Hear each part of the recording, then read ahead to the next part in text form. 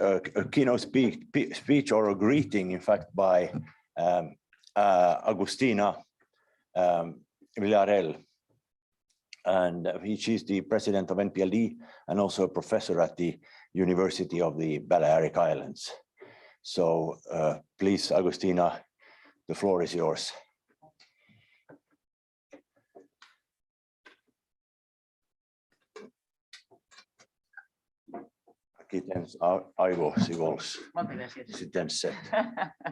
Thank you. Good morning, dear participants at the Forum of European Minority Regions here in this nice place in Helsinki.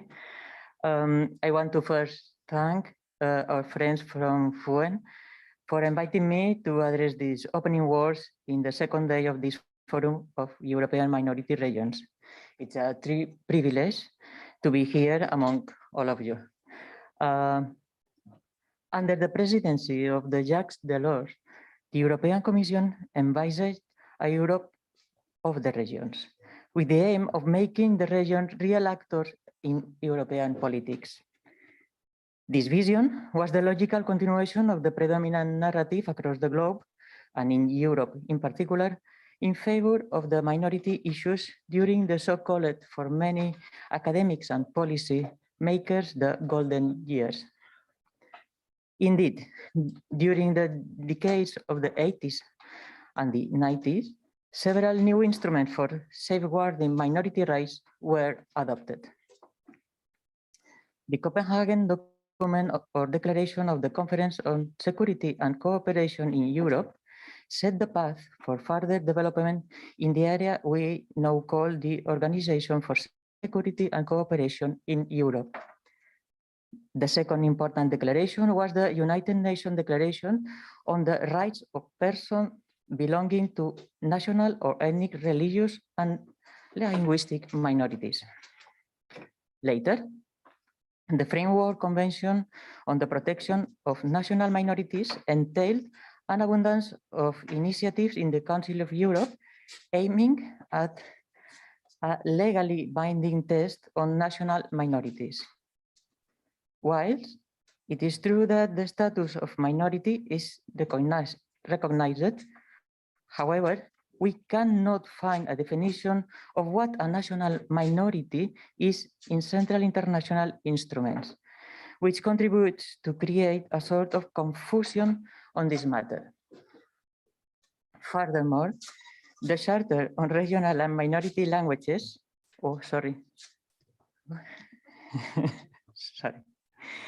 Furthermore, the Charter of Regional and Minority Languages of the Council of Europe was adopted in 1992 to protect and to promote historical regional and minority languages in Europe. However, the Charter entered into force only in 1998 and is less extensively ratified than the Framework Convention. The Charter only applies to languages traditionally used by the national of the state parties, excluding the language of newcomers. More recently, I should like to mention the European Parliament resolution of November 2018 on minimum standard for minorities in the Europe.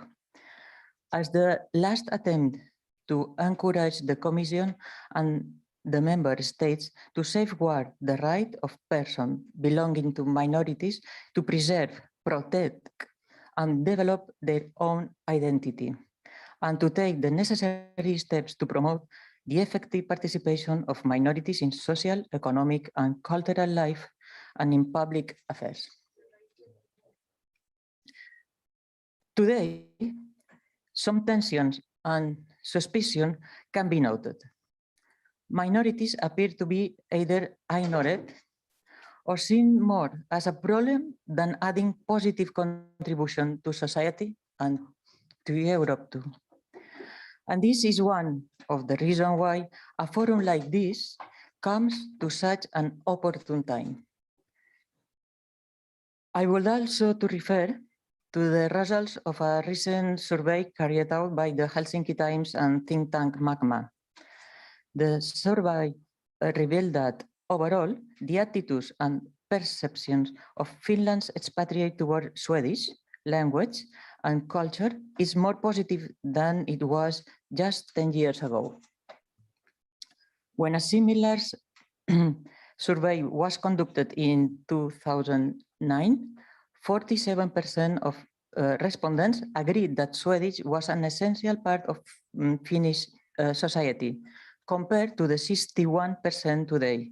47 before, 61 now. It's improved.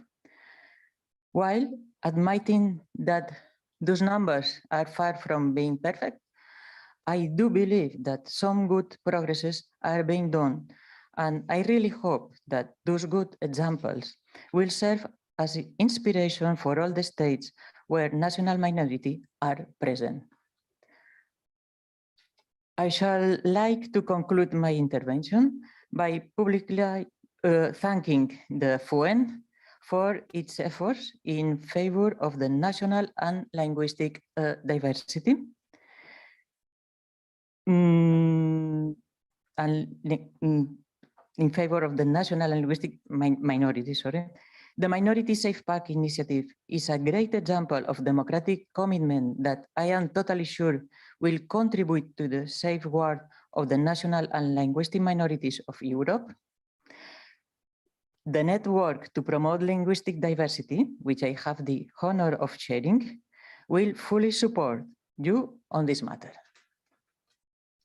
I wish you all the success for this forum. Many thanks again. Moltes gràcies. Taxa miquet, kiitos paljon.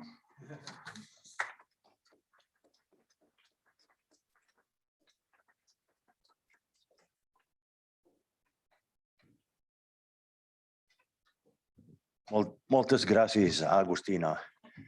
M'ha agradat molt que has mencionat la nostra iniciativa europea the Minority Safe Pack. Now I'm switching to English. We come to our first panel of today, and it's a pleasure to present someone who has cooperated with us a lot. Also, we are trying to arrange trips to Greenland and the Faroe Islands, and he's been extremely helpful with the contact. And he's now chairing the first panel, so I give the floor to the journalist of the Nordschleswiger and Berlingske Tidende, Walter Turnovsky.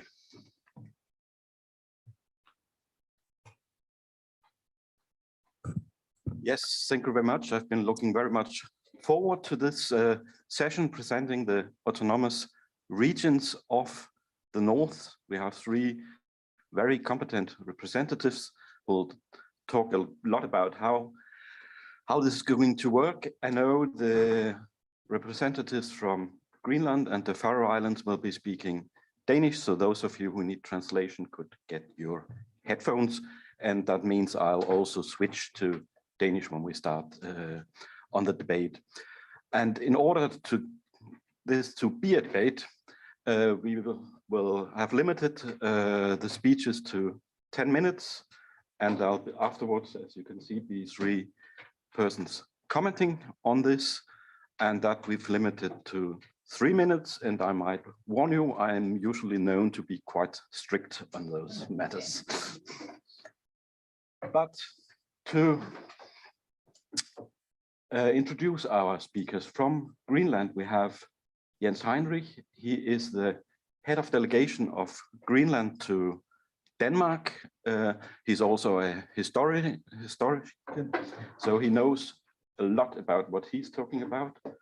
From the Faroe Islands, we have Jasper Langgaard. He is a member of the Parliament of the Faroe Islands, the Lagtinget, and he's also a member of the Nordic Council, so he has also this Nordic perspective he can contribute with.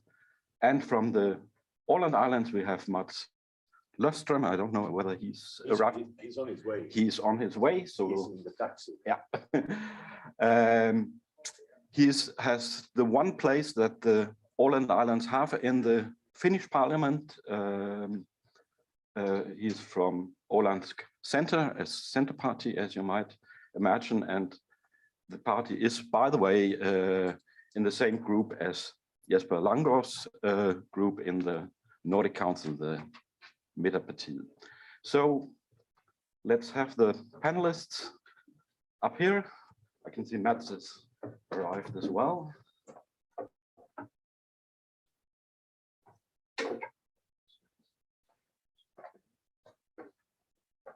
And we start with Jens Heinrich from Greenland. Yes.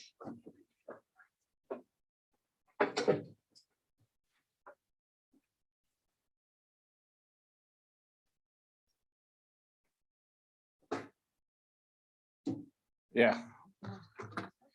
Yeah, I can do that. Yeah. Ja, godmorgen. En lille rettelse, det hedder Grønlandsrepræsentation. Vähän korjaan.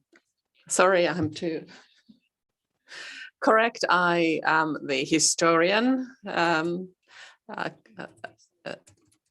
I will talk to you about Greenland and our position in the state of Denmark. This is a historic matter, and it has been challenged from many instances, and the same really applies to the Faroe Islands.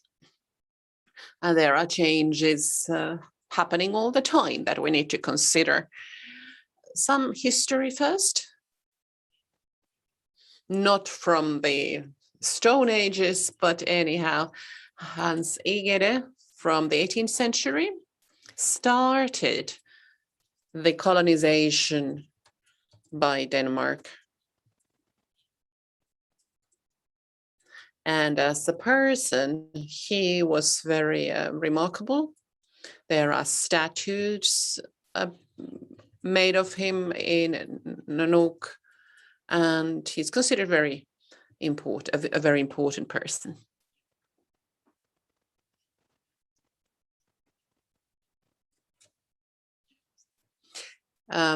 Monopoly system was established with the intention to protect the Greenland fishing and catching culture that there has been in Greenland, and with the intention to maintain it. Then another matter, in 1782, there was instructs with the intention to investigate how the people in Greenland are treated, how the culture and trade is or are supported, because that's what the colonization policy was based on. So it had to have very strict framework and instructions. After that, people thought that some changes were needed, and a teachers' college was established in Nordic in 1845.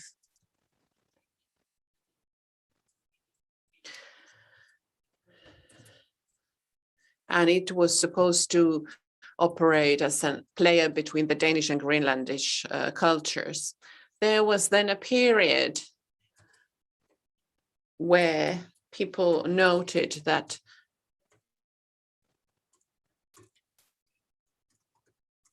the people in Greenland were to start changes, and that's when the Board of Guardians was established. The idea was to include Greenlanders into this administrative method, and in a way, it was the beginning of the autonomous thinking of Greenland. So more responsibility was given, and also the competencies were increased in their own regions. And after that, there has been an autonomy until now. And the relationship between Denmark and Greenland was such that they agreed that this was the path to take. And when there are sometimes discussions about the claims for independence, Greenland is based on this history that I have just talked to you about. So it has long traditions. In the beginning of the 20th century, the first provincial administration was started. This is a picture of these people, and the chairman was the highest representative of the state here in the middle. So he came from Denmark, but all the others were Greenlanders. And this chairman, the inspector, was the person to prove all the decisions, and it was an advisory body. So, decisions could be made on some issues, but ultimately it was Copenhagen that took the final decisions. The Second World War changed things. And then the development started in the UN. The colony idea was taken down and various reforms were adopted. And these provincial administrations were created further, and there was a change in the constitution in Denmark with the decision of placing Greenland on the same level with the Kingdom of Denmark. And the Danish parliament, Folketinget, had a role in this too.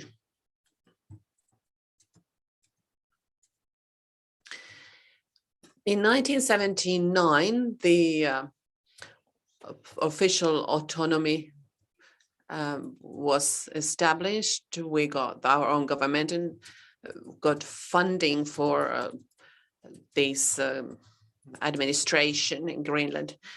An emphasis in the negotiations was that Greenland could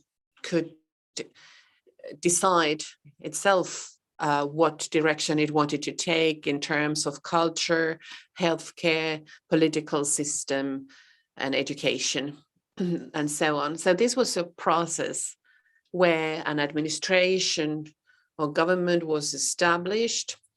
We had to think through many things, and there were lots of problems with adaptation. There were also plenty of social problems in Greenland, but slowly there has been a more open attitude towards this, and these problems have been taken better under control. We've learned to know ourselves better and thought about what we could do to take better care of things. And after this self-reflection, other institutions were established too. For example, a university. What happened then in the 2000s is that the autonomous position has been extended in Greenland. And in those regions and in those sectors where Greenland has an autonomy, this autonomy was further deepened. In 2009,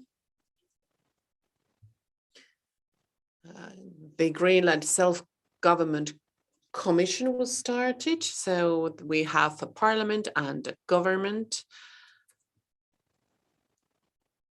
And the Greenlandic language is the main language. The name of the parliament was changed into Greenlandic. So both the parliament and the government got their Greenlandic names.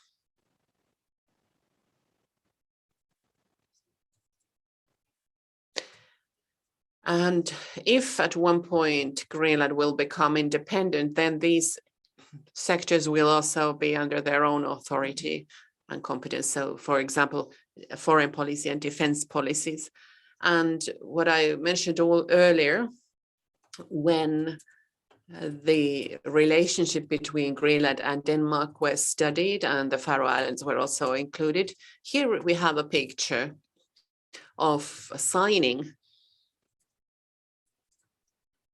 this document to constantly explore and investigate these relationships with respect to the foreign and defense policies.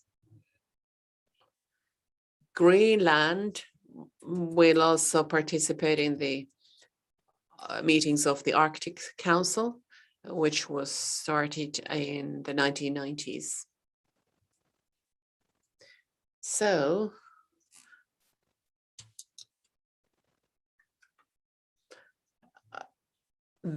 in Danish schools, they will teach more about the issues in Greenland.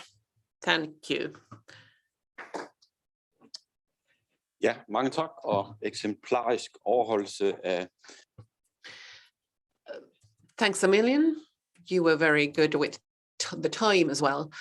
Logically, we will go through the Kingdom of Denmark and its autonomous regions, and that's why we now move on to the Faroe Islands.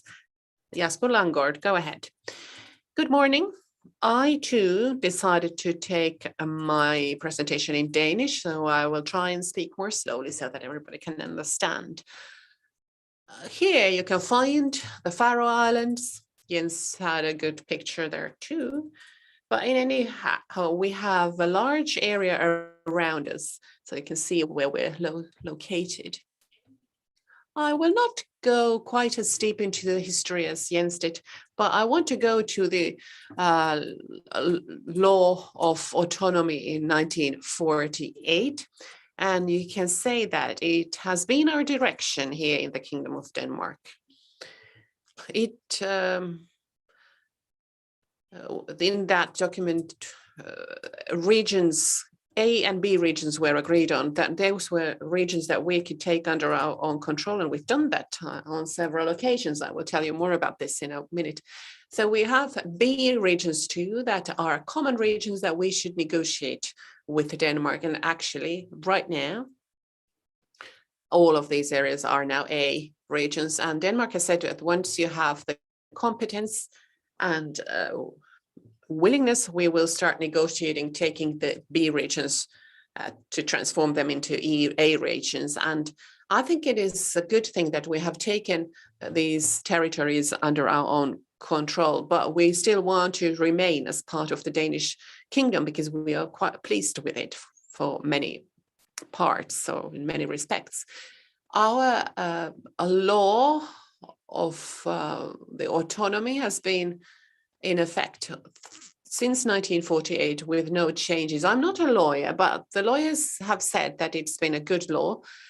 And I've heard that this is the first act of this kind in the world that has also been in effect with no changes. And this has also meant for us a freedom to develop ourselves. We have taken those territories under our control that we have wanted to. And Denmark has given us that freedom, and that has certainly been useful and beneficial to us in so many ways. The sectors that we have not competence over is the police, the legal system, and the defense. So both military defense as well as data defense. We're not part of the NATO, and I don't think Greenland is either. So these are the competencies that we have not under our own control yet. Many judges in our courts have been Danes, but increasingly now we have also got people from Faroe Islands in the couple past years. All the new legislation stems from the Greenland, from the Faroe Islands, so it's not the Queen signing that legislation, it is our own president. Well, there are also some conflicts of interests and difficulties. Denmark is part of the EU, and with its autonomous regions. So let's talk about these challenges and problems now. One could be that sometimes we feel that there is a kind of a block So we get a lump sum from Denmark, and it's always just a lump sum of money. And sometimes what that makes us feel is that we're not equal. It seems that Denmark is sending us money, and then we say that we're not happy with this total. But now this has changed about 3 or 4 years ago. Before that, I think we had this system of Denmark sending us this one-off sum, but this has changed recently. And how was the situation in Greenland, by the way? Anyhow, I feel that we have a freedom to develop, to make our own decisions, and all the people in the Faroes really have an identity of Faroe Islands, not an identity of the Danes. Nevertheless, we are part of the Kingdom of Denmark. And we have a lot of autonomy, a lot of say in our own decisions. However, we don't have that much competence in foreign policy, but we are negotiating about fishing agreements with the EU and with other countries. Of course, Denmark is part of the EU, but it does defend us in the fishing negotiations. In 2009, EU started to boycott us because of these difficult fishing negotiations. And at the same time, the EU was boycotting Denmark because Denmark is part of us, basically. So we are also conducting negotiations with Russia for the worth of over 2 billion euros for fishing. And we have felt that when one door closes, another one opens. We have cooperation agreements with various countries, for example, Turkey and many EU countries.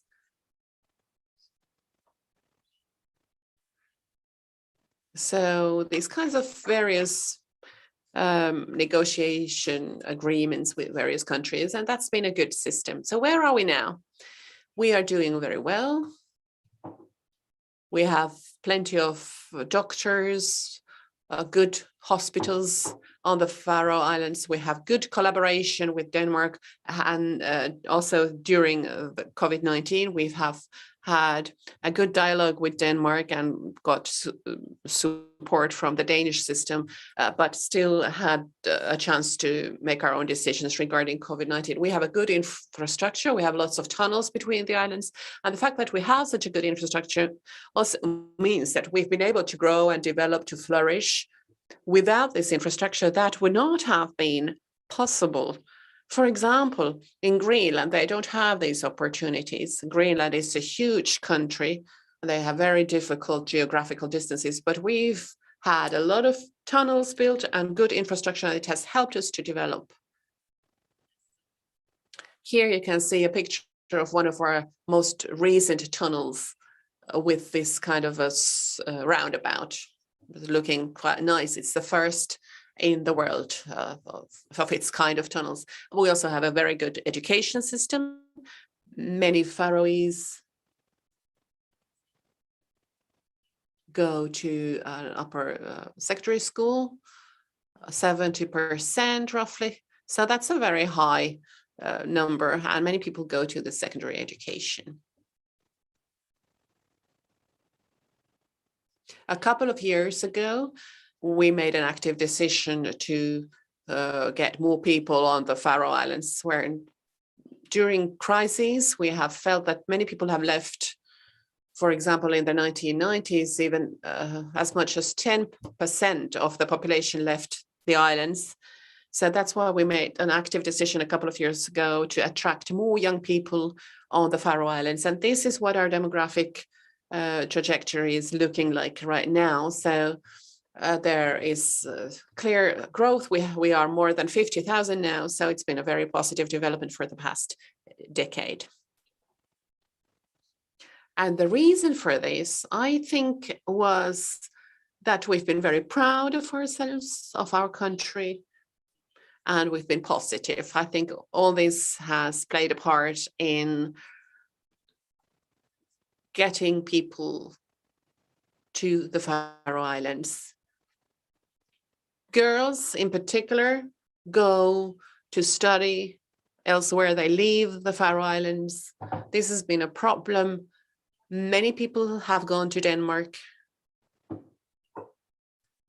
Even 90% of them are such that they don't return. They stay there. And this is happening too much. Therefore, on the Faroe Islands, we have too few females. And it's been difficult to get female representation in our local parliament voting. Currently, we have a good 30 members and only 7 to 8 women. So this is definitely too few. So this is a big challenge for us. And of course, we want to attract more women in politics, both locally and in our own parliament. Thank you. Yeah. Thank you very much for this very informative presentation. And you also actually followed the timeline given to you. And as we think about the autonomous time, I think Åland Islands have had that status for a longer time. So now we will hear from Mats Löfström about that. Good morning, everybody. Yes, since 1921. I have prepared it in English, but if you prefer. yeah, I will do it. I prepared the notes in English, so then I will do it in English, and then we can do it in whatever language in the panel then. Good morning, everybody, and thank you for 2 very interesting presentations here earlier. I would like to talk about 3 things: yesterday, today, and tomorrow. Åland celebrates 100 years as a self-governed part of Finland this very year. The decision by the League of Nations was made in June 100 years ago. In that decision, the League of Nations, the predecessor of the United Nations, decided that Åland should be a part of Finland, but be a single Swedish-speaking part of and self-governed part of Finland, also demilitarized and neutralized militarily. In December 100 years ago, and the Finnish parliament is now looking forward to the final preparations of a big jubilee seminar, because in December it will be exactly 100 years since the Finnish parliament implemented that decision from the League of Nations. And then the next June, the 9th of June, it is exactly 100 years ago since the Åland Parliament, Lagtinget, gathered for the first time, and it will be a big celebration on the Åland Islands then. So you should all come and visit us at that time or at any other time.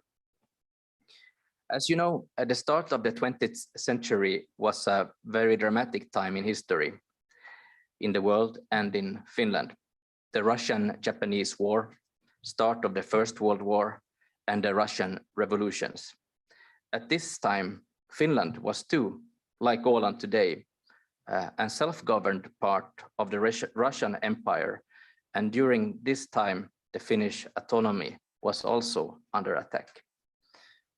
At the same time, also the Swedish language was threatened in Finland or under attack by Finnish language nationalists that wanted to make Finland a monolingual state only in Finnish. Today, Finland is bilingual. But in that struggle for Finnish independence, it wasn't always clear that the new Finnish Republic would be bilingual with the 2 official languages. So while the political situation in Russia was tense, secret meetings didn't only take place in Helsinki about the Finnish future, but also in Åland about the Åland future. The leaders of Åland at that time, a group of men, because it was only men at that time that were the leaders. Today we have had 4 head of governments in a row that are women, but at that time they were all men. When they gathered, one decided that the safest thing for Åland would be a reunification with Sweden. The catalyst for that decision were two.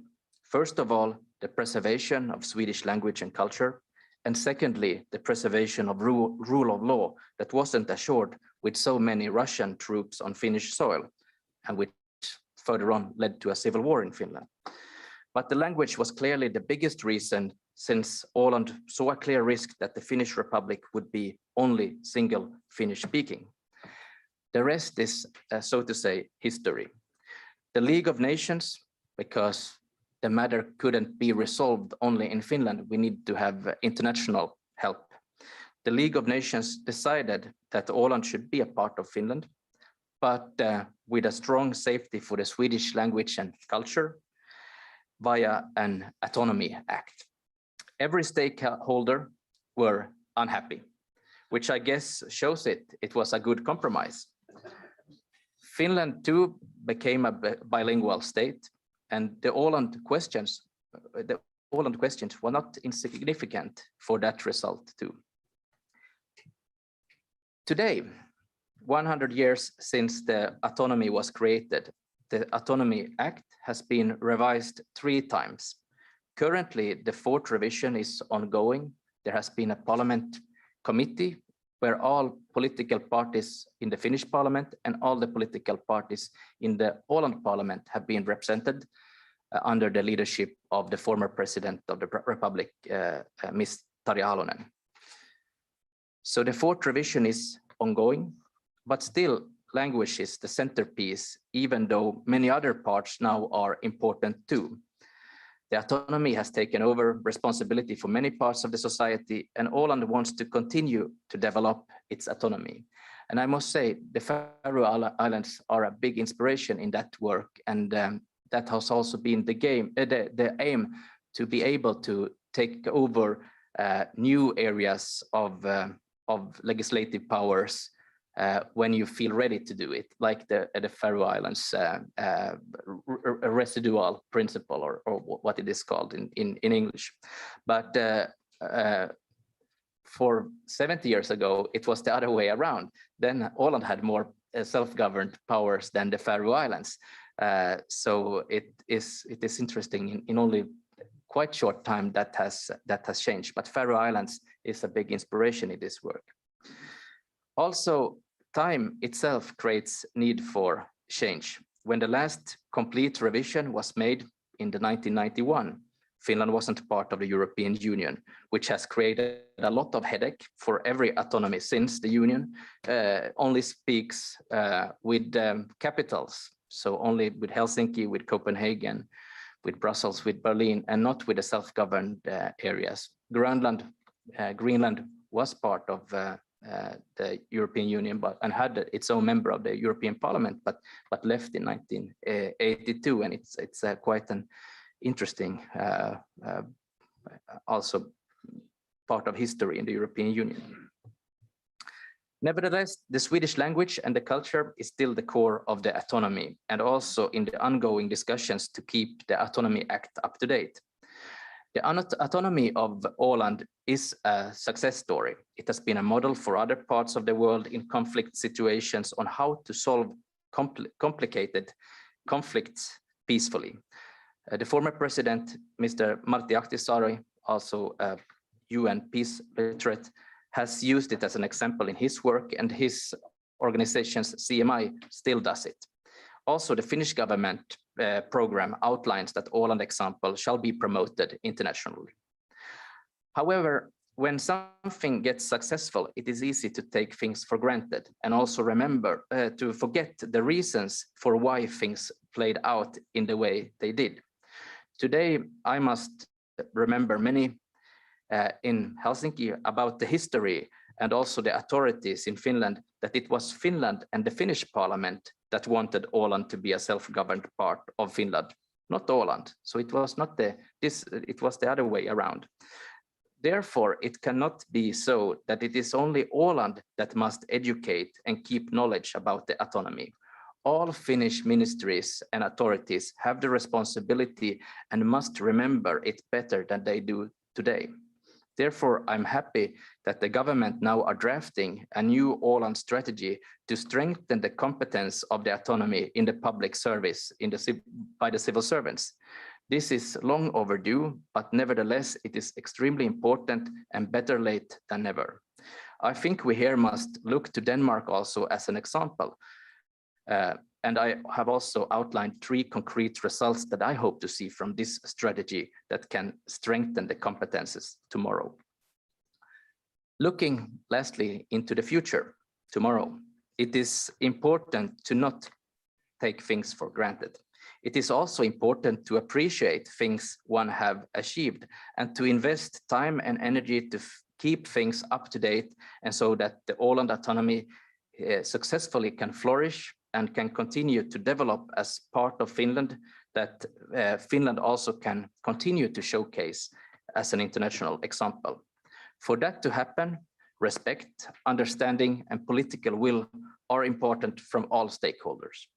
The language and culture will continue to be the core. The power of that force is not always visible, but when it is challenged, it will respond immediately, like which we saw during the last government in Finland, where the True Finns nationalistic party did some very damaging reforms against the Swedish language in Finland, which also made Åland feel under attack at a certain point. Tomorrow, I hope digitalization can help us with both ensuring even better public service in Swedish, and that education and competence building will strengthen the autonomy and Finland as a bilingual country even more. I hope we soon will have a newly revised autonomy law, but that we won't wait 30 years until the next revision. The world is changing so fast that the work with revisions should be ongoing almost constantly. However, digitalization is also a risk if we won't get systems that can deliver service in Swedish good enough, and also if populism will continue to distract us from the big picture and make us short-sighted, then it will be difficult to find time and genuine will and interest to develop things. I hope it will be the first scenario that prevails, and that decisions is to a certain point also in our hands, since you and I and every stakeholder have a role to play. However, in an autonomy, it always takes 2 to tango. To finalize, 2 last sentence. No one today on Åland drives the idea of unification with Sweden, but the core of the result 100 years ago is as strong today as it was 100 years ago, and it will continue to be so tomorrow. Thank you.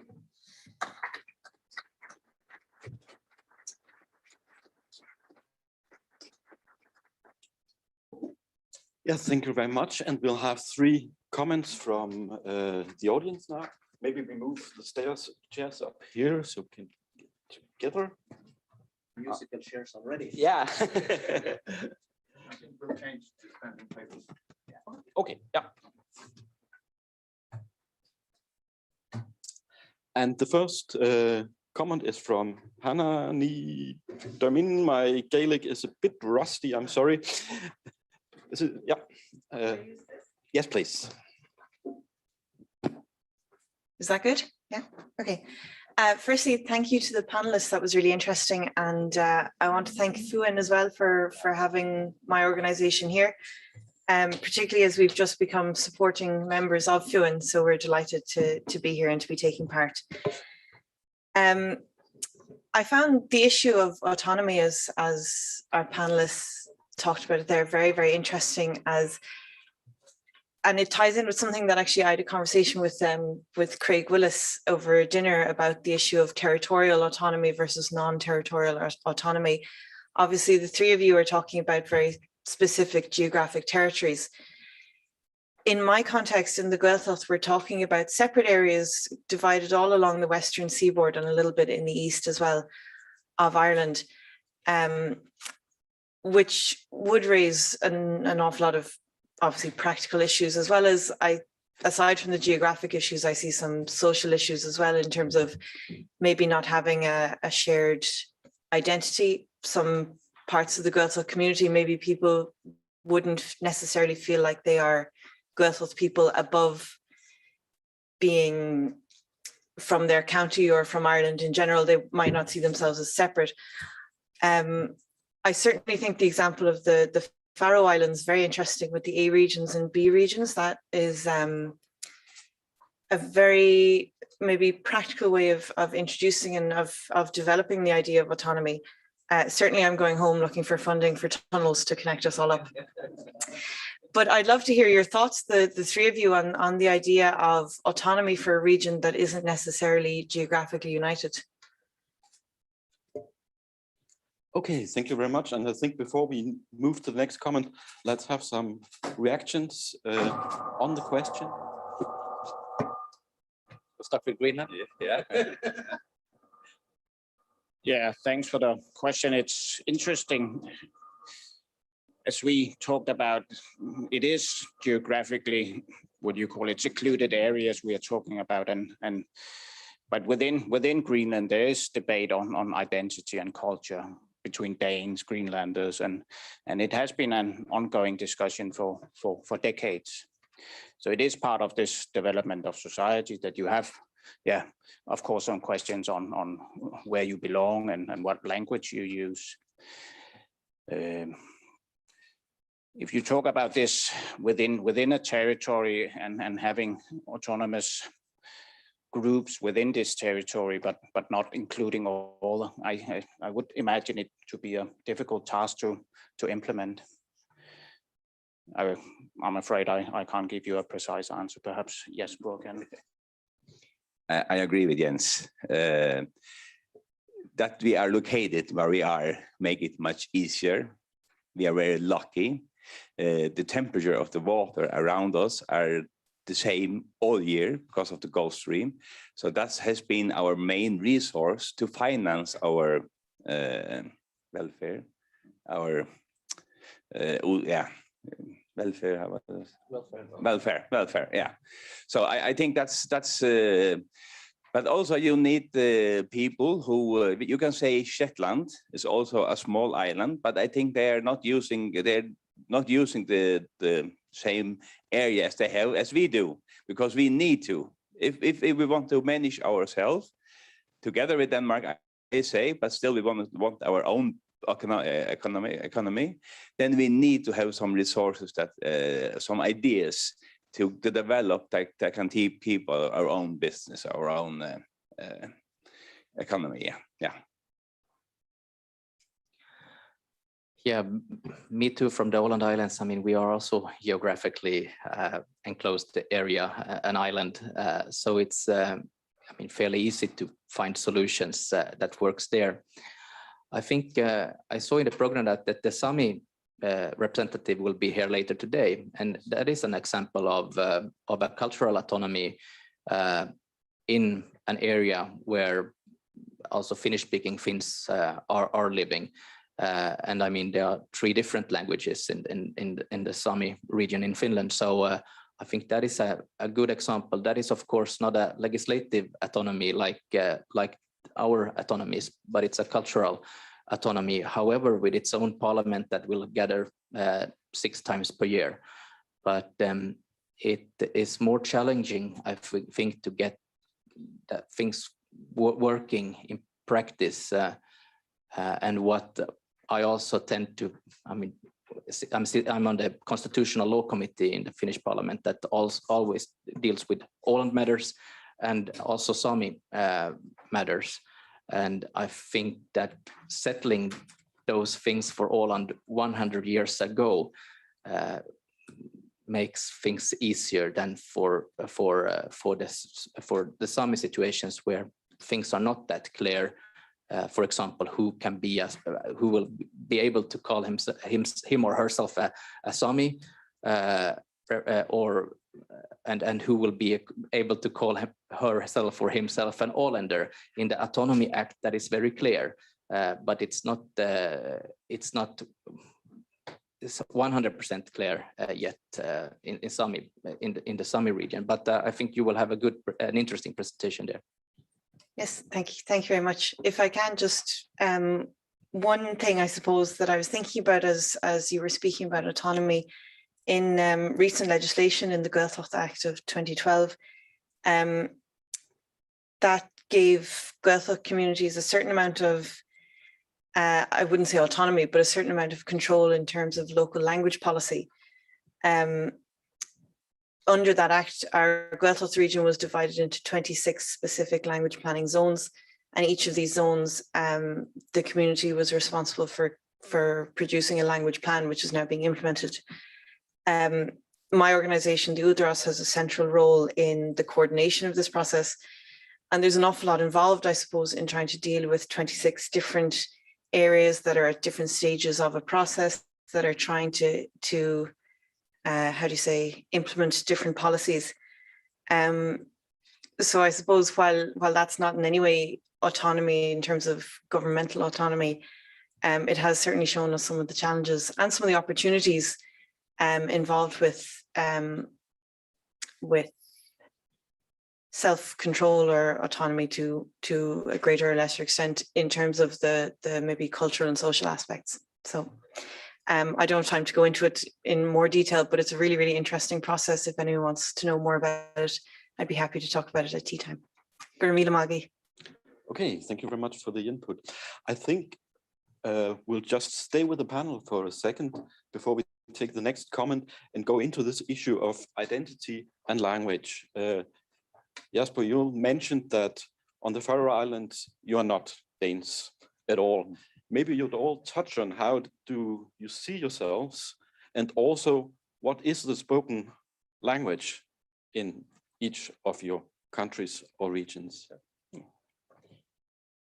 Yeah, again, a good question. Well, the official language in Greenland is Greenlandic, but at the same time, you have a lot of, well, highly educated persons coming from Denmark, but also Greenlanders primarily speaking Danish, who has achieved some education, some degrees, and there's what you call it, a sort of a battle on the language front in Greenland, and it is related to identity and this process of developing society. So it is an issue in Greenland, this division between languages and how you go about it. I don't know if there are any the real challenges on that account. I see when you look at the historical development in Greenland, you have a modernization process, a identification process, and then you have home rule, and you have this counter move where you focus on the Greenlandic language. I think it is finding a balance now, and it is improving on that front anyway. Yeah, everything in Faroe Island is Faroese. We had the last one was the churches. We have many churches and then many schools where there still was Danish, but everything today is Faroese. We are all school books from 0 to 10. We use 10 years in the major school. They are all in Faroese. All books are Faroese.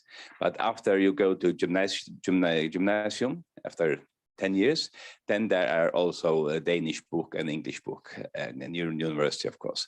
But everything in Faroes goes on Faroes. And I think compared to Greenland, one thing is when a Danish person go to Faroe Islands, it takes him about 3 months until he understands the Faroese. He can speak it, but he can understand it, which is quite easy. I think if a Danish person go to Greenland, maybe he will never understand. So that's a major difference between Greenland and Faroe Islands. Yes, if you think Finnish is difficult, you should try to learn Greenlandic. Well, the identity of Åland, when I go abroad, and say, I'm from Åland. Oh, Holland. I have always wanted to go to Holland. Nice beer and tulips. No, not Holland, Åland. Ah, Poland. Yeah, Poland. Warsaw, I was there. No, not Poland. Åland. Okay. I think in today's world, many people are having multiple identities, and me too. I mean, on Åland, I'm not from Åland. I'm from Eckerö, the municipality where I'm from, and my roots are there. So. But here, of course, I'm from Åland. But going to Europe, I'm from Finland, and coming to United States, I'm always saying, oh, I'm from the Nordic regions, and that is, my identity, and also to be from Europe, of course, at that stage. And I don't think it's a conflict of interest. I mean, you can have multiple identities, but the Åland people, they don't see themselves as they see themselves as Ålanders, and that's very clear. And that is nothing against anything else, anyone else. Geographically, Åland is much closer located to Sweden, and of course, the Swedish language makes it that is very natural. And we don't see a border, foreign border when we are going to Sweden. We are only going, in both directions, to the mainland Finland and to mainland Sweden.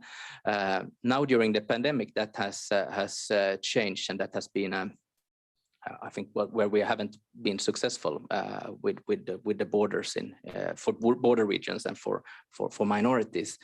But sometimes if we will end up, many of our young people are playing football and ice hockey, and they're playing in leagues in Sweden. And sometimes one can hear that, oh, but why are they not playing in the main Finnish leagues? Don't they feel welcome here?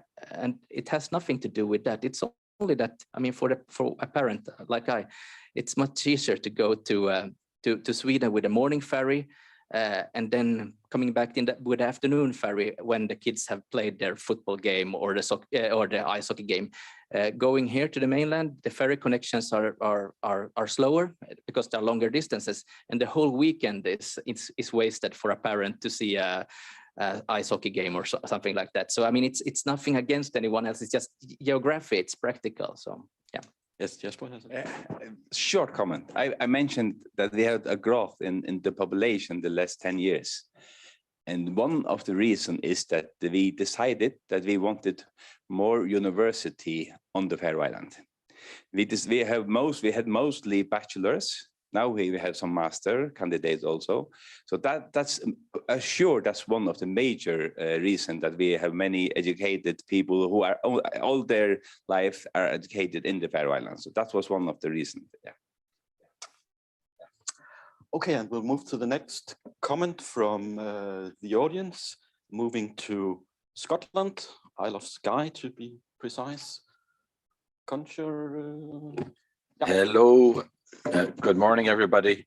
I'm Crochor O'Gilligan. You can tell from my accent I'm Irish rather than Scottish, but I live in Scotland and I work in Scotland. And I speak the two Gaelic languages, the Irish of Ireland and Scottish Gaelic in Scotland. And so you know where I'm coming from. I led the two major research projects, both in Ireland and in Scotland, on the extent of the vernacular Gaelic community, so the native speaking communities of Irish and Gaelic in the two jurisdictions. And I know at conferences we're supposed to be looking forward and hopeful and full of energy, but we have to tell the truth. We have to be honest with people also. The implications of those studies are that the Gaelic group they're on the point of social collapse. They're probably not going to survive beyond this generation. We're in the end game of these groups.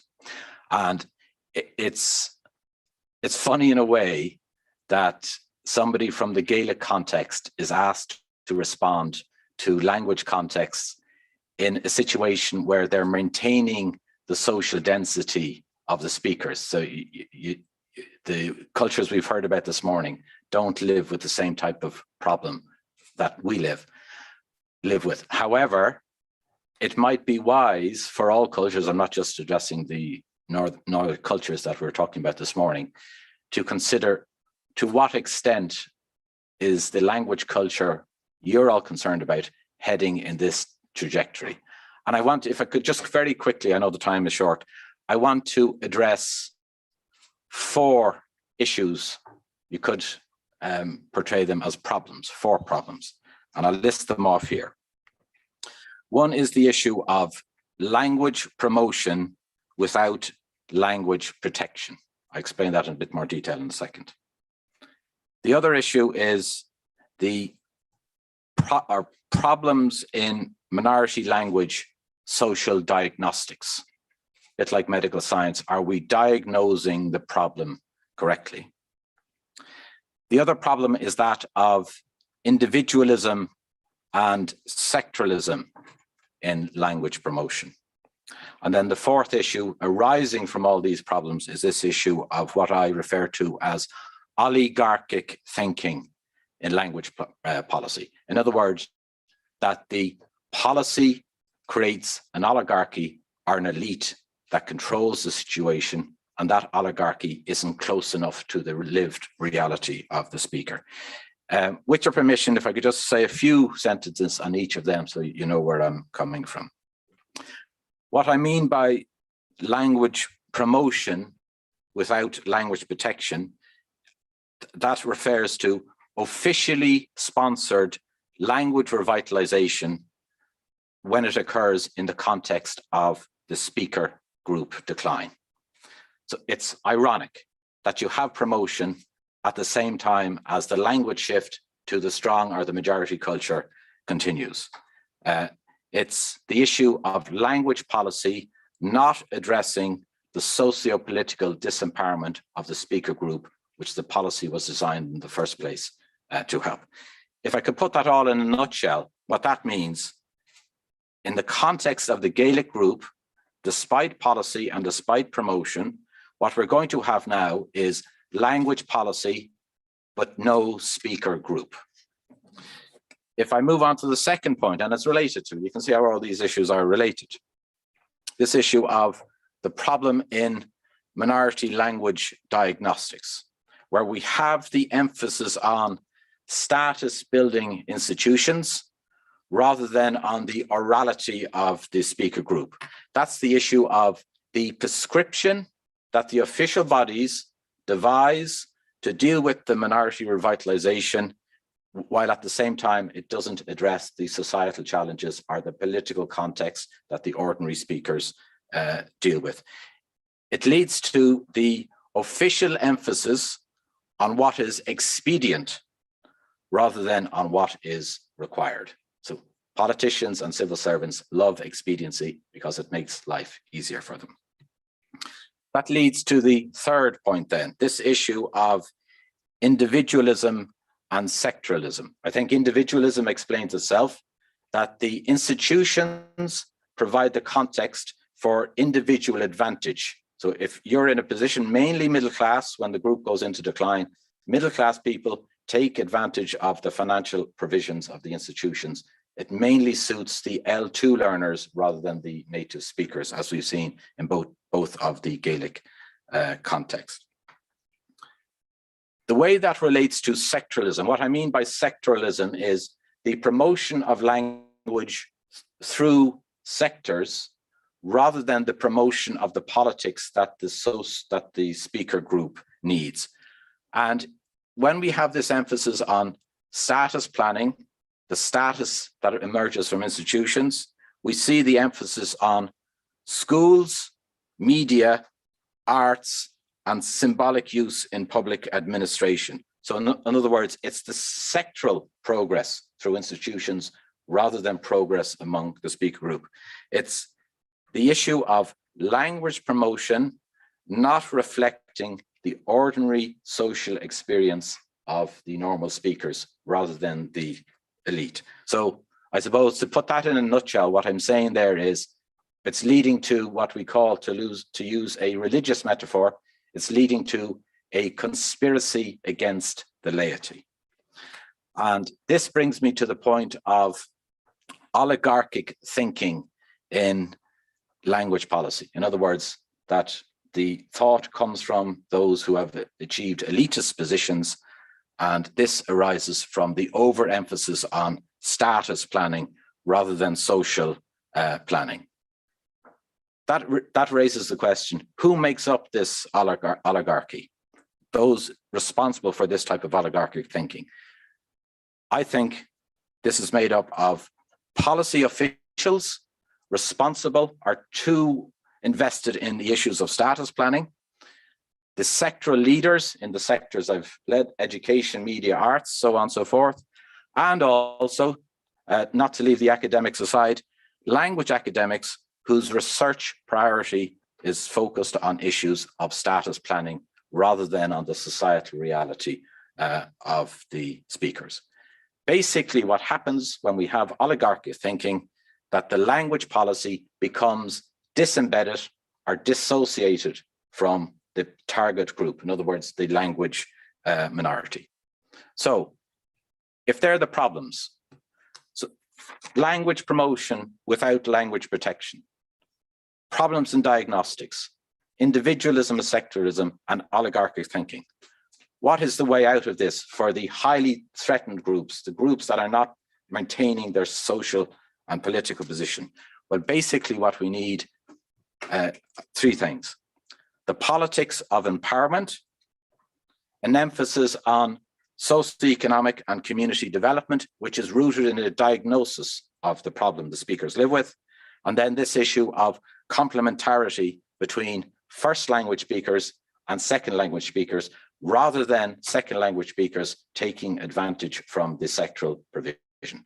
We are not focused on societal reality. So if I'm to put that all in a nutshell, the highly threatened minority groups basically need a reality check. What is the socio-political reality? And therefore it has to be addressed from a societal and a political point of view, not an institutional point of view. Thank you. I went on for a bit longer than 3 minutes, but you. Okay, thank you very much. It was very interesting. And as you mentioned, this very different situation for the Gaelic language than what we heard here. But maybe we can learn something, even though Jens, you explained that from the 50s on until the 70s, there was identification in Greenland, and then there was this counter move. And maybe you could expand how was Greenlandic put into play again, and how did that play out?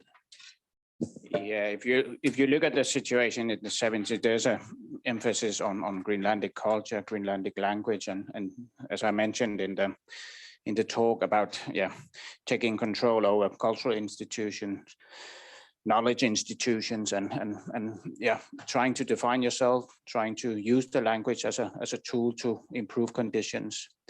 And it has been going on. Jesper mentioned this, that you needed Danish in order to acquire a degree, and it's the same case in Greenland. And you do have some issues in Greenland related to not having the language skills, English or Danish, in order to acquire a degree.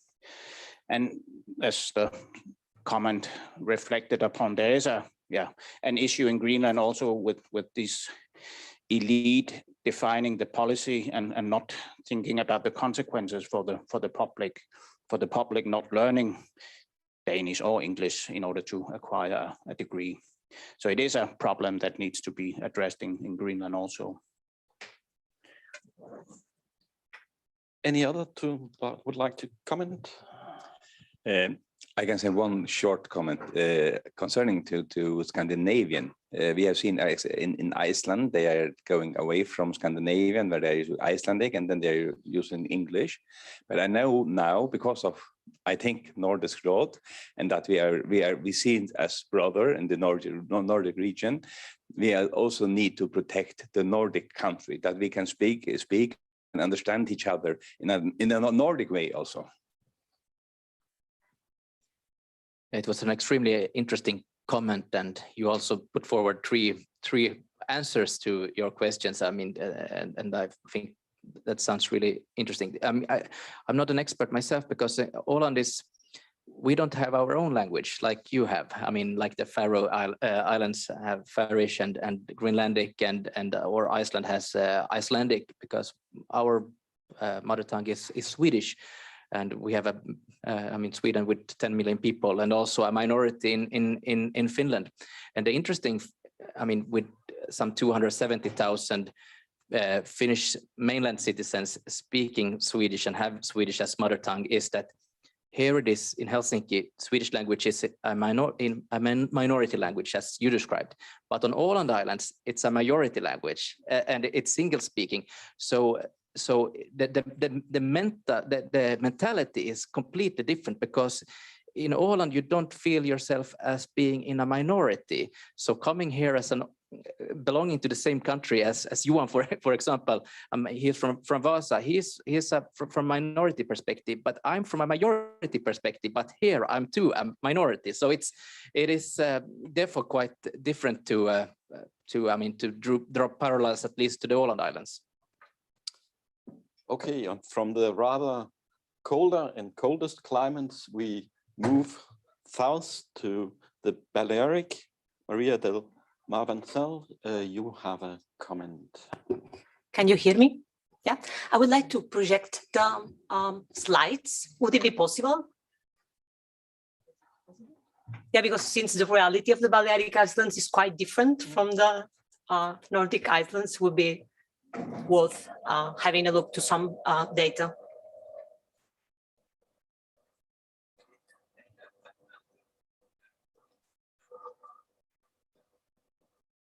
I have to apologize because I thought that I could speak for 10 minutes. So I will try to condense, don't worry at all. But yeah, so I will just focus on the most important slides. Yeah, so we will probably could start with the slide with the big table about demography.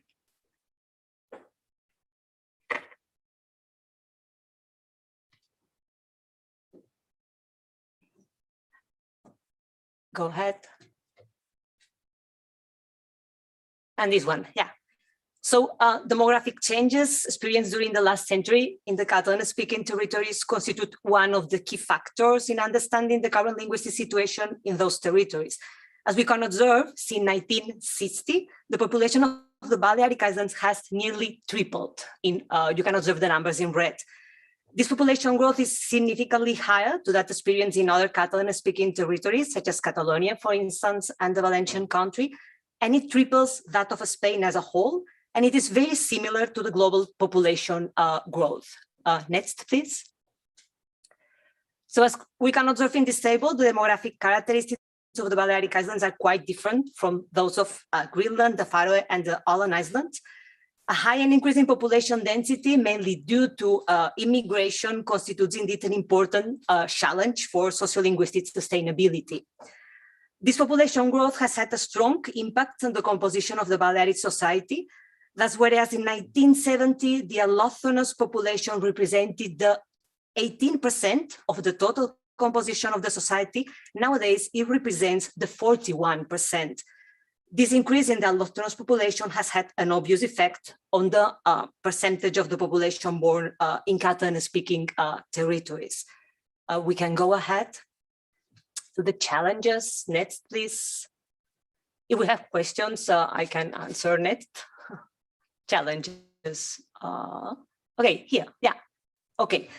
So as a research community, our particular question is, which are the challenges the Balearic Islands will have to overcome in the 21st century? And we think that a very important challenge is the ethnicization of the Catalan language. The thing is that some studies have demonstrated that whereas in Barcelona, Catalan is halfway through anonymity and authenticity, there is Catalan is considered to be a tool for communicative exchanges.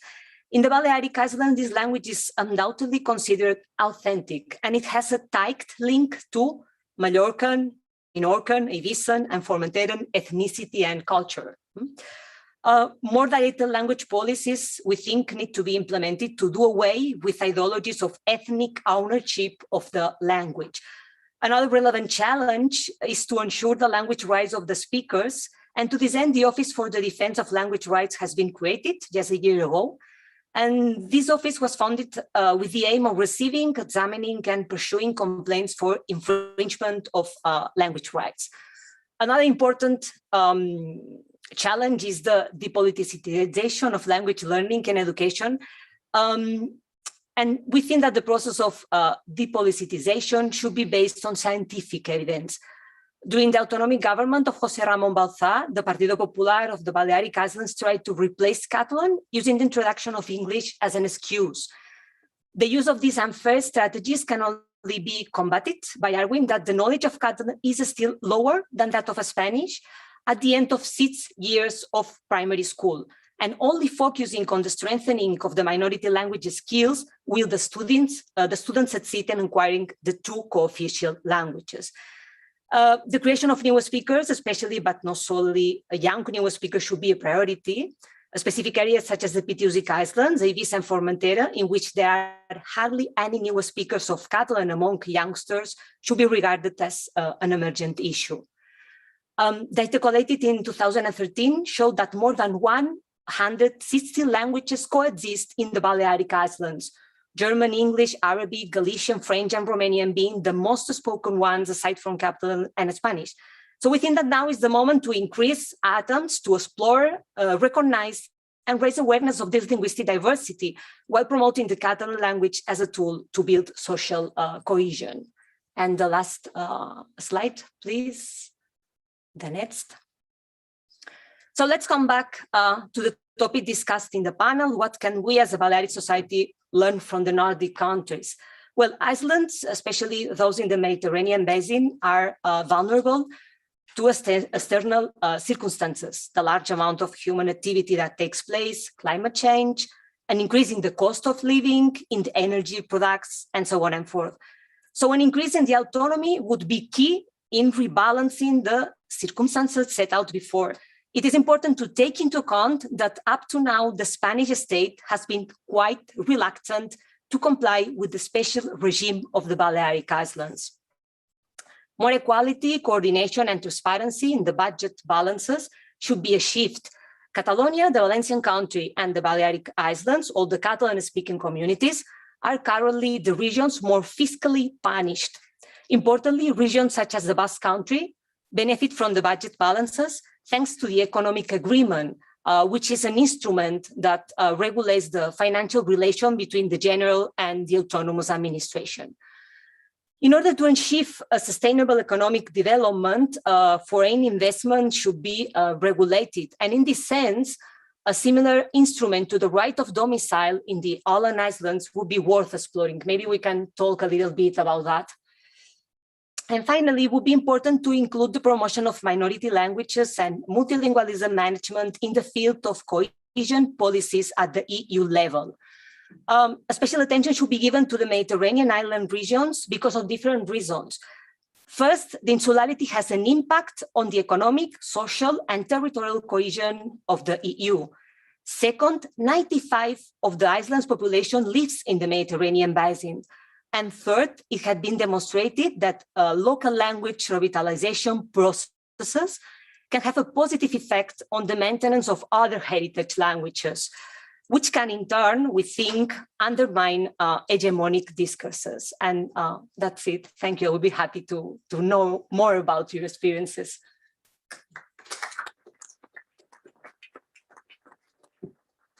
Yes, thank you very much also for those very interesting comments. And I think we'll start with you, Mats, on the question of the domicile, and maybe you could expand on how that has worked on the Åland Islands. Yes, so Åland has as pointed out, it's special domicile rules. So you cannot buy land on Åland if you are not have domicile on Åland and have the special regional citizenship. So that you can move to Åland, and we also have around 100 languages speaking the minority languages from all over the world. But so you can buy an apartment or you can buy a house on planned area, but you cannot buy a farm. You cannot buy a big area of land, a forest or something like that, unless you have regional citizenship. To claim regional citizenship on Åland, you need to be a Finnish citizen. That is that we are planning to change in the revision of the Autonomy Act, so it will be an EU citizen in the future. But currently, you need to be a Finnish citizen but you need to prove that you have lived in Åland for 5 years. Physically lived there for 5 years in order to apply and claim regional citizenship. And you need to also prove that you can speak Swedish. But there is, of course, you don't need to be a master in the Swedish language, but you need to, be able to buy bread and, to manage Swedish. So, but that is, of course, a protection of Åland as a Swedish-speaking minority in Finland, but the exclusiveness of the Swedish language on Åland. Then I must say also that as a Finnish-speaking, citizen on Åland, you can of course access Finnish-speaking service with all, public authorities, the state authorities, the tax office, and so on. You can do it in Finnish. You have the right, and also the courts. The court system is like in Faroe Islands and Greenland. It's a state's responsibility, and you have the right to have that court case if you are accused or have been a victim of a crime. You can have that also in Finnish on Åland, but that is.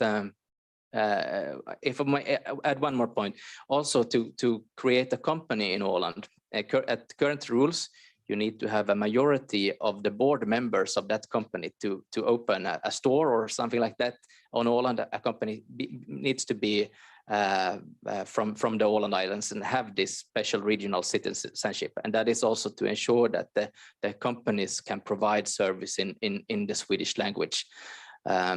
That are up for the debate currently, so we will see if that will be revisions, because we don't want to create disadvantage to our own industry too, but that maybe opens it up a bit.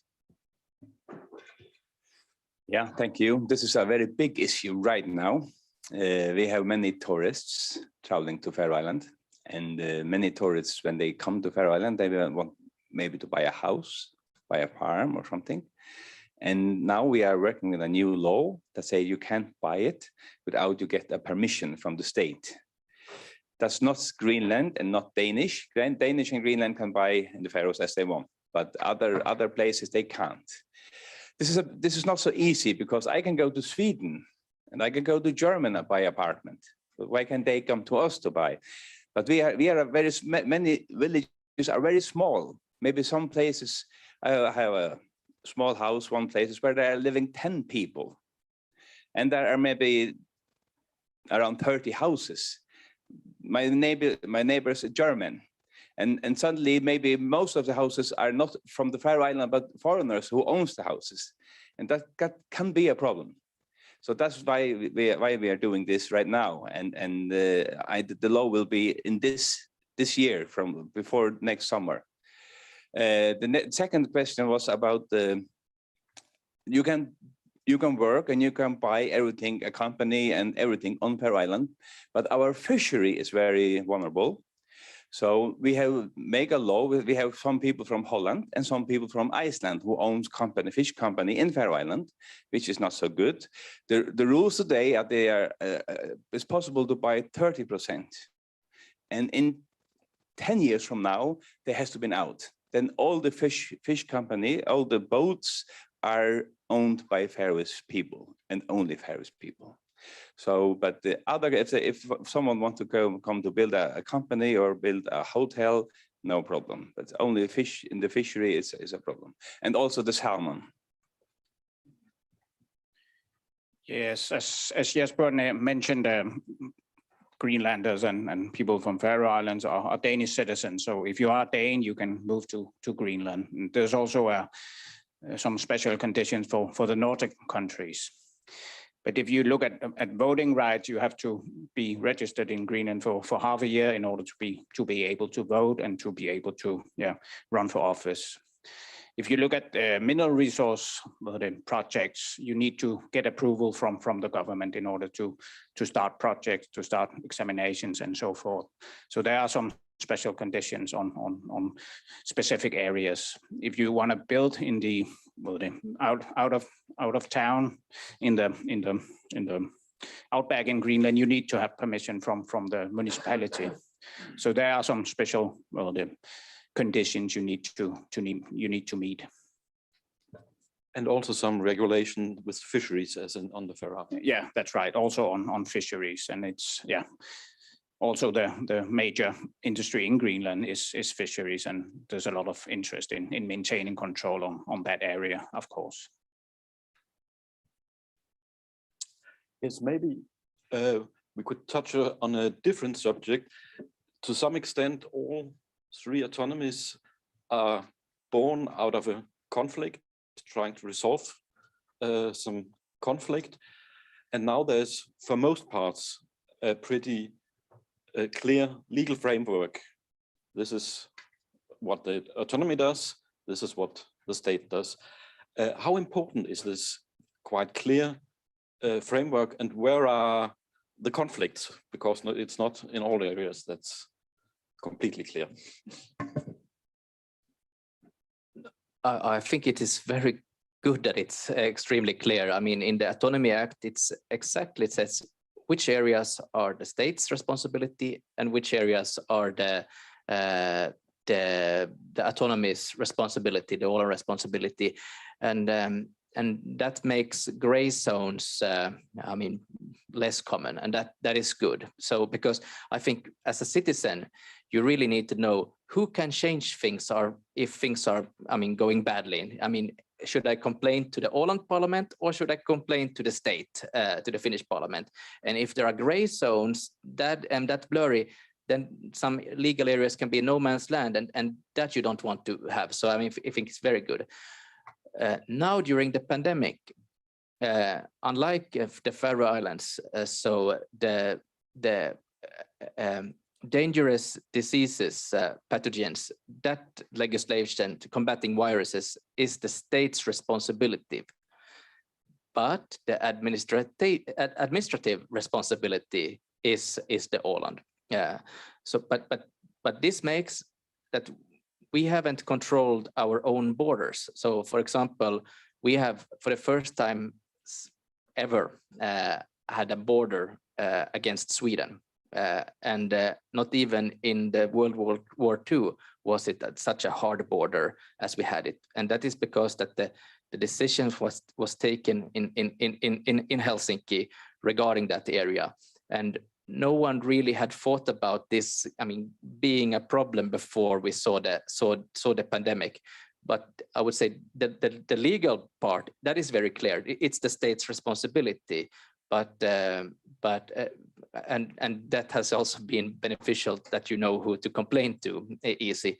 But yeah.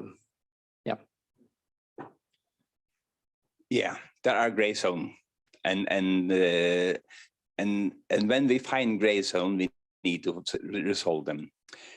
Concerning the pandemic, COVID-19, we have a gray zone that there were landslegen. I don't know what's the name of landslegen, the region doctors. He is Danish. So when we should make some laws concerning if we needed everyone to be a test, we couldn't make it in the Faroe Islands. It has to be made. The last has to be made in Denmark. The last decision. So that was a problem, but we found solution, and I think in this year we will take this area also. So we figure that. One other problem now is that we have our arbeitslöshet, our work unemployment is very low. It's around 1%, and we want to open a little bit more. But when some people apply to come to Faroe to work, we can make a decision if we want to, but it also have to go to Denmark to make the last sample. So that's also a problem. So that's a gray zone that we want to fix. The Danish don't say no, but we have to wait until they say yes. And sometimes we have to wait maybe 3, 4, 5 months. And when we have a lot of unemployment, it can be hard to wait this long. It can be flaskehals. It can be bottleneck. Yeah, Greenland has some of the same issues as Faroe Islands, of course, on foreign policy and defense policy. There's this committee established here last month And the idea is that you have, well, a forum to discuss these matters. If you look at that Self-Government Act, there is a clear stipulation that Greenland has the right to move towards independence. And there is a Constitution Commission working at the moment in Greenland, which will hand in a proposal for a constitution next year. It's not the same as Greenland will proclaim independence in the near future, but Greenland will have a constitution during next year. Greenland has the competence on healthcare, and were able to seclude Greenland during the pandemic, and actually there was a sort of a closing off of Greenland for a number of months last year. So yeah. Thank you very much. Other questions in the audience? I just have a quick question for Mats from the Åland Islands. You mentioned there with the regional citizenship that one of the requirements is that you must be able to speak Swedish. How is that measured or examined or tested? Do you know? I should, of course, know those things, but I don't. As a born raised in Åland, I have really never think about those things. But of course, I should have looked it up before coming here. So sorry, I can look it up for you and send it in later on to you. So maybe another question that touches a bit about what we talked about before. The areas that are with the realm of the state, how are they handled the legislation that the self-government can't do itself?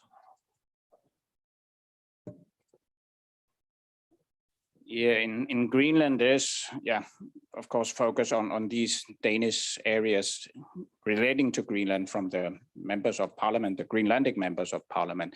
But you also have ministers in Greenland relating to justice, which is a Danish responsibility, and also the committees looking into defense and foreign affairs. So there's a dialogue, and it will evolve eventually, but it is with focus from Greenland. And Danish responsibilities are to be transferred to Greenland eventually, and they have to meet a certain level in order to Greenland to be able to take it over.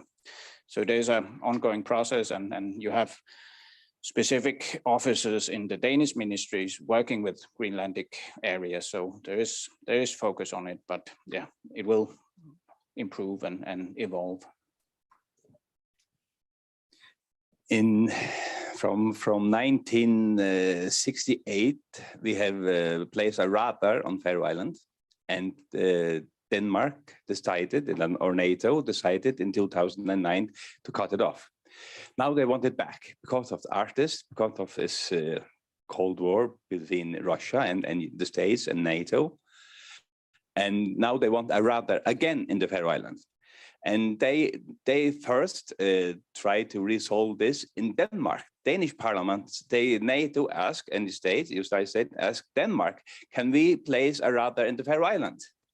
And Denmark said, then work with the subject in Denmark, and then they came to Faroe Islands, can we place this? In 1968, when they wanted to place a radar, they just did it. We were only informed that we are placing a radar in the Faroe Islands. This time we are asked. So the decision in Faroe Islands, we have a gray zone, and that's a major difference from 40 years ago until today. And we have other areas. We have one area that we call DFG, Denmark for Faroe and Greenland, where it's about fishery. And there can also be, so that we have many different places, but most of them are not in the area in the Faroe Island, but most are abroad when they are utenrikspolitik. Yes, and maybe just to clarify the situation, much of the legislation in Denmark is not for the Faroe Island and the Greenland, even though it's the competence that you have to have a separate decision to put it into place in the Faroe Islands and in Greenland.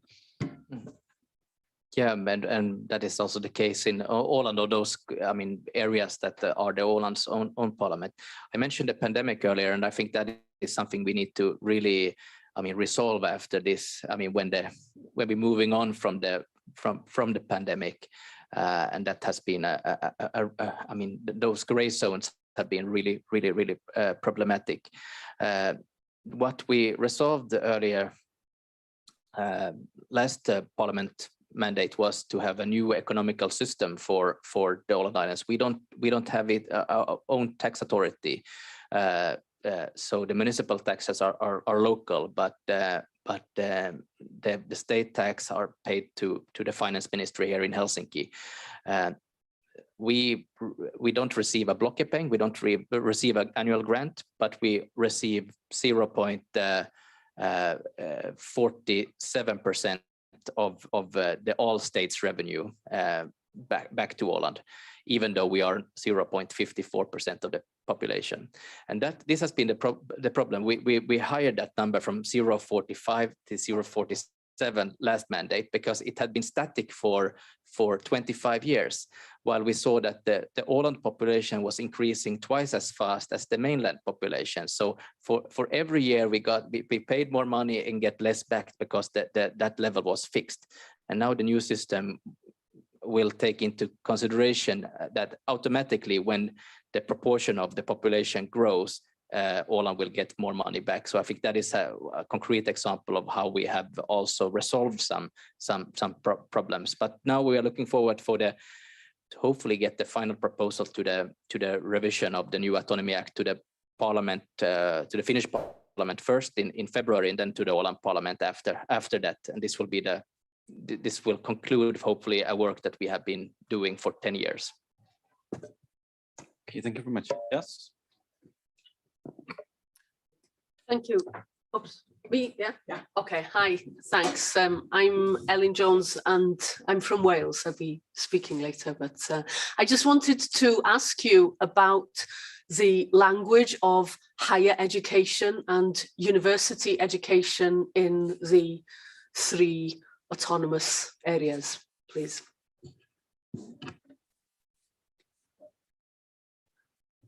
It's easy for me because we don't have a university in Åland. We only have a secondary education gymnasium, but we have an university of applied sciences, and that is for seafaring, for plastic, for ICT. I mean, helping the local industries that are strong. Then for university, you need to go away from the island to the mainland Finland, where there are Swedish-speaking universities, but I mean, in practice, lots of education is in English, and also, that is also the case in Sweden, and many Ålanders are also moving to Sweden for the higher education or somewhere else. But then, like in the Faroe Islands, many are finding their girlfriend or boyfriend, and then they are moving back to the island, so we get plus one. In the Faroe, we have around 19% of our professors on the university are Faroese. So everything is going on in the Faroese. And when they are signing, everything is in Faroese. But most of the population, most of the what we read is English and Swedish and whatever, Danish and whatever it is. So and we are also struggling that all our degrees has to be compatible with that. When we have study lawyer in the Faroe Islands, you could use it in Sweden or in Greenland and other places. So that's our main issue also, that we can capable of doing that, and that we have some area that we can use to manage. So yeah. In Greenland, it used to be primarily in Danish, but there is a growing number of Greenlandic speaking lecturers being hired at the university. So it is changing. But as it has been mentioned, the literature is in Danish, English, or a bit in Greenlandic. So you need to have, well, language skills in order to study at the university in these languages. Yes. I have a question about what we heard yesterday about cost effectiveness and cost benefit relations. The population is low in all three areas, also related to the Balearic Islands. How do you finance this infrastructure you have? I'm thinking about the universities. I'm especially interested in the Faroe Island. How can you have a master education for 50,000 people? That's really interesting. But you have a pragmatic way, as we can see. But and you mentioned the traffic infrastructure. But I see it must be complicated, especially in the health sector or in education. If you also combine it with the question of language problems you have, maybe. Yeah, thank you. No, I don't think that we can say that it has been a big issue for some years ago, but I think that we have resolved most of the problems now. If you're taking the infrastructure, in some way, sometimes it has to be finished. You can't make more tunnels or more roads. And after that, you can manage more to think more about the university and health and other. One issue that we have also in the Faroes and in all other places is that people are getting older. And this area is getting more costable. It costs more money because people, and how can I manage that? As now, when you are 67, you have a pension, and maybe we could make that a little bit higher, and we try to make it because we have unemployment is so low that we also try to get the older people to get out to work. That it always is a good solution to go out to work, even though they are 70 or 75. And you are healthy, then there's no problem. So that's one way of doing that. And then it's both better for the older people and better for the society. So I think, no, it hasn't. And I think that's why we, Scotland, want to be maybe away from UK. But then they say we are too small to be on our own. We want to go back to EU. And I think if Faroe Island want to stay on our own, then we have to find another solution. And I can't find a better solution than Denmark. So that's why I think the Danish solution is the best for us. And we have grown until now together with Denmark. Why can't we do it the next 100 years also? Yeah, Greenland is, well, challenged with distances, and every inhabited place is a secluded area. You don't have any roads between the inhabited places. You also need a population with, well, the need to be mobile, to move to the bigger towns to get a degree, perhaps move to Denmark. So there are some challenges on this, well, the process of raising the educational level in Greenland. And you do have a lot of students dropping out of their educations, and that is an issue. And there are initiatives trying to better the conditions on the educational front. As Jesper mentioned also, there's this desire from Greenland to interact with the outside world, to interact with other nations, and recently a US consulate opened in Greenland. There are agreements on cooperation with the US and also with Iceland, and of course with Denmark and Faroe Islands, and there's this process of trying to make connections with the outside world to improve conditions, to improve the economic growth in Greenland. Yeah, to find cost savings, I mean, with a larger density and population, that is not only a problem for the Åland Islands, but for the whole Finnish country, because Åland is actually more densely populated than most of the Finnish country. I mean, up in north in Lapland, for example, the distances can be several hundreds kilometers to get to the point of service, and that is not the case in Åland. The distances are very small. I mean, compared to Greenland, they are very small distances. So I mean, we have all the roads for it. And we don't have a real university. So I think the hospital is, of course, the one that is cost us very much money, because we need to have specialities that you wouldn't have in a small place in mainland Finland, where you can easily go with ambulance to somewhere else. But we need to lift those people with helicopters. Then that is getting really expensive, and also the time, it's time consuming, and you cannot have the safety. So we need to have much more specialities than a small-sized hospital here. So, for example, to give birth in Finland, those hospitals, you need to have at least 1,000 births per year in order to have that speciality in mainland Finland. We have only 260 births. I mean, our birth rate is actually one of the highest in Finland, but still that wouldn't allow us to have that speciality. With the Finnish rules, but you can't have every mother, airlifted in helicopter to a hospital when it's time to come. It just doesn't work like that. So, and that is of course a cost. But otherwise, besides that, it's not so much. Bigger cost. Local transportation to different islands with ferries, that is of course also a cost. But otherwise, I wouldn't say that we have bigger problems than many other places of geography. Very small.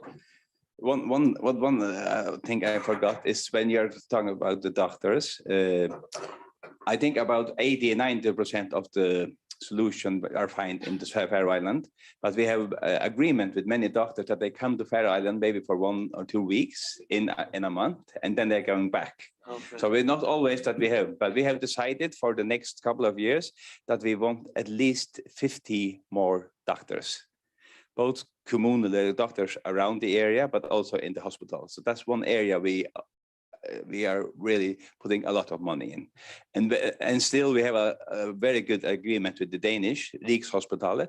So maybe 10% of the people go to Denmark to. Okay, and that concludes this session, because we have another very interesting session coming up. Thank you very much for the comments and questions from the audience, but especially thank you very much for you three. I think you've made everybody a lot wiser on what's going on in the 3 autonomous regions in the north. Thank you very much.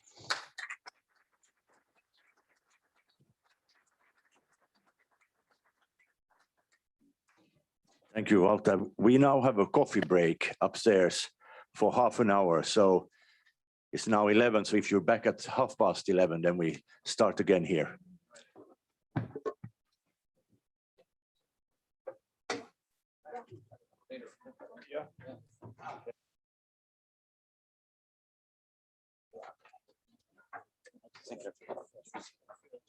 Här är vårt det. Få en kalender. Varsågod. Ja, that was why I was so strict. Här får du.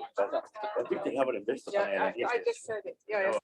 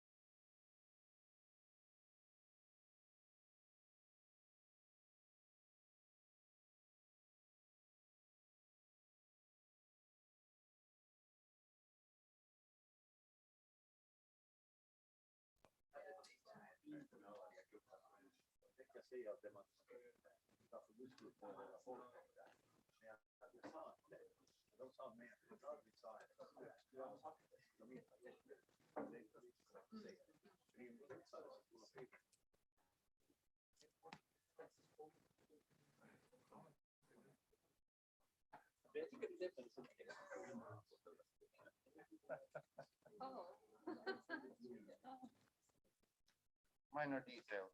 It was my joke. Because it was enough. Perhaps we'll take that off.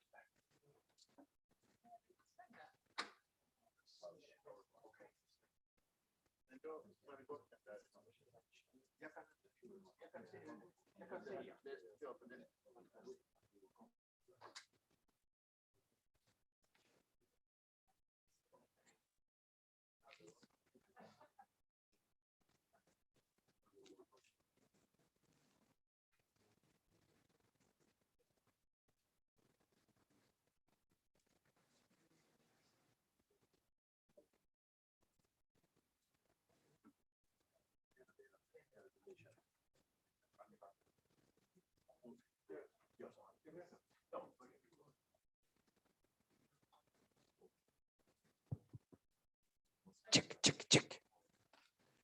Okay, very much welcome back from the coffee. I hope you're refreshed and ready for a second panel today.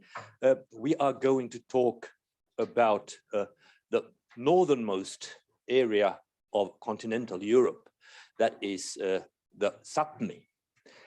And as you can see there, you have the Sápmi map, and I will ask my friends here in these colorful dresses to a little bit make a critique against the map, because it's of course always disputed, and maybe tell a little bit about the people who live there before we go into the actual issues.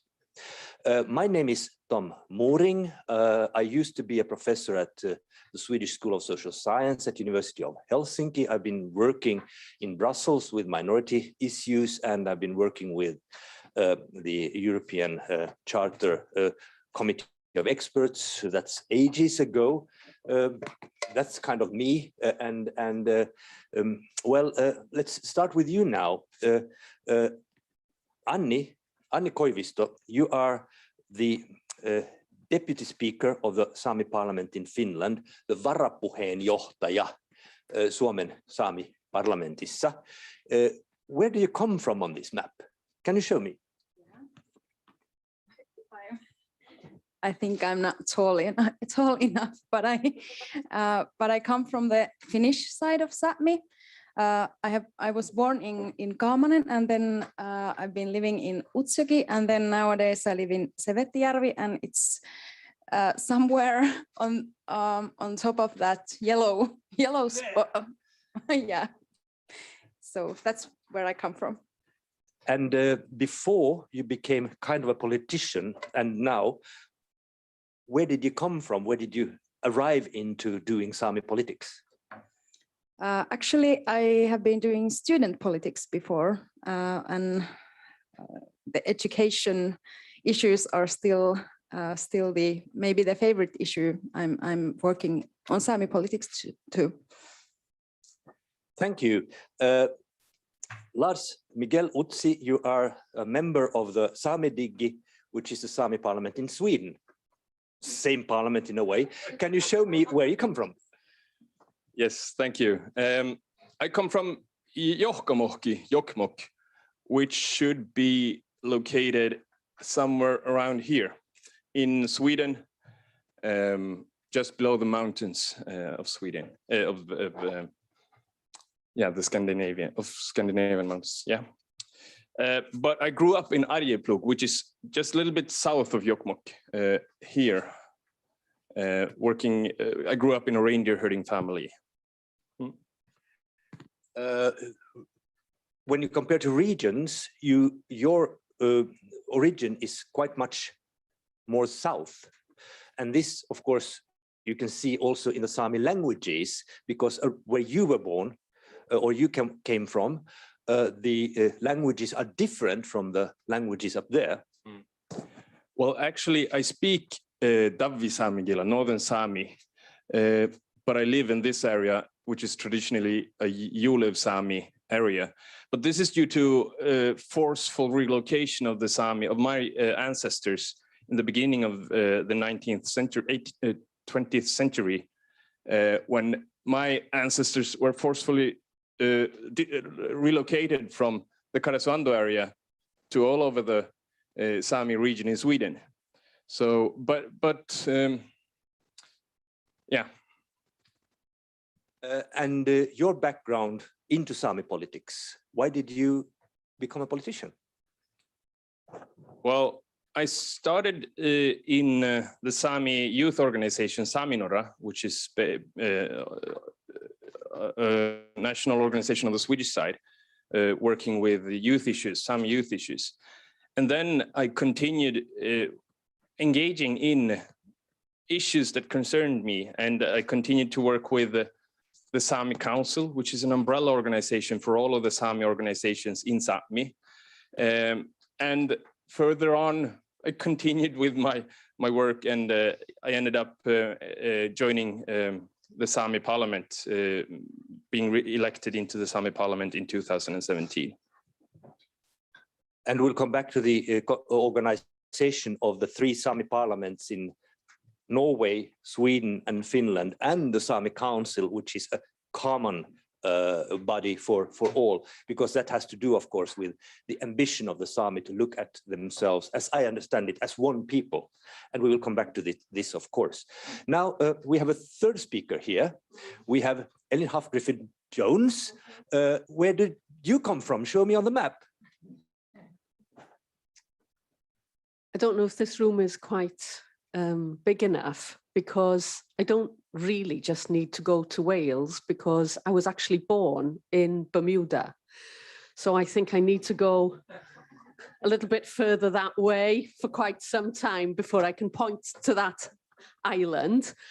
But that's where I was born, and but I was brought up in Wales, and I was born in Bermuda just because my parents were working there in the hospital at the time.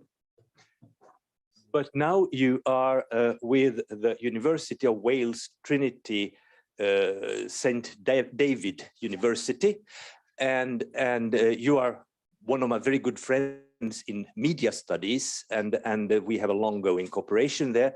And you're, of course, here exactly because you are not on this map, and because many of you have issues that are not related necessarily to the issues of the indigenous languages, which we are talking about now, or the indigenous cultures, which we are considering now. We had some experience from that when we talked on Greenland and the Inuits, because that's people who comes close in this sense to the indigenous people of the North. But the issues of indigenous people is in a way different from issues of linguistic minorities or cultural minorities. And you're here to help us to bridge this question. And I'm very glad that you are all here, all 3. We will start presentations like this. Lars Miguel will start, and then Annie will continue, and then Ellen will, in a way, round up this first round, and we think it will be altogether like 20-25 minutes, and then we'll have a discussion, and then we'll let you come in. So spare your questions, come in the discussion when the time comes. But now, Lars Miguel, please. Kiitos, thank you. I will do this in Swedish.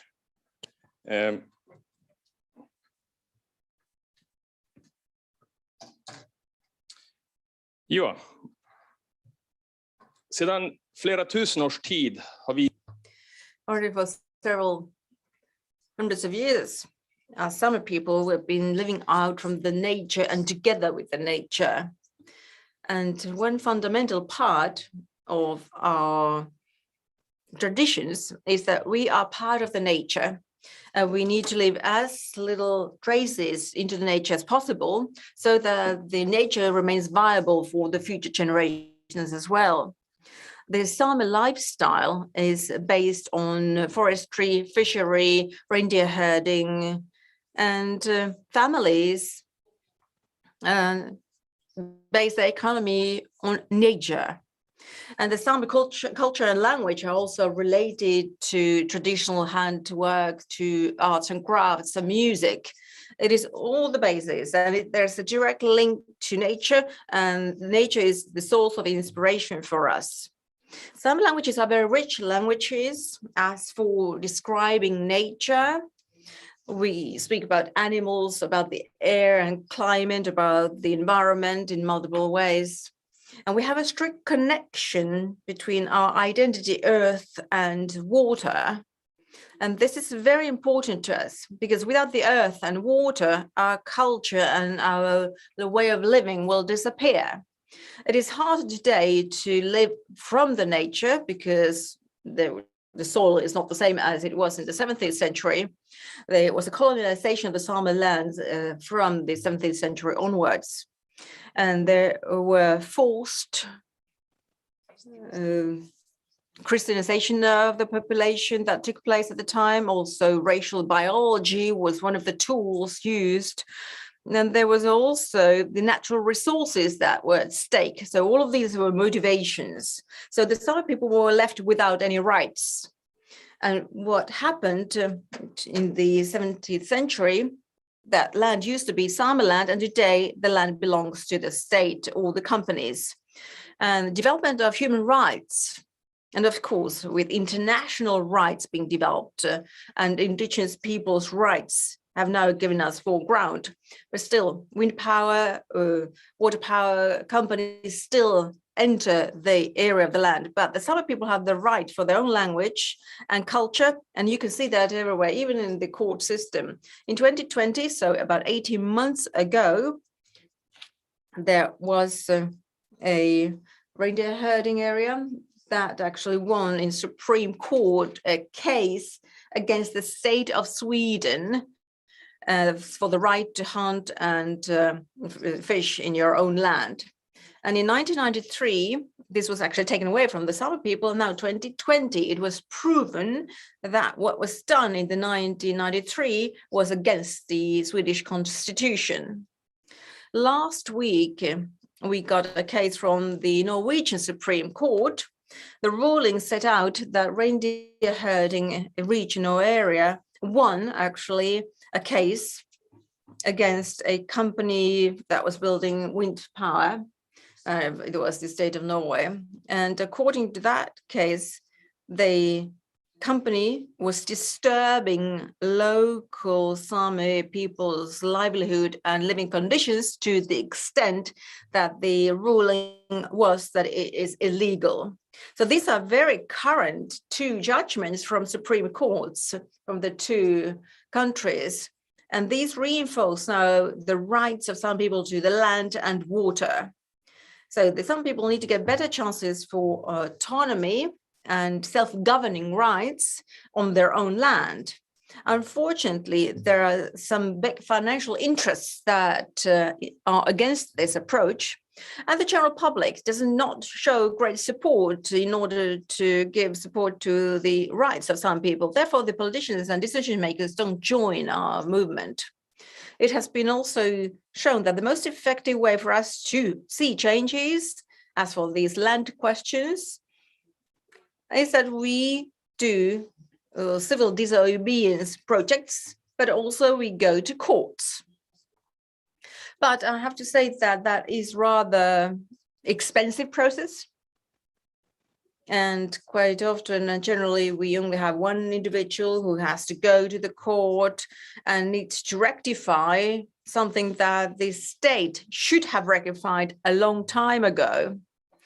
We would like to see that the states will introduce a system where they take into account the Sami people's rights in general. And you can't do this unless we are equal partners and stakeholders reflecting together on what to do or not to do.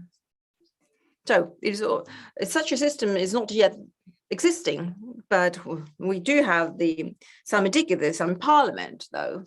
We need to challenge things, and we need to sue states. So either individual Sami people or groups of Sami people need to sue the state.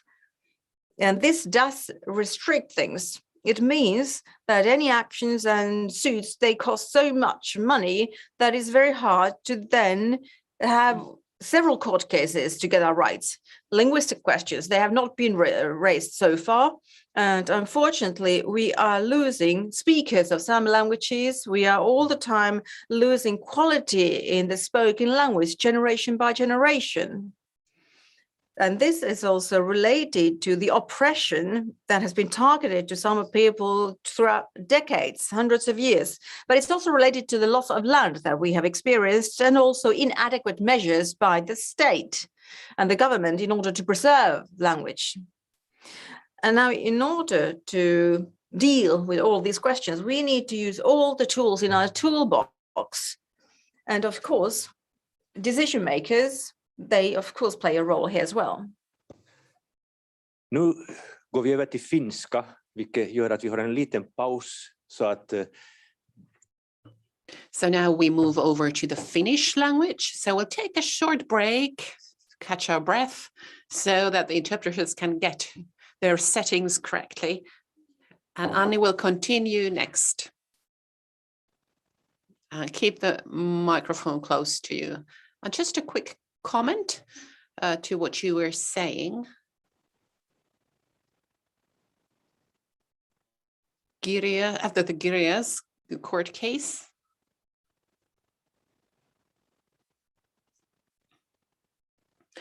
a lot of hate mail was sent against the Sami question. Anni's turn. Hello, I am Anni Koivisto, and I am the vice chair of the Sami Parliament.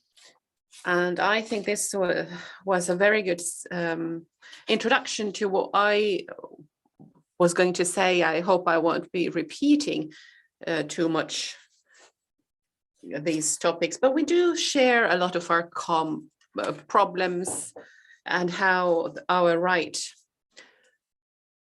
is carried out to our land and language and culture. I will briefly tell you about the position of the Sami Parliament. So the autonomy for the Sami people is organized via the Sami Parliament. The same applies to Sweden and Norway.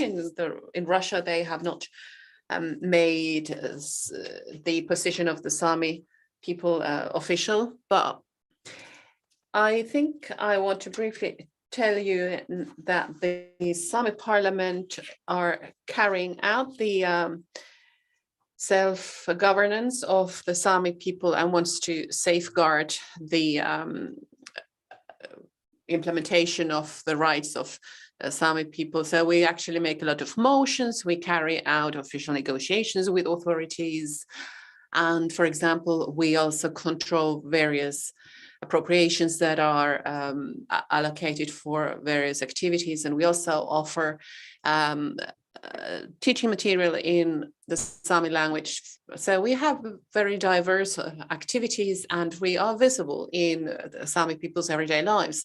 But the basis for the position of the Sami people as indigenous people has been secured in the Finnish constitution, but more broadly also in various international agreements and documents. And currently, what is the most topical of these in Finland is the right for self-governance of the Sami people, which also includes the decision to decide whether somebody can be a member of their people and to follow the culture and traditions of the Sami people. Currently, this is not carried out, and that is also being stated by the UN Human Rights Council. So this violates the Sami people's rights when they cannot make those decisions about the membership within their community themselves. So this is a question of who and by what criteria has the right also to vote or to be a candidate for the Sami parliament. And this is a very topical matter in Finland because legislation is now being reformed, amended, and the objective is that to get an amendment so that this law would be on a level that complies with the human rights regulations and the rights of the indigenous people and the right for self-regulation and autonomy. Of course, we hope that we can correct this situation so that this violation against human rights would end in Finland. That has been observed. In my presentation, I would like to focus on linguistic rights primarily, and to talk about education affairs as well as the social and health services, because they, I think, are the most critical issues for which we would need to make some improvements. So linguistic rights in Finland are based on the Act on the Sami language, and basically it gives the rights for the Sami languages. There are 3 of them in Finland. Will give an official status for these languages in the region of the Sami people, and the Sami people have a right to use their own native tongue when dealing with the authorities. The Sami community has been very active in the language questions, and we have been able to establish language nests that's meant for children who cannot learn the language at their homes. And that way we've been able to improve the future prospects of these languages, because the Skolta and Inari Sami are very much jeopardized currently, and there was a great concern that there will not be a new generation to learn these languages. But despite our efforts to improve the situation, there are big bottlenecks stopping us from making progress, because often the secondary education is no longer provided in the Sami languages, and we can't solve all the problems ourselves. We need support from the main population, and we also need to get competent teachers as well as professionals in the social services who speak fluent Sami languages. And those children and youngsters who live outside of the Sami region should also be attaining teaching in the Sami language. A couple of years ago, a teaching pilot project was started that uses online services, and 67 schools were involved and 90 pupils were involved in this project. But of course, we need permanent solutions, most of all, and we need permanent funding on a level so that municipalities and towns want to arrange tuition. And of course, every child and adolescent who can attain the language, learn it. It's very important for the future of the whole population. So the other point I mentioned were the social and health services, because I wanted to raise this because there is currently a reform in the whole system going on in Finland. And currently these services are carried out by municipalities, but there will be bigger regions, entities taking care of that in the future. And there are big problems in carrying out linguistic rights. I can count with the fingers of one hand the times I've been able to use Sami language when I've been seeing a doctor or a health nurse or otherwise use the social or health services. And naturally, this is also a question of patient security. If a person is not understood or feels insecure with these services, particularly among the elderly, it would be very important to be able to use their first language. When you get older, the second language might be more difficult to speak. And since there is now this reform on the service system going on, we are afraid that people who are very distant from us will make those decisions, and they won't understand the significance of language and culture as part of that service. Why I want to talk about the education system and the social and health services is that opportunities to study and use the Sami language in various services has a role in enhancing the situation where the Sami language would be a proper language in our everyday lives, and that we could manage in our lives without needing to speak another language. And currently the situation is poor when primarily when we leave our homes or our Sami community and go anywhere, we always have to change language to the dominant language in the country. And just before I finish, I would like to say that for the social and health services, one big step that we are taking having to do with the work of the Truth Commission is that services for the psychosocial support for the Sami people will be established. And we hope that this will create an example that for service structures can be specifically designed for the Sami people, within which the Sami people will feel secure and feel that their own culture has been considered as part of these services. So we do have one common collaboration structure in place, but unfortunately, it's not available to all people in our community. So perhaps we can get back to the other things and in the discussion part. Thank you. I think we will get back to the work of the Truth and Reconciliation Committee. Just for your information, these are working in all three countries, in Finland, Sweden, and Norway. This work is underway when we talk about the injustices and crimes that have been committed against the Sami people, and these forced displacements that Lars Miguel mentioned is one example. It was by no means a voluntary emigration. It had been arranged elsewhere.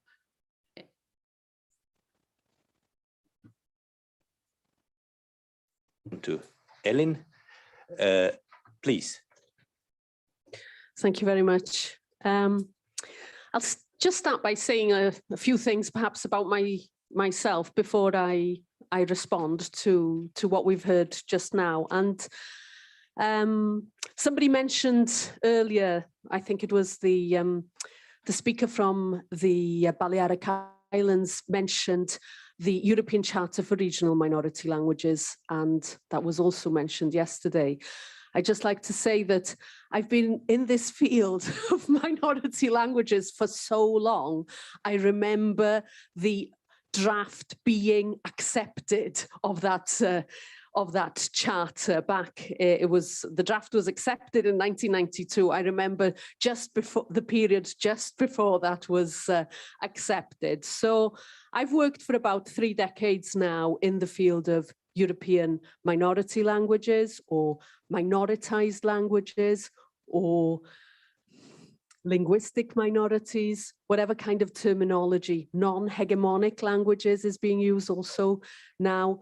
So I've worked in this field for quite some time, primarily through the Mercator network, but also done some work with Tom and with Jarmo Lainio for the Council of Europe expert group on the media section of the European Charter for Regional Minority Languages. I'm based in Wales, and this has been my place of work over the decades. I'm now director of the University of Wales Centre for Advanced Welsh and Celtic Studies, which is at the University of Wales Trinity St David. I have a very long name. I have now a very long title to my job as well, situated in the university with a very long name. But one of the projects that we have in that centre is we are responsible for the dictionary of the Welsh language. And this is why I've brought this little book here. It's a notebook. It's not the dictionary itself. The dictionary itself would take up around this much space. But now you just fit it in your pocket. We stopped printing it just over 2014, we stopped printing it. But the reason why I mentioned that is because I think that when you speak a language that is not spoken anywhere else, you have a feeling of difference. You have a feeling of responsibility. You have a feeling of knowing that there is a particular connection between the land and the language, if not necessarily between the land and the people. So the Dictionary of the Welsh Language is 100 years old this year, but that has been created on the model of the Oxford English Dictionary, but it has not, of course, had the resources of the Oxford English Dictionary. There are over 100,000 entries or words in the dictionary. There's over 3 to 5 million actual words in it to describe everything. And per capita, it is used more than the Spanish Real Academia Española Dictionary. So we're very proud of that fact. And it forms the basis of so much of the linguistic infrastructure that is needed for any modern language in today's society. So this is the foundation for a lot of the infrastructure, the Google Translate, the stuff like that that you need for your language to be part of everyday life in the 21st century.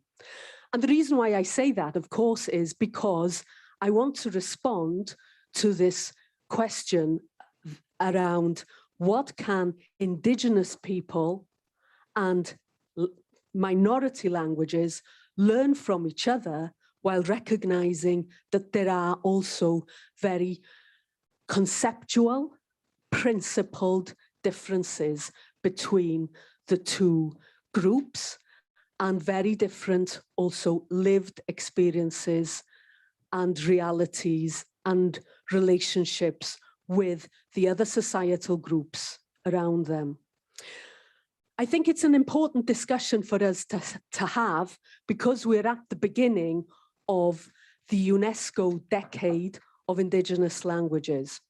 And I know that in some minority language communities, like my own, in the case of Wales, there is an appetite in Wales to be part of that decade of Indigenous languages. Indeed, the Welsh Government and many of the Welsh Government ministers refer quite often in their public speeches to, of course, we've had the year of Indigenous languages in 2019, and now going forward, 2022 to 2032 will be the UNESCO Decade of Indigenous Languages. And this is really important for us in Wales. This is the message that is coming through our politicians, but also social movements in our country as well. And I'm not sure whether the same thing is happening, perhaps in other minority language communities or minoritized language communities, or language communities where the language is considered to be non-hegemonic. Now, I think it's important for us to recognize that there is a distinction. I think that we as people who speak a minority language can participate in some way in the UNESCO Decade of Indigenous Languages, but we have to do that respecting that it is not our decade. We can do it through solidarity. We can do it by having dialogues like this. We can do it by sharing our own experiences and also learning from Indigenous people's experiences in language. But we have to remember it's not our decade. And I think as we start on that decade now, it's a really important message to take forward. One of the things that we've done in Wales over the past, almost the past decade, we have a census in the UK every 10 years where there is a language question since 1891. And in the 2011 census, there was a slight drop in the number of Welsh speakers. around 30,000 fewer speakers and a slight drop, a less than 1% drop in the percentage of Welsh speakers, taking the percentage to something like 19.6% of the population instead of 20.1. Now, this slight drop in the percentage and the number of speakers came as a real shock to many in the Welsh language activist movement, to many in Welsh language planning, and in Welsh life in general.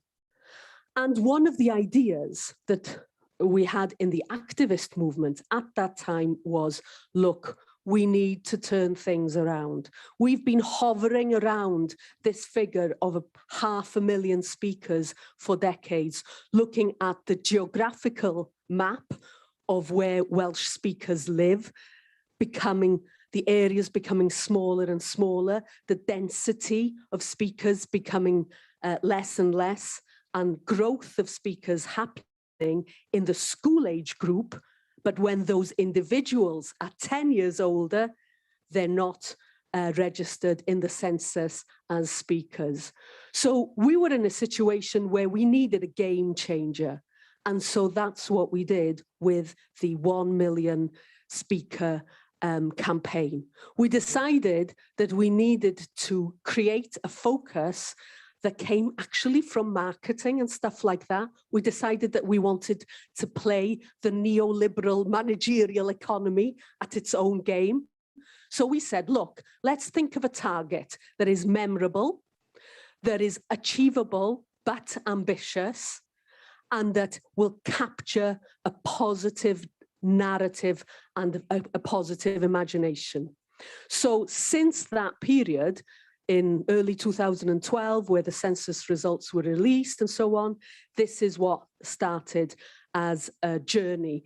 It started in the activist movement, and then gradually it became Welsh government policy. Now, the reason why that's important is because we see, on the one hand, a change in positive attitudes. We see it's infiltrating all kinds of legislation that is passed by the Welsh Parliament. And so there are implications in public services, which lead to policies happening in health and social care and so on. Now, I'm not saying that it is a totally positive move and there's nothing negative at all about it. But it does mean that we've managed in the language status game, we've managed to move away from the narrative of official language and so on, because we've achieved that already. And now we're moving into growth of speakers, growth of numbers of speakers, and more use of the language rather than just maintaining the level. And that was an important change in the psyche for us. We've taken a lot of inspiration from other minority language communities. For example, we have a campaign in Wales called Dwi isio byw yn Gymraeg, I want to live in Welsh. Well, people who are familiar with the Basque Country will know that it is taken directly from Euskeras by sy'n aelwyd, I want to live in Basque. These are important narrative changes to take place in society, because we know that bilingualism, in our case, is something where we live with a very, very powerful language, where we live between Welsh and English. And so we want to be able to make the argument that, yes, I'm bilingual, or yes, I'm multilingual, but I want to live in Welsh. And this means that it's not my responsibility to be asking for public services all the time. There has to be a proactive offer that the services have to come to me in the two languages, or in a language where I can take that choice very quickly. Because again, from the Catalan case, we know the issues around language choice. If you have to choose the language, then it's not a language choice, yeah? It's when you don't have to choose the language, that's when you know that your language is available to you. We're at the moment changing our education system, and we're trying to make sure that more and more young people in Wales are educated so that they are bilingual in the 2 languages of the country. It's going to be a long process because we don't have the teacher capacity at the moment. We don't have the resource capacity for the materials and so on, but it is something that we need to move forward with. And that's something where, again, we need to look to see what's happening in other countries. And this kind of space is the area really where I think that yesterday, when we heard about the changes happening in the Swedish education system in Finland, that we sometimes, those of us who speak a language that isn't spoken by a state or in a state anywhere in the world, we tend to think that it's quite easy for the Swedish-speaking minority or the Swedish speakers in Finland, because they've got Sweden next door to provide all these materials for them. But yesterday was very clear that you can't just transfer educational material from one cultural, social, political setting and pass it to the next. So I think that this is an area where we can work across the boundaries of indigenous languages and also of minority languages and take some of the best practice from one part to the other. But at the end of the day, I have to say one final thing. Without activism, without empowerment in the community, without that kind of perseverance and that spirit of fighting, well, like with anything else, we will not reach anywhere. Thank you, Elin.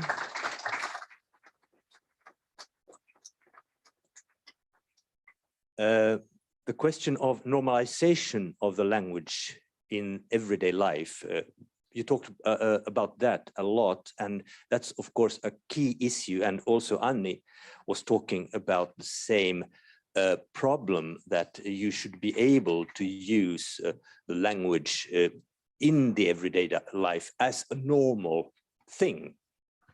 And we know there is, for example, the language law from 2005 saying that in the residence area of the Sami in Finland, all 3 languages should be available when working with authorities and health sector and in the public sector. And that is, of course, don't put me into court for this, but that is a lie. It really does not work. And you can tell more about that, of course. But let's go on now towards the question of the Sami as a community. I think Hanna was raising the question when we were talking about the autonomous areas, that how do you work in an area that is kind of not held together, has autonomy, but is not a territory in a juridical sense. You claim that the Sápmi should be, in a way, one people and one area. So how do you think about this? 9 languages, 3 states, and 4 if you take Russia as well. Yes, good. And then one people, please. Who will start? Will you speak in Finnish? Yeah, okay, now we turn to Finnish. Keep a little pause. Okay. Yes, it is true that of course we think and we are one people, one nation, and it is just the states that have divided us into 4 regions. And this, of course, sets certain limitations, and that's why we have the different Sami parliaments in all the respective countries. But of course, we collaborate. We have a parliamentary council for the Sami that covers all the Sami parliaments, and it works particularly in international contexts,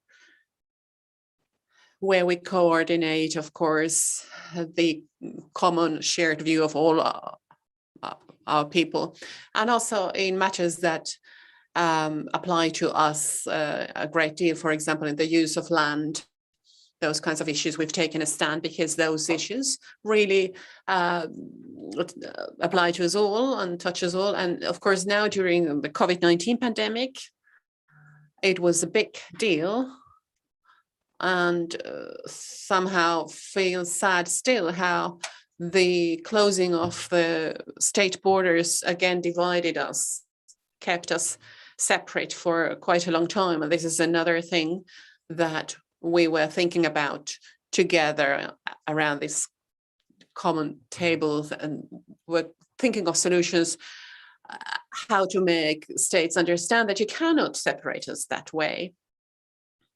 But yes, we are one people, and more broadly thinking, we are part of the community of the global indigenous people. So we're part of that. We're not just part of the societies that there are in these states, but more broadly, part of the community of indigenous people.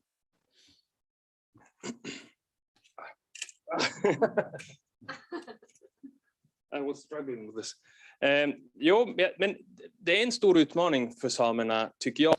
Yes, it is a big challenge for the Sami people. We do have our Sami parliaments, but the Sami parliaments don't have any formal power. In Sweden, it's actually an advisory body for the government. And when we think about the correct decisions regarding us, we don't have power, and that makes things more difficult. We want to cooperate. We want to be able to coordinate the Sami questions, for example, the language question and so on. As we saw on the map, all the languages cross borders, and that's why it's important that the language cooperation continues cross-border. We want to collaborate there, but it has taken a very long time to convince governments in all these countries that we need that collaboration. We're also a minority. We don't have a decision-making power, and we inhabit a vast geographical area in the north. Nevertheless, we are a minority, and we don't have decision-making power. We don't have decision-making power in the regional decision-making bodies, nor locally or nationally. So of course, this is a challenge. In the Nordic countries, there's been a preparation of a Sami agreement. Will it make it easier to get rid of these borders, of state borders? This work for that agreement has set out from the premise that we want to make the current situation official. Looking at the relationship of the Sami people to these national countries, I don't think that agreement will actually improve things in the big picture. Maybe partly it will, but we have to define the basis where we are and where we want, what we want to reach. Speaking of the rights of the Sami people, and we want to have them on a much higher level than what the basis is in the agreement, perhaps. If we think about what should happen so that our rights would be improved, it would require that the states take the international agreements into consideration. Of course, we have the agreement as a basis, but all these external international agreements should be taken into consideration. Many times whenever they talk about indigenous people, I have replaced the word by the Sami people, and then seen that this is not the case, it's not carried out, and that we would have those rule conditions. Would you find it elsewhere? Well, I think though, if we look at sort of territoriality and linguistic minorities or languages and so on, we know that the languages don't follow the borders of the jurisdictions and so on. And I think that in many cases we see, for example, if we look at the Basque case, for example, we know that there are 3 different jurisdictions. We know that, between the French, on the French side of the border, we know that language is in decline there. In the Basque Autonomous Community, at least the numbers of speakers are growing, and then in Navarre, there isn't the same level of growth of speakers. So we know that the 3 different jurisdictions there lead to very different language policies and progressive language policies being very different in those 3 areas. I think that, of course, the issue of self-determination is an issue that is a matter for some minority languages more than others. In the case of many minority languages, there's also the concept of being a separate nation, even if you're not a separate state at the moment. And even if you consider yourself to be a separate nation, maybe you're still, as a speaker, as a daily speaker of that language, you're still in the minority. And what's important as well is when the linguistic minority considers itself to be broader than its speaker base, if you like. So for example, in the case of the Basque Country, or in the case of Wales, or perhaps in the case of Brittany and so on, the nation is larger than the speaker group, but everybody in that nation should have language rights in the minority language. It's no use for language rights to be, in our case, for Welsh speakers. At the beginning, when the Welsh Parliament was created, there was a debate around having language rights. Again, it was piggybacking onto the narratives in the public sphere in the UK at the time. So it was using the narrative of diversity rights, disability rights, LGBT rights, and so on. And so we were using the terminology of language rights there, but we weren't seeking language rights for Welsh speakers. We were seeking Welsh language rights for everybody in Wales. And that is a very different distinction. And it's only now that that distinction has been understood, if you like, wider in the community. So when we think about those balances between self-determination, between who belongs to the nation, who is inside the group, if you like, then it becomes very problematic, because in many ways it's based on self-identity when it comes to culture in our society. It's about, you know, do you define yourself to be Welsh and something else, or just Welsh? But in some cases, it's based on where you live, domicile, if you like. So if you live in the territory, then you're classified as Welsh for, let's say, if you're a student or that kind of thing, for your tuition fees or that kind of thing. So where you don't have these legally set identities and citizenship, it's a very fluid situation. And I think that, you know, we've known for many centuries and many decades that our group is made up of a lot of different people, if you like. If I just mention the names, one of my colleagues, she's called Ania Rolewska, okay. One of my nephews, he's called Paddy Kelly. And my brother-in-law, Robert Jewell, and they're all Welsh speakers, you know. So I think it kind of shows this recreation of the group, if you like. Thank you. From this, it will be not a big jump to go to the Truth and Reconciliation Commissions that we have in 3 of the of the countries where Samis live, in Norway, Sweden, and Finland. We know that there have been blunt racist policies in all 3 countries. The language was forbidden, for example, for children in school. They weren't allowed to speak the language even off class, and there have been even sterilization of people in Sweden because of racist reasons. That was really a horrible time in history, and the atrocities against the Sami has a long history. What do you think will come out of these Truth and Reconciliation commissions. Will you want to start, Anni? And now we go again to Finnish, so keep a little pause. Joo, Suomessa ollaan. Yes, in Finland, we're at early stages of this work, so the commission has not actually been set up yet, but it is the aim to find out what has happened, what kind of things happened in history, how the rights of the Sami people were violated, and of course it reaches all the way to modern day, so we're not delimiting the time sphere. And we know about children living in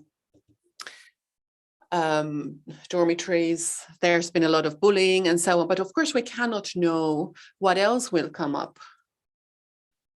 I think it is a message for the whole society to prepare for the fact that whatever will come up in these investigations, we will have to deal with that, and that the states should commit themselves to fixing these things. Of course, we don't want to have to make Sami people open up these wounds that they carry from the history, with the result that nothing would happen. And of course, in Finland, we're only at early stages. And the same is the situation in Sweden, but in Norway, they've actually started with that work. But the roots go to the international truth and reconciliation processes. But of course, we are carrying it out in our community here.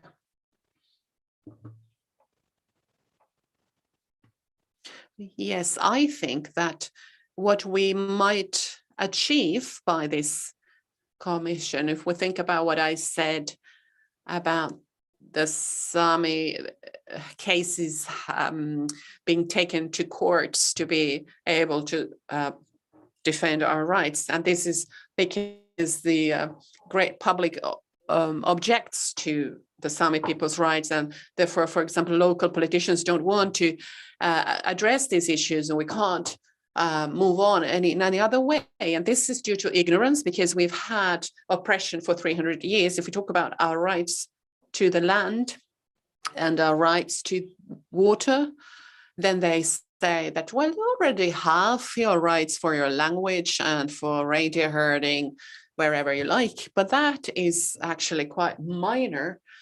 In the past 50 years, we have lost 60% of our land in Sweden.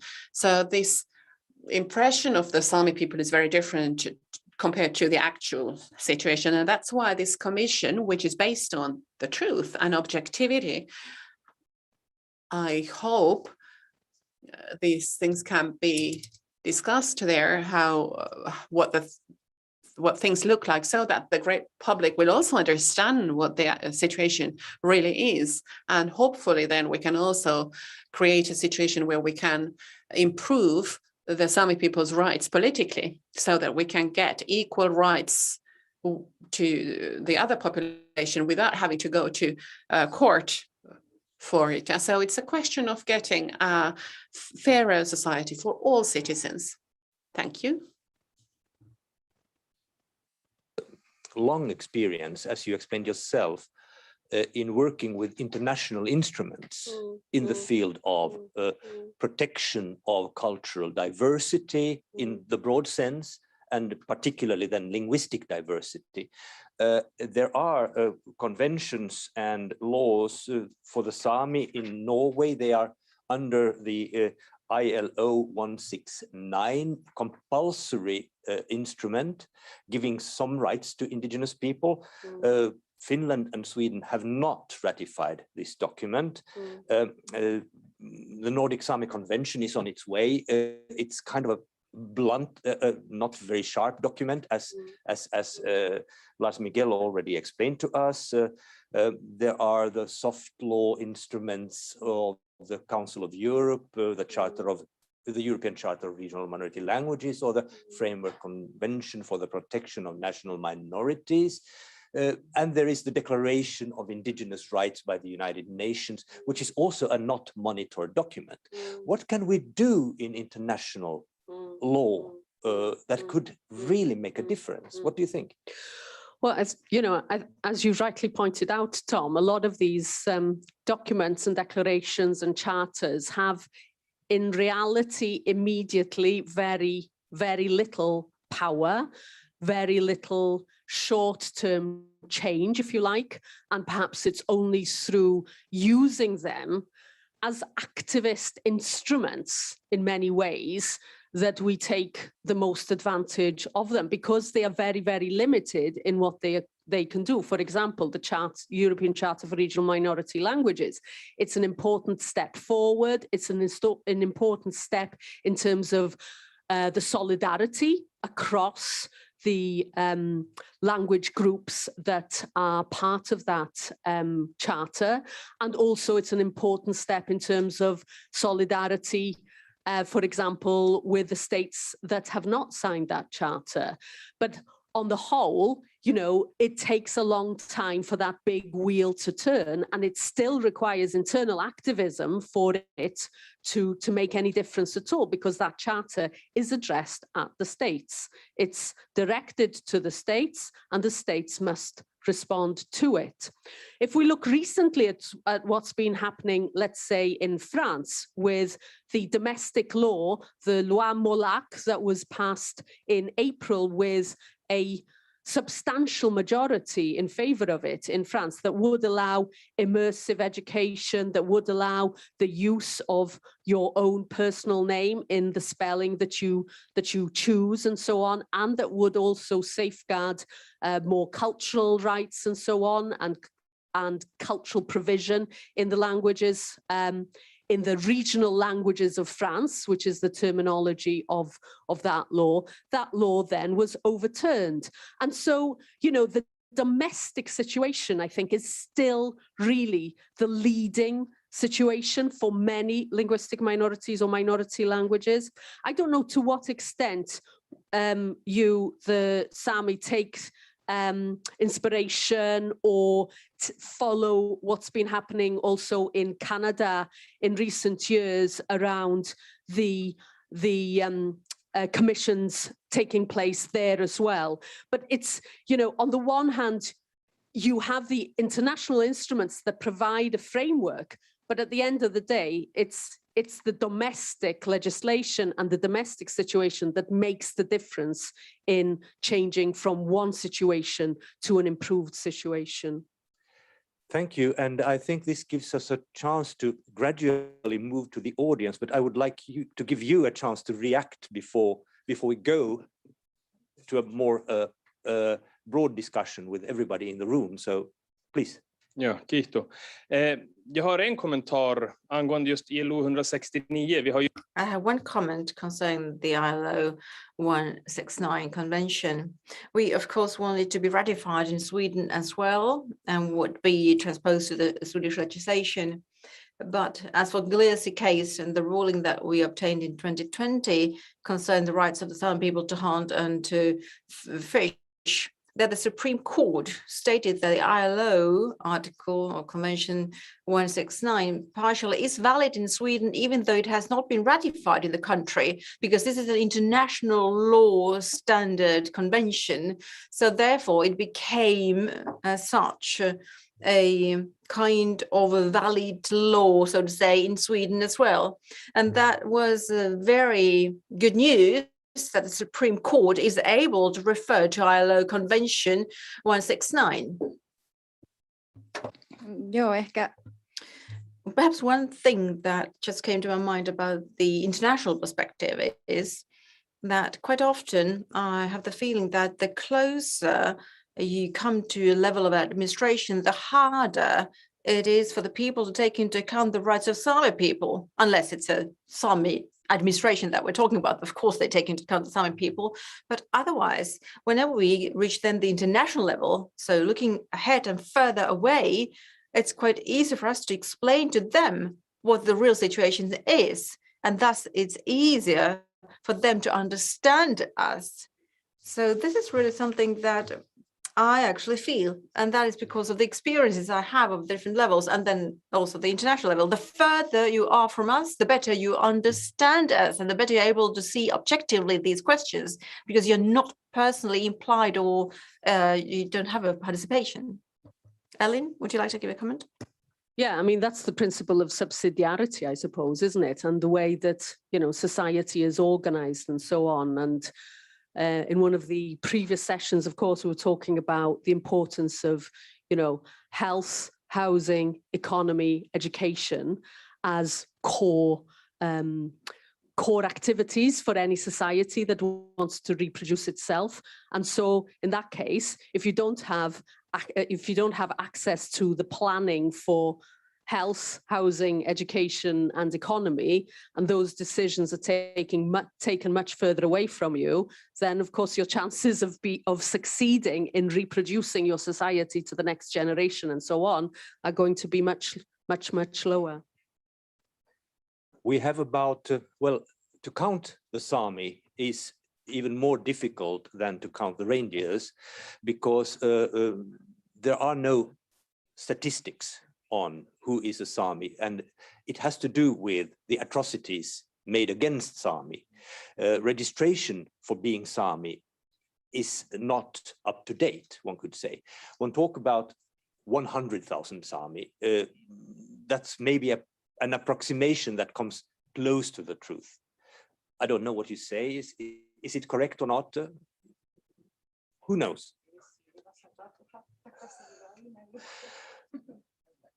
5 to 100. 75, yes. 80, I've heard. 80 to 100, yes, about. That would be the official number. But outside, I think there is a dark number of Sami who aren't really registered. But Well, jag kan bara kommentera utifrån Well, I can give you a comment. The number in Sweden is 20,000 Sami people, but this number was obtained in 1970s from the National Census, when they were looking at the number of reindeer herders that were registered to the system, how many children these herders had, and thus they ended up with the figure of 20,000, but these were only reindeer herders that were counted in. So we do know that this is a minority of Sami people who do reindeer herding. So therefore, this is a very small number. If I think of Norway, if the number is 40,000 over there, and Finland less than Sweden, so we end up at 80,000 approximately. But I would say that in Sweden, the number should be much higher than 20,000. broad understanding of what size of a population we are talking about altogether. Now I would like to open the floor for discussion, and let me say that if there are not many questions, we have a lot of discussion themes that we have not covered, but I would really like to have your interventions. Craig, please. Hi, Craig Willis from the European Centre for Minority Issues in Flensburg. My question is to Lars and Annie, and it's regarding land rights. I know from other contexts globally concerning indigenous peoples, particularly in the Americas, that there's a growing concentration or focus on rights for nature. And I wonder, like, for example, the river in Canada, which has recently been given the right to flow. I wonder if this is a discussion point amongst Sami politicians or activists. And I don't know necessarily whether it's in the context of rivers or other aspects of nature, but is this something that involves Sami on a local issue or more in a comparative context, because it gets mentioned often in Colombia, in Guatemala, etc. Thanks.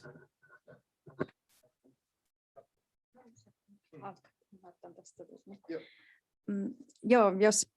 Right, so if I got your question right, so yes, of course, we have been talking about these topics, and I think these are eternal questions to us. I have a feeling that we don't find any solution. I could give you an example, and this is from my region, from Utsjoki region in Tenojoki, so there's Teno River and fishery there. The Sami people don't have any further rights than just to express themselves concerning how to rearrange the rights concerning that river and how salmon should be protected in the river. So this is the way it is. Indeed, these are topical questions to us, and the least we can do here is to really take these views by some people into account whenever these topics are handled. But in one of the keynotes, I think it was, or presentations, well put in the context when saying that as a nation, we are very bound to our surroundings. It is very important that we have the right to decide on what is happening around us. Ja, jag håller med Annie. I agree with Annie, but we do have a challenge here. And the challenge is that we have difficulties in getting our voices heard by the authorities. I can give an example, wind power, just an example, but it is something that has been widely introduced to save the climate. But in our case, it is destroying our land. But the government says that we need wind power in climate change situation. And it's really a strong argument. It's very hard to contradict that because it's a good cause. I understand that. But on the other hand, we need to protect our land as well. And in reindeer husbandry, we have a major problem with the predators who eat the dead reindeer. 30–40% actually of production annually is lost this way. And there again, the arguments said by the government is to protect the predators. But our argument is that it's our way of life that needs to be protected, and you have to cherish our way of life. I do understand, of course, the perspective of the government. I do understand these points in the discussion. And in Sweden, in the Sami Parliament, we can have discussions on these matters. But all in all, I would say that in the Sami region, we are concerned that, again, they are sort of raising voices against us, and we don't have a say, but our voice should be heard as well.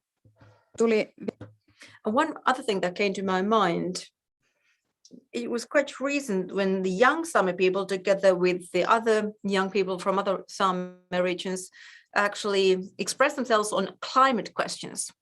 So the statement was that it's independent of us. The reasons are independent of us, but there's a climate warming. And now the Sami people should take responsibility for actions related to the climate, because it's all about the Sami region. And you now need to have on that land green energy sources. Of course, we do our bit against the climate change. We do our best, but all responsibility cannot be put on the shoulders of Sami people. An interesting question relating to the predator issue.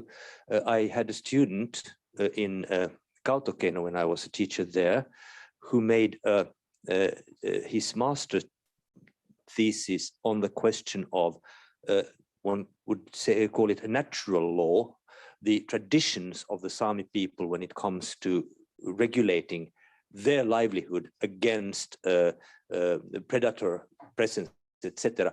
And apparently there is a blunt conflict between state law and natural law, and they coincide only on the sector where the natural law is in accordance with state law, but this isn't given any independent status, which means that the reindeer herders in Finland, according to this thesis, have been silenced in the discussion altogether. They have no voice, they have no place, and they have no status in this discussion, which is kind of run from above, and really is hurting the reindeer herders' interest, because some predators are really taking a lot of reindeers which they do not eat. So this is a very big issue. Ellen, you wanted to comment? Yeah, I wanted to say as well, that in our case in Wales, and I think this is also the case in many other sort of minority language areas, where there is, a focus on farming and agriculture, and those economic sectors being important in terms of language use, that people live and have a livelihood, and that they use the Welsh language as part of their working language and as part of their community language, and that the communities are built around having an agricultural sector. And what we're seeing as well is the rewilding projects happening in some parts of Wales, where the land is bought from, well, outside generally. Rewilding means that you care more about the land than you care about the people, frankly, and that it doesn't really matter if people lose their livelihoods, but that you have this vast space of land that really is very similar to the projects that happened in terms of forestry in the 20th century, or that happened in terms of creating reservoirs to provide water, and we have, of course, in Wales, a very famous example of a village and the farming areas around that village, where all the members of Parliament representing Wales in the UK Parliament in the 1950s voted against the flooding of that village, but it went ahead anyway, and this is the idea, isn't it? That the importance of being able to have control over the natural resources and the land where you live. So the rewilding is very similar to the forestry or the military bases that were placed in territories in the past. It's for a good purpose, perhaps we think of that now, but people thought that the forestry was for a good purpose as well. People thought that the military bases, the people who did it, they thought it was for a good purpose, and the people who thought that creation of water reservoirs were also for a good purpose. So it has to be, it has to be recognized in that way. I have registered 5 questions still, and we have like 5 minutes to go, or 6. So please be brief. We started like 5 minutes late, so I think. but please go ahead. Yes, first. Hello. Thank you very much for this interesting talks. There's been a lot of talk about cross-border cooperation. How does it happen in practice? So there are different communities in at least 3 countries, so Finland, Sweden, Norway. Everyday life, do the Sami people interact a lot, and also at the policy level? Also, there's a Sami community in Russia, I understand. Any links to that? Any cooperation with them? Thank you.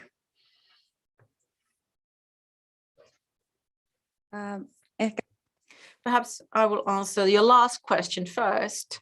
So the answer is yes, we have cooperation with Russian Sami people, but there is a problem related to the fact that they do not have any official administration in place. But yes, we do have a connection and link with them.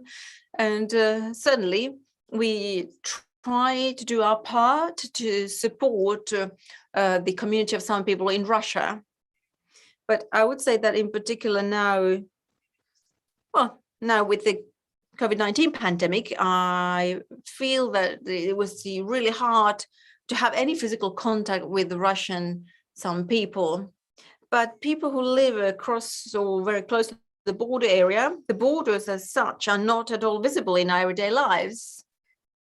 So we go both sides, we visit people across the border, and the families are also on both sides of the borders, and people go shopping to the other side. If I need any handiwork crafts, I go to Norway, to Karasjok, to purchase these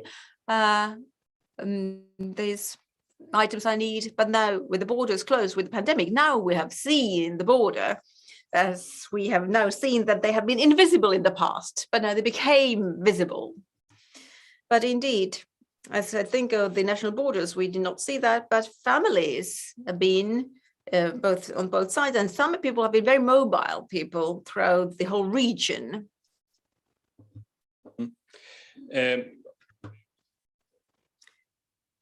I could also give you an example that is rather concrete example of cooperation. In Utsjoki area and in Teno River area, the elementary schools actually collaborate. So you can go to school from Norway to Finland or vice versa. There's also cooperation with ambulance or using ambulances. It's not just Sami people related when you have ambulance across the border. But reindeer herding, there is also a free crossing of borders because the reindeer don't know, they just cross the border. They don't understand what the border is. So therefore reindeer husbandry is something where you have a guarantee of free pass across the borders. But between Norway and Sweden, there has been certain issues there. As the reindeer go to Sweden and then to Finland, then the reindeer herders now with the pandemic need to stop at the border. But it is sort of a collaboration, but we do have formal collaboration, language collaboration, news, and also managing language, grammar questions. So we do have a lot of setups and formal organizational collaboration. Yes, news broadcast is common, and it's in all Nordic countries where you have that broadcast. And next question, please. I have a question to our Sami colleagues. You are called the one and only indigenous people in Europe, and Germany, for example, we ratified the ILO convention as an act of international solidarity because we don't have any indigenous people. But now in our Sorbian minority, we have a minority within the minority who is starting to call themselves indigenous because more likely in the sense we were here before the Germans came. And question is it relevant to you how others are identifying themselves, or is it relevant for your self-identification if the division, also the legal division between indigenous people and national minorities, if it's not so clear, or does it affect you or offend you in any way, or is it not your topic to deal with because you are not influenced by it? Jag tror det är viktigt, I think that it does have an impact on us if the development means that it will weaken the notion of indigenous people. Then it's dangerous for us because we get less rights if other people water down concepts. But if you think of identification, you recognize that there are people that are indigenous, it is good for them. But perhaps there's a certain sort of error in the thinking. We are not the only indigenous people in Europe, no. In Russia, you have Nenets, the population Nenets of this side of the Ural, but within the European Union, yes, if you don't count in Inuiti, yes, we are, but still, perhaps it's a question apart. Another question. So when talking about indigenous people, in Sweden, we have a movement in Skåne, in the southern part of Sweden, who say that they are an indigenous people. And it is a relevant question when you are a minority without any power. And you're still surrounded by a majority that has oppressed the culture that was there. And the indigenous people don't have any way to manage their own situation. But in Sweden, Skåne, it's not relevant to call that population indigenous since they have their own councils, they have regional council in place and so forth.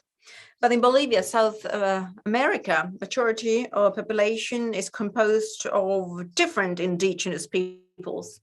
And each and every special indigenous population is a minority. So it is a relevant question over there, even though all they together form a majority. So it always depends whether you have power of your own land use and your own thing. A definition of what is an indigenous people. They have achieved a non-definition, meaning they give a series of typical situations that could and usually are present when we talk about indigenous people, but a stiff definition that would say these are indigenous people, these are not indigenous people, does not exist in the international realm, as I understand it. The non-definition is a good strategy because it really picks on the typical features that that you two, that Lars Miguel and Annie were talking about. Now, Gösta has a question.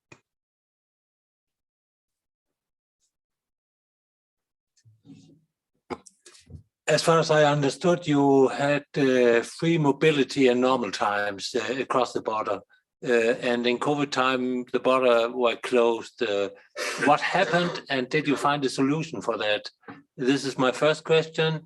And the second question is, do you feel that you are integrated part, that you participate in the whole climate discussion? That would be interesting. No, tietysti. Of course, during the COVID-19, the rules at these borders have varied. Sometimes you were allowed to cross the border. I'm talking about the Finland-Sweden border, which is what I mostly use, but sometimes it was allowed for the community around the border being crossing the border. Sometimes the Finnish state has said that, yes, you can cross the border, but the Norwegian state has had different stipulations. And the problem has been that getting information about what is permitted was not available.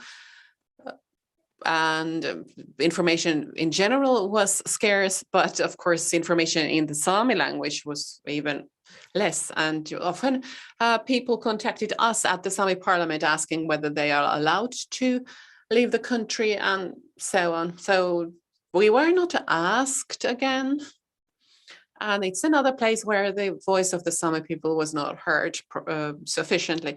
About the climate discussion, at least on the Finnish side, we have been talking about how we are not given access to this. We can't provide them with information about traditions, which would be needed to prevent the climate change. But now they are reforming the Climate Act, and our objective is to get an official role for the Sami people there, so that there would be a Sami Climate Council that could provide information and be the forum through which the Sami people could participate. But we need these formalities to be actually taken into account officially. To you, because you can then comment on the last, yeah.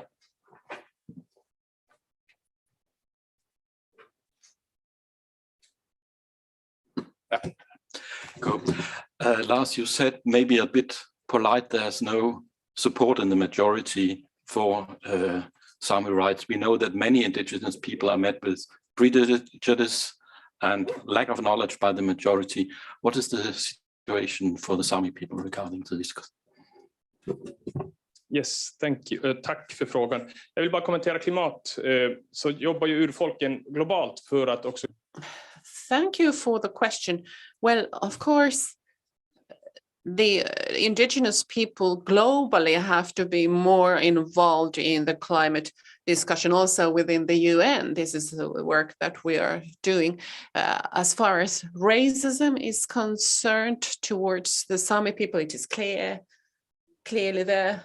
So when the Sami people actually won the case in the Supreme Court, there was a huge wave of hatred towards the Sami people. And we can see how children in schools are saying that the teachers are telling them not to speak the Sami language. And some teachers even believe that it's okay to do so. We have seen how reindeer have been tortured and killed because they are reindeer and Sami people own them. If you're out in a pub wearing a Sami costume, you can be called by racist names, or you can even face violent attacks. A couple of years ago,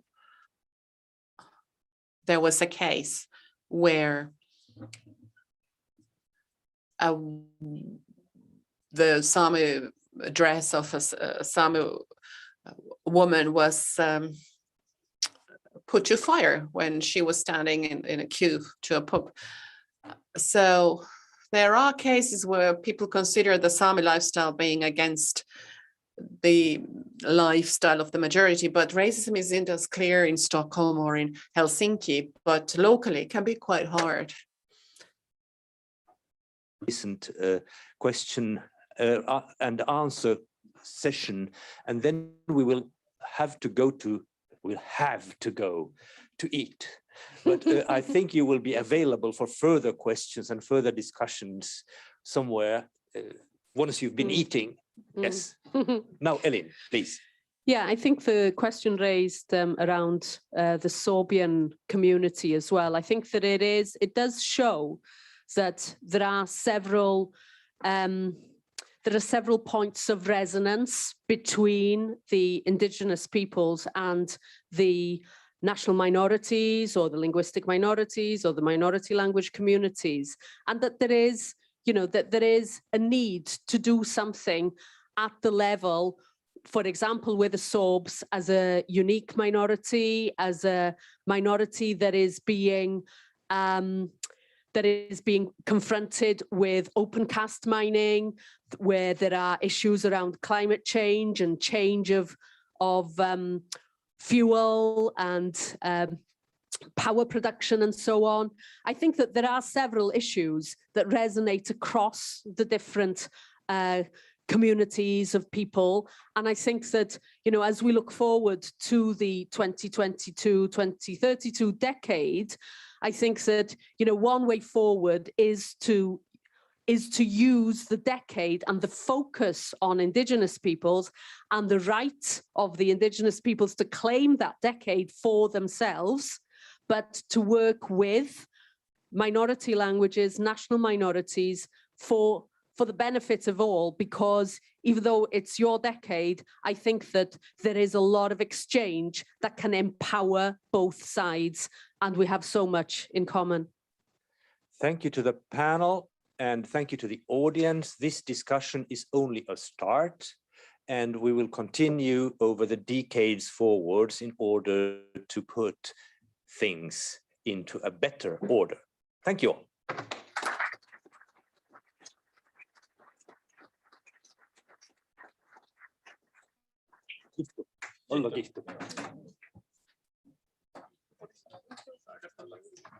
Thank you, Elin, also.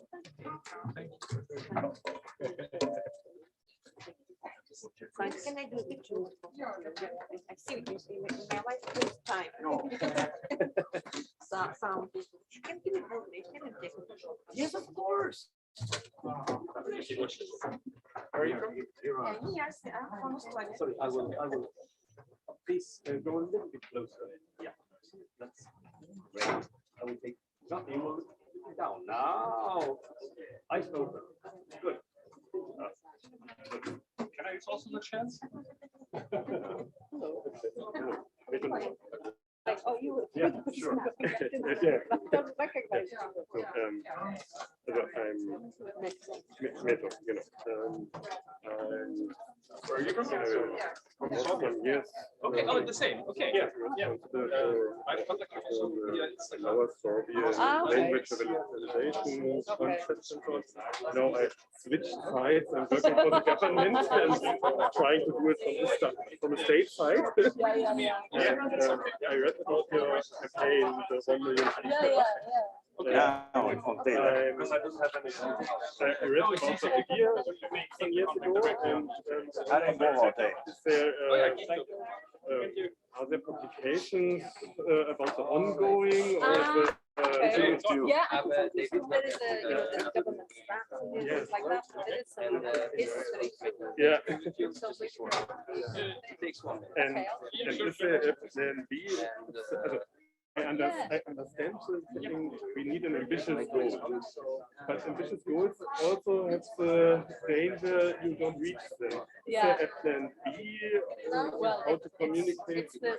What the government did was, when it took the concept, it put the goal into the future, which was initially people thought, oh, this is a bad idea, because the government will be responsible for the implementation and to reach. But I think that it is a good idea because it's like, you know, like the global crisis, global climate change and so on. It's something that is more than one government or more than one parliament. It has to be a longer term, so it has to work.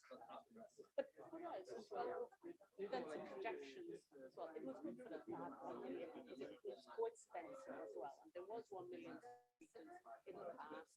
And so, you know, the figure works well. And also we thought that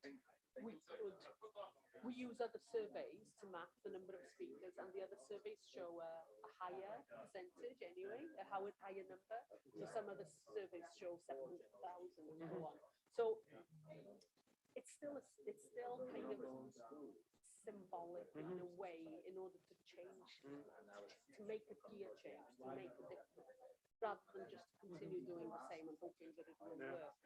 So I think that, you know, with some people, maybe it doesn't work to have a numerical thing like that, but the concept of having something to change, to switch things around rather than continuity. So You it's know? not considered a catastrophe if it's in the end just 900,000 and so all the measures failed. We don't need any language policy anymore because it doesn't make any sense. The language activist movement now is saying more than 1 million, or million and more. Yeah. So they're changing. Yeah. But at the moment, it's only like 25% of the children who are educated using the language. So 75% of the children leave school without knowing enough Welsh to be able to talk. So the changes in the education system as well at the same time. So it's a long-term project. It's a long-term project. But I think it's very interesting that what's difficult in our region is that we don't have this total identification, even if the majority in Wales isn't speaking Welsh, but for the regional and historical identification, Welsh language, it's linked. So Brandenburg and Lusatia, it's Sorbians, and so in the rest of Brandenburg, you don't have any reason to identify with the Sorbian language as a goal for the whole policy of the land of Brandenburg. No, that's true. That's true. And it does make it more difficult then, doesn't it? So I think that maybe the idea of the number of speakers doesn't have to be the same, but it was just in our context, it was all sort of not enough being, not enough change happening, not enough positive change happening, not enough. It was all about survival and defense the language and not lose speakers. We needed to change something. We are getting to more make it belong to more people. But we are getting also a discussion on quality, because in Germany we don't have any statistics. We don't have any language statistics or ethnic statistics, and so we don't have any numbers. There is a guessing which never changed over decades. And so such a numbered goal isn't working very well. So I can say I want 1,000 new speakers in 5 years, but then I can only count the ones who are doing language courses and getting certificates or something like that. So now more the question of quality, because the school system in the end they aren't fluent speakers or so on. So we want to get more who can use the language in everyday situations or actively. Well, the strategy that they've produced for 1 million speakers, it's the strategy includes more than one goal. It's not just to have the number of speakers, it's also to increase the daily use of the language and also to increase the presence of the language across all the different sectors, including language technology and things like this. So, you know, it's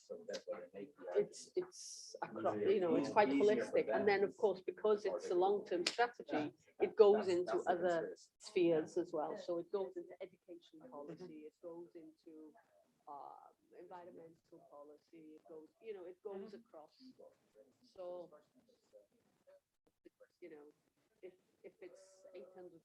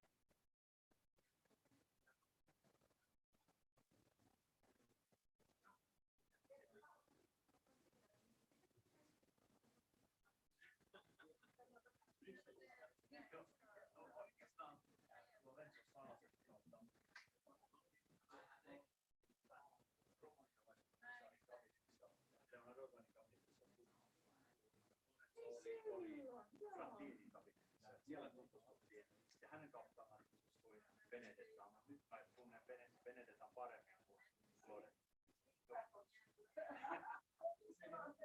Aika pientä, joo. Ei mitään, koska tänään piti tulla Kristiinan kanssa. Ja tuo ruumiin.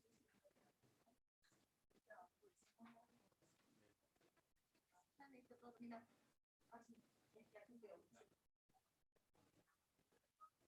Ja sitten mä missannut koko teidän tämän hienon seuraan. Vasta lähtee, koska joo, Maria on siis komission edustuston johtajan päivä. Ja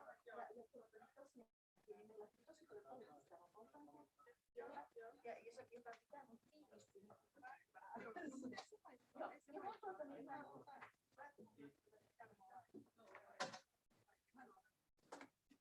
Joo.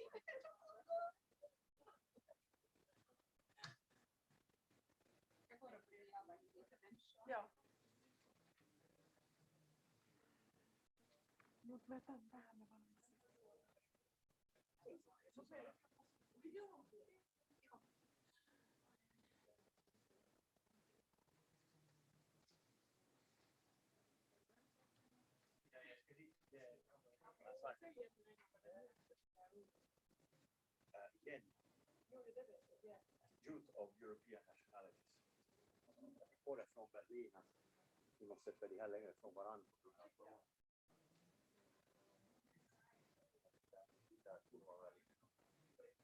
Ja, Berlin. Berliini soitti. Joo, ne näkyvät kuvista, Zoomista.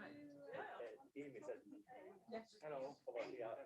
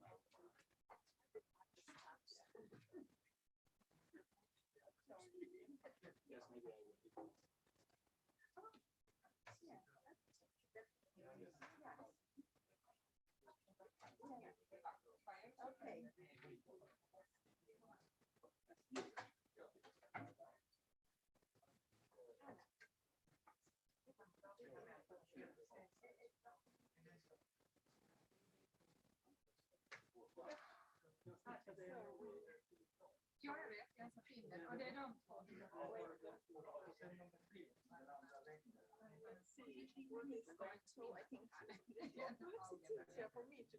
Yes, yes. Okay. Is it only two of us? No, Jarmo is here.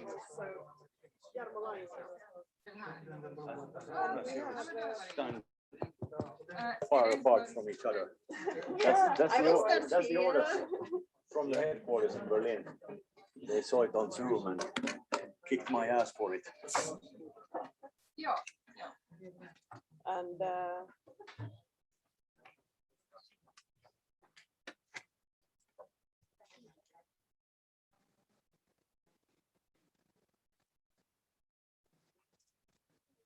so we have to keep distance. So then we just have to Oh, right. We need it for the Zoom, right? Yes, for the translation. True. Also. Yeah. Two mics. Yeah.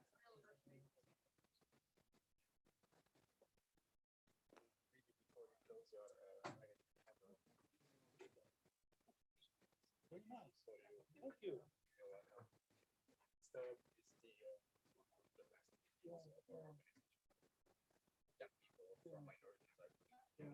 So I have a regular contact with the Sweden Finnish organization.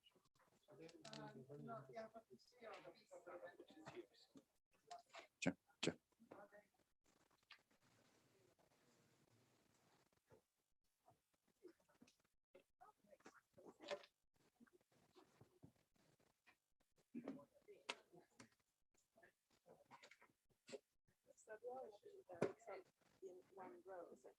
Det kan vi göra. Så vi inte det, vill du ha dina bilder?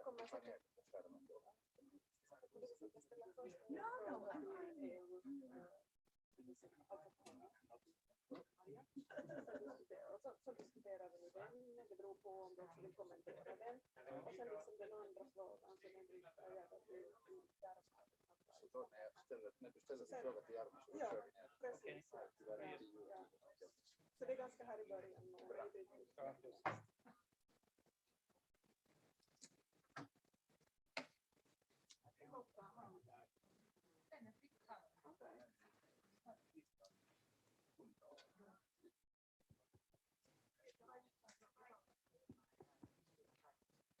Nåja, är det så att vi börjar vara redo för den sista sessionen? We are ready for...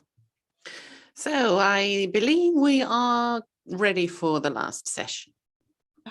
Wonderful lunch we had, and so let's say that this is the last session, but I'm sure it will be a very interesting one, and we will discuss very important issues, and I'm happy to welcome our experts here in the panel. My name is Kristina Gestrin, and I'm the Secretary General for Folktinget. And you heard yesterday the president of our organization, Sandra Bergqvist. She had one of the welcoming speeches, and so we are one of the organizations also that are organizing this event. And I think we have had really interesting days here. So this has been very nice to be together with you these 2 days. The last session, the topic for the last session is what can the EU and the Council of Europe do for minorities? And our panel consists of 3 persons. In the program, there was a 4th one from Nordic Council, but unfortunately he couldn't come here. But I think this will work very well also with us here. First of all, we have Maria Kokkonen, who is the head of the EU Commission representation in Finland. Welcome. And Jarmo Lainio, who is a member of the Committee of Experts of the Council of Europe. Welcome. And Andor Borabas, who is the president of an organization called the Youth of European Nationalities. Welcome. And so let's begin. And I ask the panelists first to introduce themselves and to give us a picture of what you are working with and what your connection to this topic is. So Maria, please. It's on. Okay. Is it on? It was on. It was fun. I managed. Now I managed to switch it on. So many thanks. So good afternoon, everybody, and thank you for the invitation. I'm really happy to be here. As you heard, I work here as the representation of the European Commission in Finland. And actually, I've been working with the European Commission for the last 25 years. And when you ask what my connection to the topic, the diversity and languages and the wealth here of minority languages and art, literature, economy, and everything is. The connection is that whatever we do, we follow as a representation all policy areas. We, of course, high on the agenda is to transition, the dual transition, green and digital. And very many other issues, but whatever we do, diversity, remember, I remind you, the motto of the European Union is that we are united in diversity. And that is my link here. Actually, I'm replacing a colleague from DG Education and Culture who precisely would work and be your specialist today. So sorry, bear with me. You have to do with the generalists. Nevertheless, when I started my career at the European Commission, it was precisely DG Education and Culture, where I worked for social inclusion as my first job. And this is very much on the agenda also here. On your talks, I understand of your very rich program, how minorities, languages can contribute to economic growth. The team. So thanks. Thank you. Thank you. And Andor, please. Thank you. Hello, everyone. My name is Andor Barabas. I'm a member of the Hungarian and German community in Romania, and I'm also the president of the Youth of European Nationalities. We are an international youth organization, self-determined, self-organized, but we also have a strong cooperation with FUEN. Our offices are next to each other in Berlin. And basically, we offer a platform for minority youth organizations all around Europe. We currently have 41 member organizations, and one of my priorities were to come here in Helsinki to also get to know other minorities in the northern part of Europe. So I'm very happy to be here. Thank you. Thank you. We are very glad that you chose to come here. And Jarmo, you have the floor. Yes, good afternoon, everybody. My name is Jarmo Lainio. I'm a professor of Finnish at Stockholm University, and due to historical and societal circumstances, this is the only professorship left in Sweden for Finnish. By birth, but prohibited habitude, I have been a Finnish speaker, but I lost my language mostly during the teenage years and learned to read and write as an adult in Finnish. Through my work as a researcher and some kind of semi-activist, I also have been appointed by the Swedish government to represent Sweden in the Committee of Experts of the European Charter for Regional Minority Languages. When I say represent, it doesn't mean that the experts that are supposed to be independent actually do any kind of a job for the governments of the states they are named by. So this is something that is quite often contrary to the language policies of the state that has named you to this type of mission. That might be enough for the time being. Tack så mycket. Thank you very much. Och det där några ord också på svenska här inledningsvis. Tanken är då att vi kommer att Now, a couple of words in Swedish too. We intend to talk about what the EU and the European Council of Europe rather can do for minorities in this panel. And we will also talk about the European Convention for Minority Languages and Regional Languages, or the Charter rather. And we want to talk about the situation in the Nordic countries as far as the minority languages are concerned. Start with you, Maria. Could you open up for us what EU can do to promote regional or minority languages? What's the role of EU? How do you see that?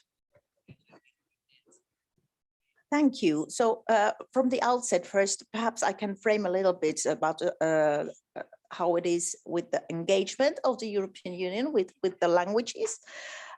First of all, the EU follows closely and recognizes the work of the Council of Europe's work to strengthen the rights of persons belonging to minorities. And the European Commission also has recommended to all its member states to sign and ratify the European Charter for Regional and Minority Languages. Also, we have a fruitful cooperation with the European Centre for Modern Languages. We are part of the 2005 UNESCO Convention on the protection and promotion of the diversity of cultural expressions. And then, and this is the core of your question, we provide policy support and funding to promote the objectives also of the UNESCO Convention and learning and teaching of languages, including minority languages. And you are all aware that so 1 month ago, not even a couple of weeks ago, as every year we celebrated the European Day of Languages every year on the 26th, and with a multitude and a range of events.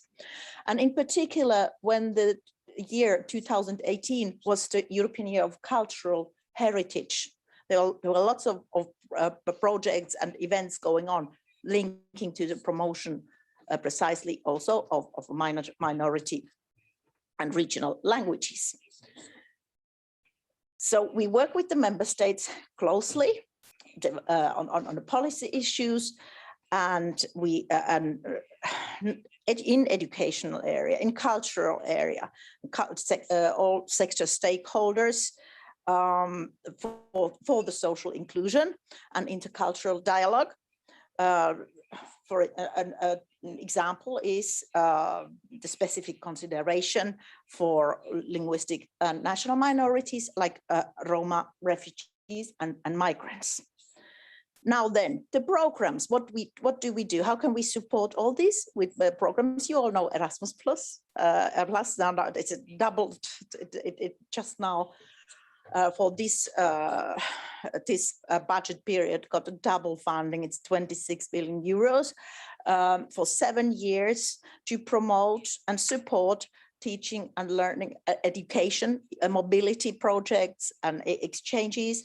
And these, of course, include teaching of other languages. I make it now short to give the floor to the others. Other programs like Culture, Creative Europe, and Europe for Citizens, they include also possibilities for minority language teaching and learning. And just to give you an example, the Creative Europe program has supported so far over 2,700 translations, publications, and promotion from books from more than 40 European languages, including minority languages. So there's a lot going on. Erasmus+, and I can later tell what we here in the representation do, like we did now for the European Day of Languages. Erasmus Days are just now happening in Ordi, and so on and so forth. But now I give the floor to the others. I could talk really long. Thank you. So there are lots of different actions, and what do you say, Andor, when you listen to Maria and hear about all these possibilities and all the work that EU does? How do you see the activities of EU and for example, when it comes to funding and things like that, what is the situation in your opinion when we speak about minorities and smaller language groups? Yeah, thank you. It's an interesting discussion, of course. I think we could have easily a seminar or a forum only on what the EU can do for minorities for 1 week, and we will still have subjects to discuss about. Of course, for me, it was always really interesting to see that coming from Romania as a Hungarian or as a German member of the community of the Germans and Hungarians in Romania, to be able to learn the language, my own language, the mother tongue from kindergarten until the 12th grade without any problems. But the same thing does not apply, for example, for the Breton community in France. They cannot learn the language in the formal education system. So, and I think we all can agree that language is really an important part of the identity of a person. And besides that, young people also face challenges when it comes to the formal education systems.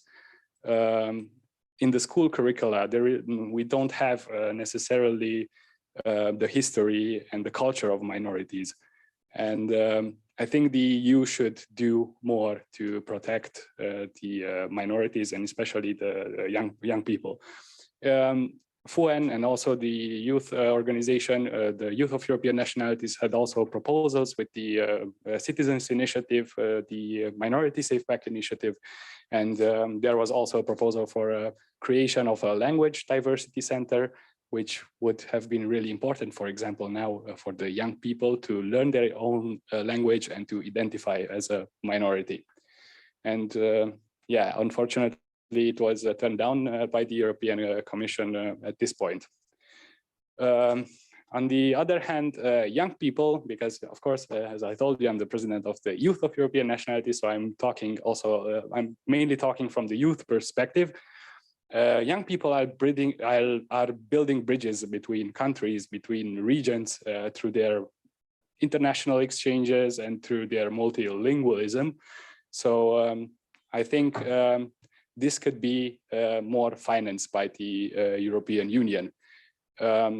There are the EU regional development funds, for example, and if you could include from the European Union side the criteria of protection of national minorities and the promotion of cultural and linguistic diversity in these objectives, it would offer young people more opportunities to engage in the society and also in the regions where they are living.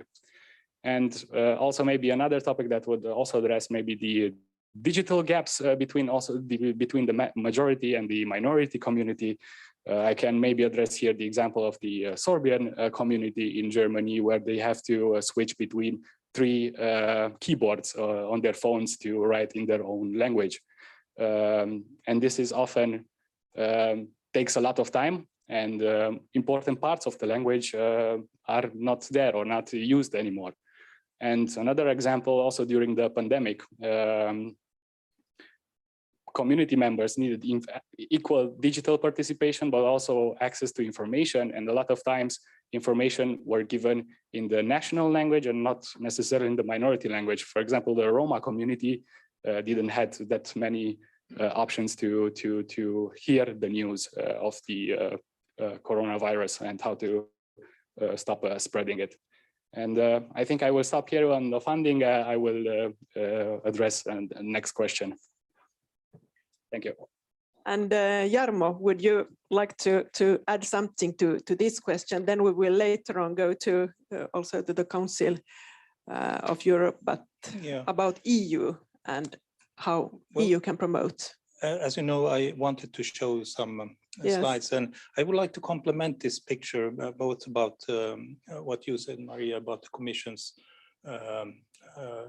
so to say tasks so far. I was getting it into my head if I didn't move out there. And also your comments, because I think there is a bit of a mismatch with the general policies and the ways it so to say touches upon the possibilities of different kinds of regional minority languages. And if I just show you one map of Sweden, and well, there will be two maps. This is the result of the European Charter. You have administrative areas for 3 languages out of 5, and these languages are counted as territorial. Sami, Meänkieli up north, and Finnish. Finnish in blue, Sami in red, and Meänkieli in yellow. And this is solely the result of the process, long-term process of the European Charter that has been implemented in Sweden to various degrees. I would directly add here that education is not part of this, which is of course a cornerstone for the revitalization of these languages. And we can go to the next slide. This is Stockholm region with more than 2 million inhabitants.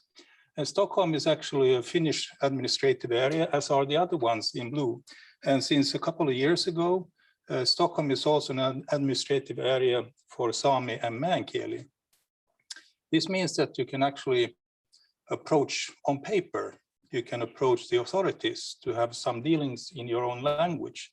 In practice, this doesn't work. And we had comments earlier today that one of the big problems of implementation of international conventions is the local level, because that's where it breaks down to some extent.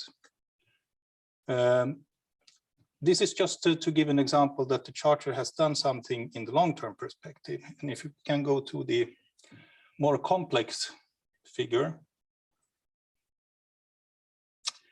I tried to, because I was asked to describe the differences and similarities between the European Union and the Council of Europe, and I also included the Nordic Council. Now I learned that Christina is the professional to tell us about the Nordic Council and the ministry, Council of Ministers in the Nordic, at the Nordic level. I tried to summarize for myself what these different organizations do. The IGO is less well known as the NGO. This is intergovernmental organizations. So the European Union is a legally binding organization with 27 member states, and it's mostly targeting economical and political issues. The question mark is because of my experience of the European Commission's different kinds of programs, is that the regional minority languages are not really well supported by the structure of that. And that depends on some kind of break in the development some 10 years ago, when it was still possible to have designated programs for regional minority languages. And now if you apply for something, you so to say compete with anybody else. And in the interpretation of the Charter, for example, when we ask states to provide possibilities for the minorities to apply for funding, they should not compete with the majority populations, because the resources are quite different. The possibilities to file an application that will fall out well are quite different. And the main support to languages is to official national languages. Sometimes there are strivings for regional official languages that have not been accepted as working languages in the European Union. And the main part that I think is problematic for the Commission is that there is a lack of dialogue with not only the states, the governments, but also with the organizations that are promoting linguistic rights and minority rights and so on. And there seems to be, and Maria will correct me on some points, and this is to complement your talk in order to get some kind of discussion going.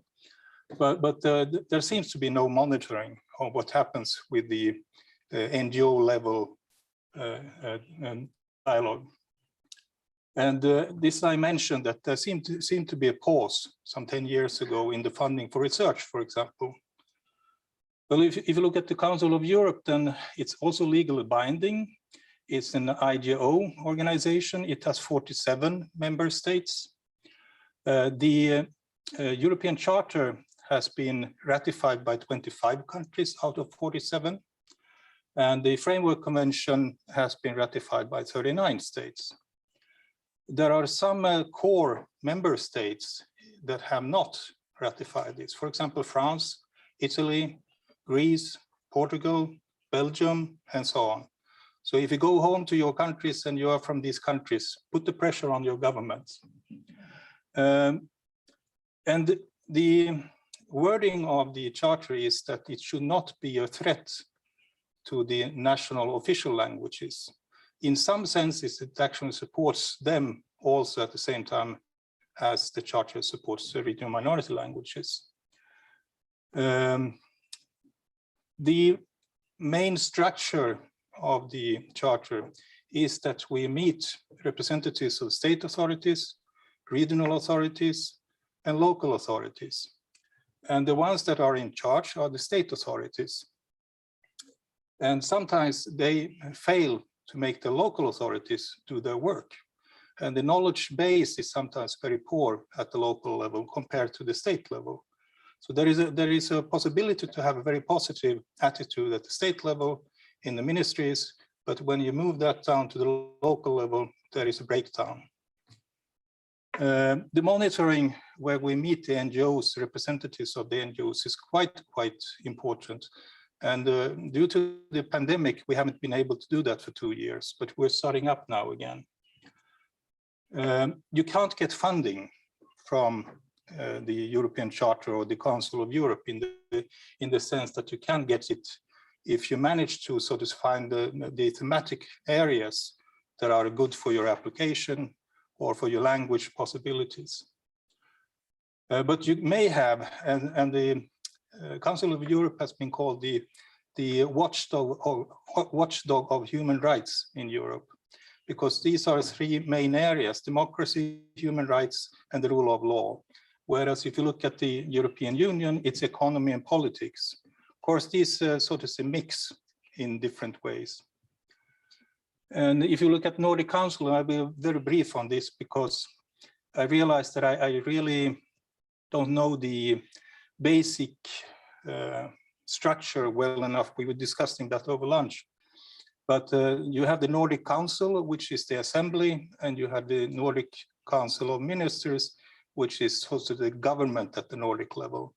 And if you ask for funding, which you can get, you will turn to the Council of Ministers. Regarding the buildup of language support, it very much reminds of the European Union, because the original ideas were to support the main Scandinavian languages, not even Finnish or Icelandic. Only in 2016, the Icelandic and Finnish representatives approached the Council in order to make these 2 big languages also part of the working procedure at the Nordic Council. And in 2020, they were integrated to some extent, but they are still not sort of official at the same level as Swedish, Danish, and Norwegian.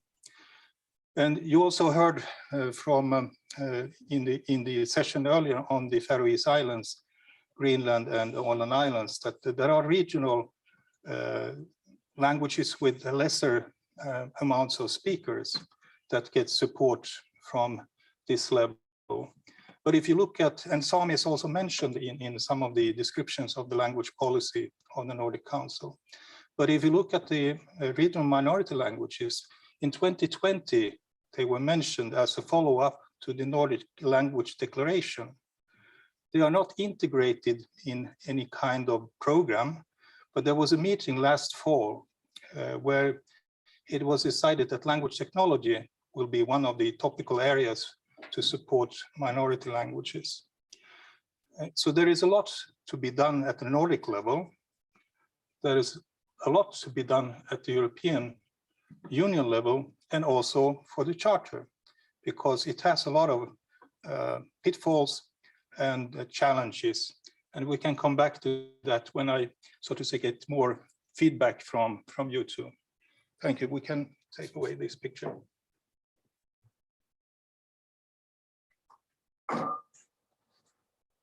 Thank you, Jarmo, for that. I think it was really interesting to see how this structure.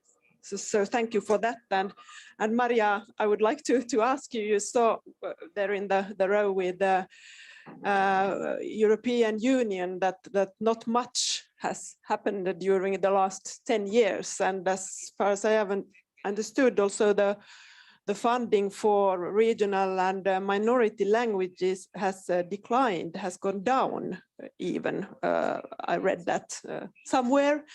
So what can we do about that? This is a problem, isn't it? That's a challenging question, the way you put it. I would maintain that a lot is being done actually to programs as they stand, and to new generation of programs in particular since 2018 when the proposal was made. They are designed in a way that it is easier for small scale organizations and small scale organizations to apply for funding. And you get advice and guidance on how to apply, and perhaps that is the missing link.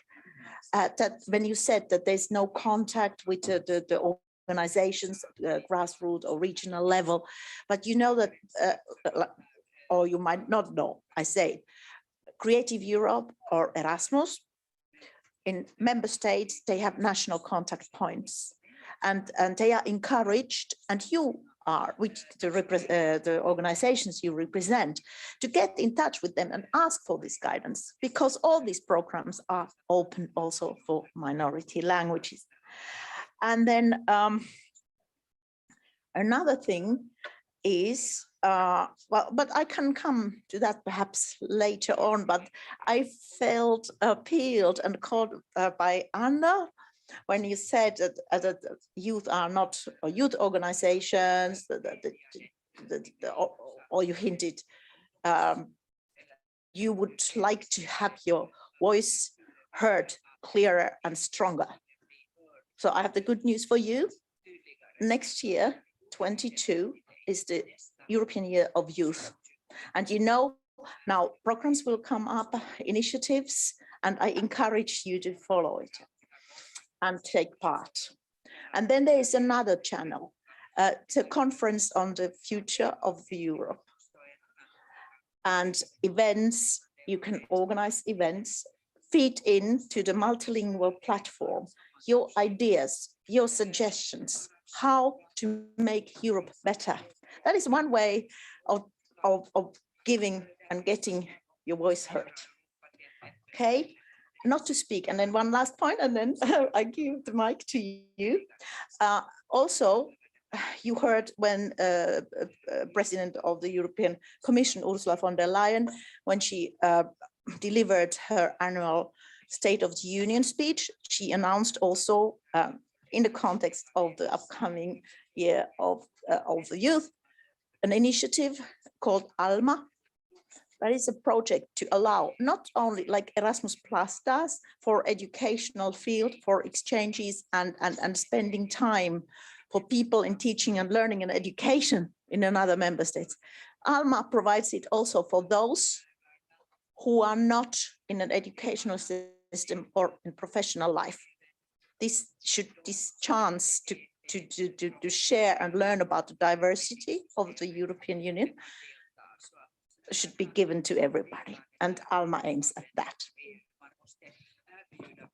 Thank you, and Andrew, please, would you like to comment? Yes, thank you for the suggestions on the conference on the future of Europe. I can assure you that we will definitely use it as an opportunity for us, also minorities, to raise our voices in the European Union. And also on the financial aspects through Erasmus Plus, but also to the Council of Europe. Thank you for explaining a little bit also in detail on the presentation. And yeah, thank you for the suggestions, firstly, to get in contact with and to discuss it. But as far as my experience, since I'm the president of the Youth of European Nationalities, there is this lack of the accessible funding, also through Erasmus Plus, but also through the Council of Europe, through the European Youth Foundation. They are really complex to access them, the application for them, and also the accounting. And you said that there are in motion some initiatives to make them easier, but we still have another problem. For example, the minority communities, they are smaller communities, of course. So administratively, from the administrative point of view, it's really hard for a minority community to compete with other organizations. So this is also an important point. And the funding that we receive through Erasmus Plus or through the European Youth Foundation are not that much. I mean, we cannot pay full salaries to workers in our offices. I mean, at least for us, for the youth organization, paying full-time employees is really hard. And of course, these kind of organizations are based in voluntary work and youth work and do it from your own time. But for this, we also need workers in the offices that support our work, because without them, we cannot do this voluntary work we are doing here. And yeah, I think that's my reply on this regard. Thank you. And this funding question has been very, very topical lately, also because of this Minority Safe Pack initiative. And we discussed that a little bit during lunch. And perhaps, Jarmo, you would like to comment this funding issue and also perhaps something about this Minority Safe Pack initiative and why you thought or think that that was or is a good idea. Yeah, I think that the treatment of the minority safety pack, if we start with that, was a bit tragic in the sense that it was based on very many people's wishes to change things at the European level. It is comforting somehow to hear that the Commission is going in some kind of better direction from the point of view of the minority languages, as is the Nordic Council doing. But it's a late awakening, I think. It should have been much earlier, but it's easy to say that it should have been.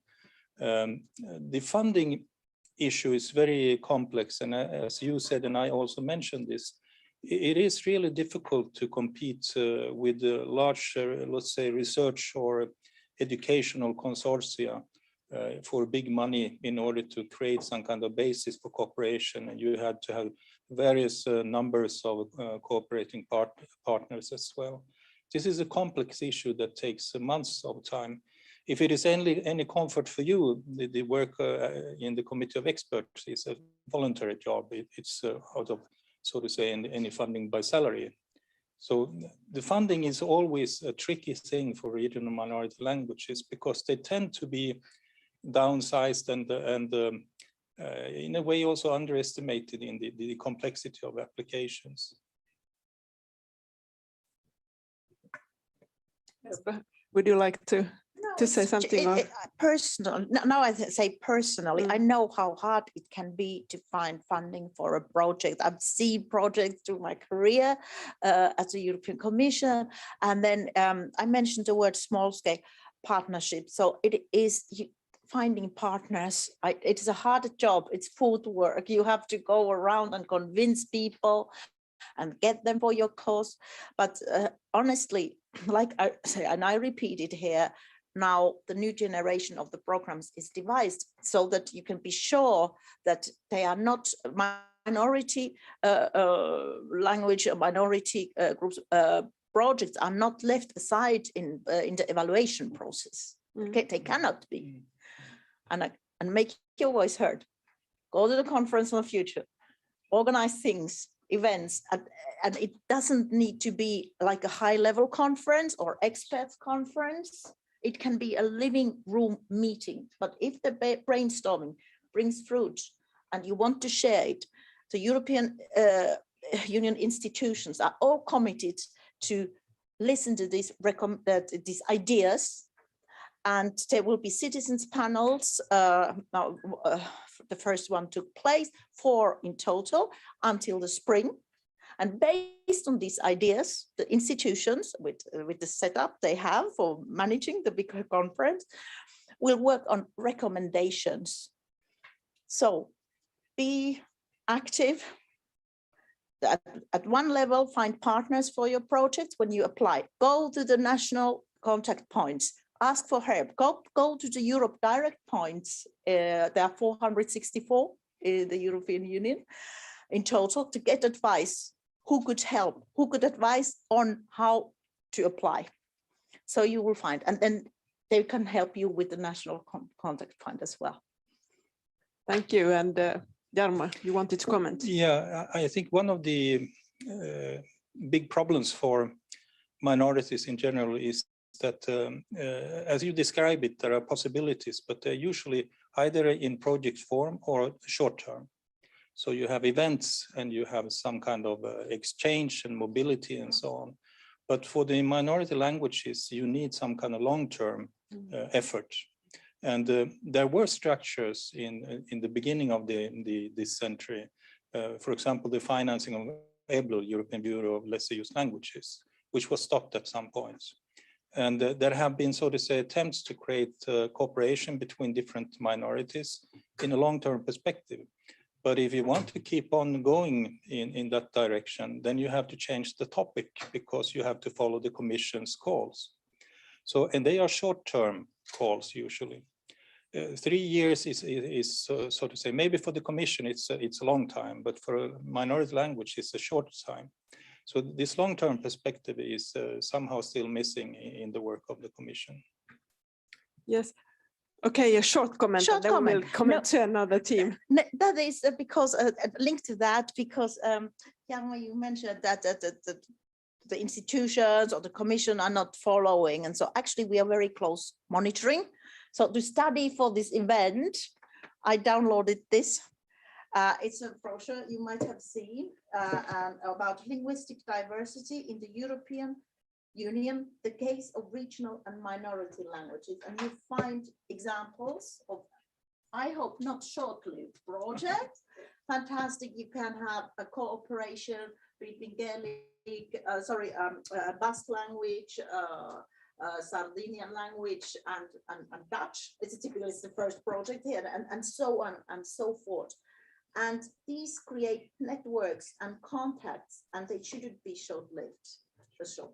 So this is something that will come now. I mean, it's not going on yet, or is it something? These have been funded between 2014 and 2020. Okay. So it's so recent. Okay. Yeah. So the contacts are still there. Yeah. Fine. So let's move on a little bit. I would like to speak a little bit or hear what you think about what we or you, the organizations that you represent, can do to promote and develop the situation when it comes to the local level for the minority language groups. We heard earlier today when Anni Koivisto told us about the situation when the regulations and the laws are in place, that they look really good. This is something that I also that applies very well also to the situation when it comes to Swedish in Finland, but in real life the practice is something else. So what, for example, could the Council of Europe, what is your tools to help or to do something about this issue, this local level issue? In what way can you promote or support the national or the minorities and the smaller linguistic groups? Well, as you know, both the Framework Convention and the Charter, they were actually, so to say, created in the 1980s, which means that the wording of these conventions is a bit outdated. So we try to update that in different ways. As with the Sami localities or the Sami local sort of the challenges, it's usually a question of what the knowledge basis is among the officials of the local authority. And that is the responsibility of the state. So there is a need, I think, in most of our contexts to actually have some kind of training of local administrative staff and politicians. And that is one part that we can sort of say stress. We also have, due to changes in 2019 in the work of the charter especially, we had 5-year reports, 3-year reports earlier, and now we're requested to demand 5-year reports from the states for the charter, which is also the case for the Framework Convention. But in order to, so to say, not let 5 years pass, because then you have lost 5 years of school children who failed to get the education in or of their language. So we managed to put in a, so to say, intermediate step, which we call intermediate action needed by the states. So we can put more pressure on the governments to actually do something that is really urgent. Earlier they could wait for 3 years, and then they were delayed with the report. Finland was, for example, quite late with its last report, or before the last one.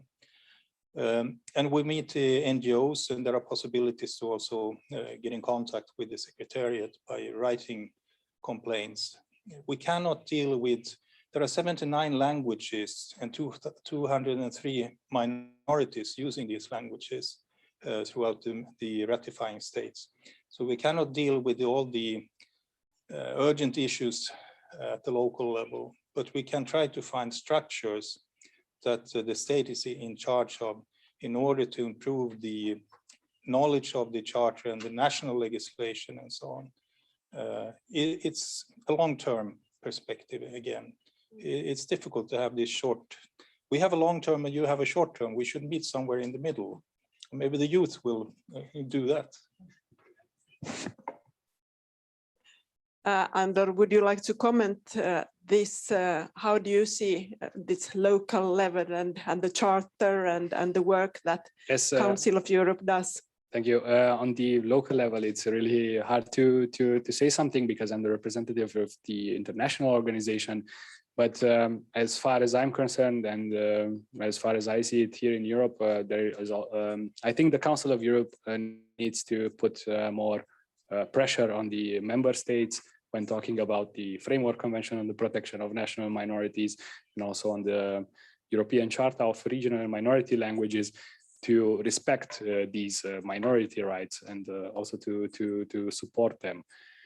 Because we today and also yesterday we heard the constant breaks of these rights, and also a lot of members of minorities don't even know that they have these rights, and this is also a problem.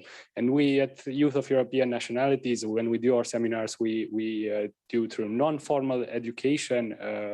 We try to bring to the young people from minorities to show them how to be active, youth participation, identity. These are topics tackled in our seminars. And of course, you mentioned partners. We also use partners, the European Youth Forum, for example, the European Free Alliance Youth. We always do this through partnerships, so we are never alone in this. But if we teach them how to be active citizens in Europe and to contribute to society, we also need the structural needs. We also have structural needs, right? If that minority is not recognized in the specific country and they don't have organizations, or they are not youth councils where minorities can raise their voices, what can we do? I mean, we teach them at our seminars, but they need the structures at home to exercise what we teach them during our seminars. Yeah, thank you. So in what way can EU support the organizations in these situations? There are many ways, and I would repeat myself if I reverted back to what I said earlier, but let's take it to another level. Let's think about now we are recovering from the pandemic, and member states are presenting, just Finland 2 weeks ago or 10 days ago, got approval by the European Commission for its national recovery and resilience plan. And then from there, so member states authorities present these proposals. They are given budgets for member states. And then the calls for proposals, a big project start.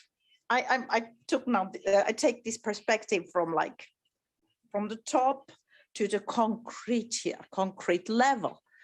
Let's take to the sector of artificial intelligence. Commission is preparing a digital compass, and artificial intelligence is a very important part of it.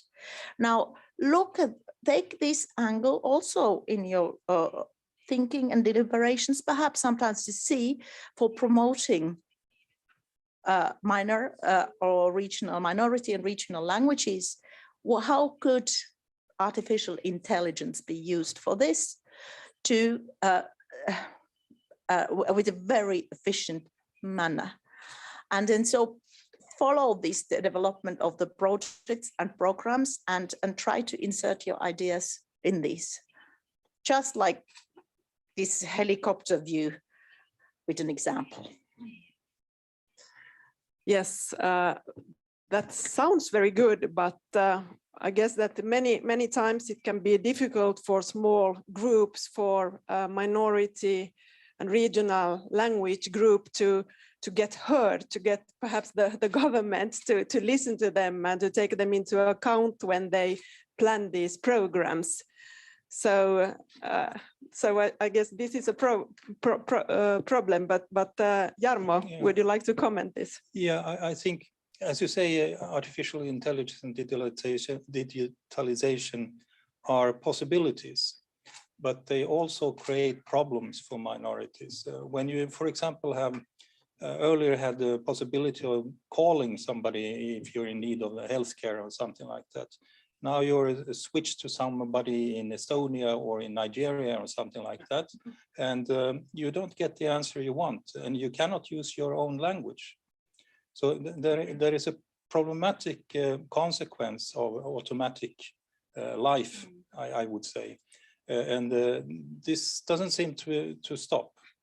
It increases. We have digital education as one possibility to actually lessen the burden of not having enough teachers in different languages. But teaching, for example, for small children cannot take place through Zoom or Teams or whatever you have. You have to have this personal contact. So the personal possibilities of using the language, learning the language, and communicating in that are getting less, so to say, every day when you make everything automatic. I just also wanted to say something that Elin said earlier that connects to, maybe not, well, education it connects to. The Swedish Minister of Education last week said that the recommendations of the international conventions are only recommendations. From a legal point of view, that is like Tom said earlier, blah, blah, or whatever you said, that's lie. No, because it's an international law. And as Elin said, it's a soft law, but you need to have legal expertise in order to understand which conventions are actually, so to say, in force in which countries, which protocol didn't Sweden, for example, ratify in order to get some kind of human rights conventions in place for language. The Discrimination Act in Sweden will not be changed because they find it in the constitution that you cannot be discriminated against on the basis of ethnicity, but language is not mentioned. And regarding education, the Swedish government is not willing to change anything. This connects very much to what Petra said yesterday in her presentation. But I think it's quite important that the members here or the colleagues here representing different kinds of minority languages also get some kind of picture of the legal aspects, because you need that in order to put pressure on the states. And one of the effects that we have seen of the Charter and the Convention work is that all of you here are experts on these issues, but you wouldn't have been without these conventions, maybe, because you have magnified your expertise and knowledge during the last decades. And that is partly because of the dialogue with the state authorities and other authorities has increased the need for knowledge on these matters. So in this sense, I think the European Commission cannot compete with this type of development in the long term. Well, that was more of a speech for another audience, but anyway. Would you like to comment on this? Well, the respect of minorities and through that minority languages is also enshrined in the European law, Article 2 of Treaties of European Union, and prohibits states that the European Union is based on values, and then it lists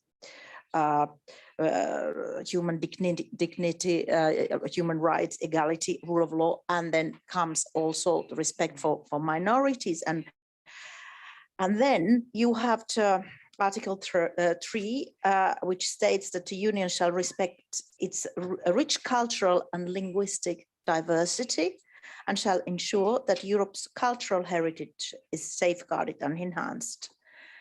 And then we have the Charter of Fundamental Rights, Article 21, that prohibits discrimination based on race, ethnic origin, or languages. Well, so there are, and then there is the article, and then I stop there, Article 22 of the Charter of Fundamental Rights that provides for respect by the Union for cultural, religious, and linguistical diversity.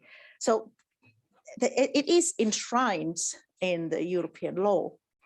And you have a legal base there. Exactly, we have it in the law, but even if we have it in the law, we know that there are problems in different parts of Europe. Ander, would you like to say something from a youth perspective? I think we are running out of yes, time. Maybe just shortly. Yes, well, we have all these laws. That's also true. And you said the values of the European Union, and everybody lives up to the values of the European Union, being from the European Union, and also the objective to promote the languages and the language diversity in Europe. But when we see cases like it happens in a member state of the European Union in Greece, where children of the Turkish minority cannot learn their own language, and it is part of the European Union, what do we do in this regard? Yeah, I give to Jarmo first, and then you can answer. Yeah, I think what you said is much of what I wanted to say, but the Article 21 and 22 are examples of, so to say, legal text that needs to be interpreted. And if you try to implement them, then you have problems. If you try to apply them or you complain about them, why is this not fulfilled, like in the case of Greece? Then you're, so to say, by yourself. You need to have some kind of legal clarification on what grounds can you actually use this. And this is not taking place. And this is, for example, referring to the monitoring aspect. This would be a good thing for the Commission to actually follow up. How is this possible to use? Because these are exactly the problems of the international conventions. There are soft laws, but in order to use them, the Committee of Experts may, so to say, require the states to do some things, but they can just don't care about that because there are no sanction possibilities. I think the Commission might have this type of sanction possibilities. Okay, now I see that there are questions in the audience. So we take, I think, 3 questions and then you can answer. So please, now you have to write down perhaps. So you are the first one there. And then you and... Thank you very much. I just would like to complete what Anders said, in fact, and to say that in many questions, European Union sets the tone for, like green issues, digital issues, a lot of values it considers important. Talking about resilience program, talking about Erasmus Plus and other types of programs dedicated to organizations, community, local communities, national communities. The problem I see from the point of view of fundings why this issue of language diversity doesn't appear anywhere, but anywhere as a specific value we are looking on as a value, or we are taking as a value. National minorities, communities, language diversity. Yes, you are right, we can be smart and we can insert, as you formulated, our goals, our programs in a little bit mobility program, in a little cooperation program between organizations, but it will never have the same meaning for national states, which have also fine texts like these articles in the Constitution, in the educational laws, in a lot of laws.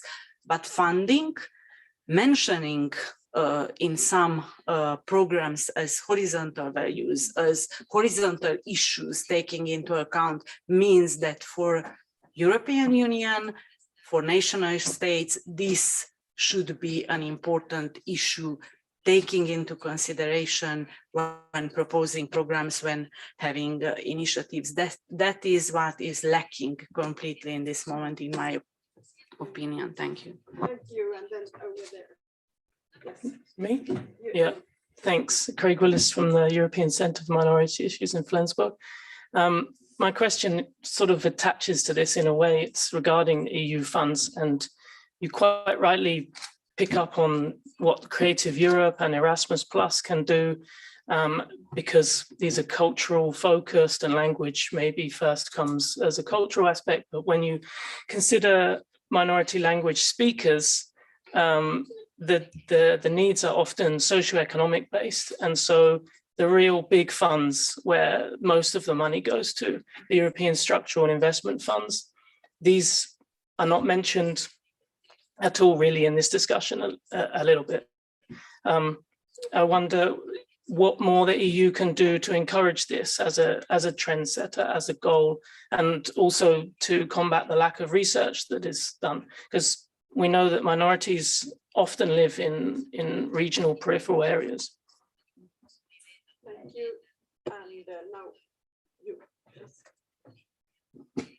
Thank you. My name is Jesper Toft. I'm one of the FUN vice presidents. You pointed out, Maria, that the regional and minority languages are not left aside, but that's exactly what we feel. So when I read the answer of the Commission in relation to the Minority Safe Pack initiative, there were mentioned a lot of actions the EU had made, but always including regional and minority languages. And you yourself, you also used this word. We have the official languages and including the regional and minority language, and that's the whole problem. That there are no action which are exactly for this group of languages, and they are present in Europe, in the world.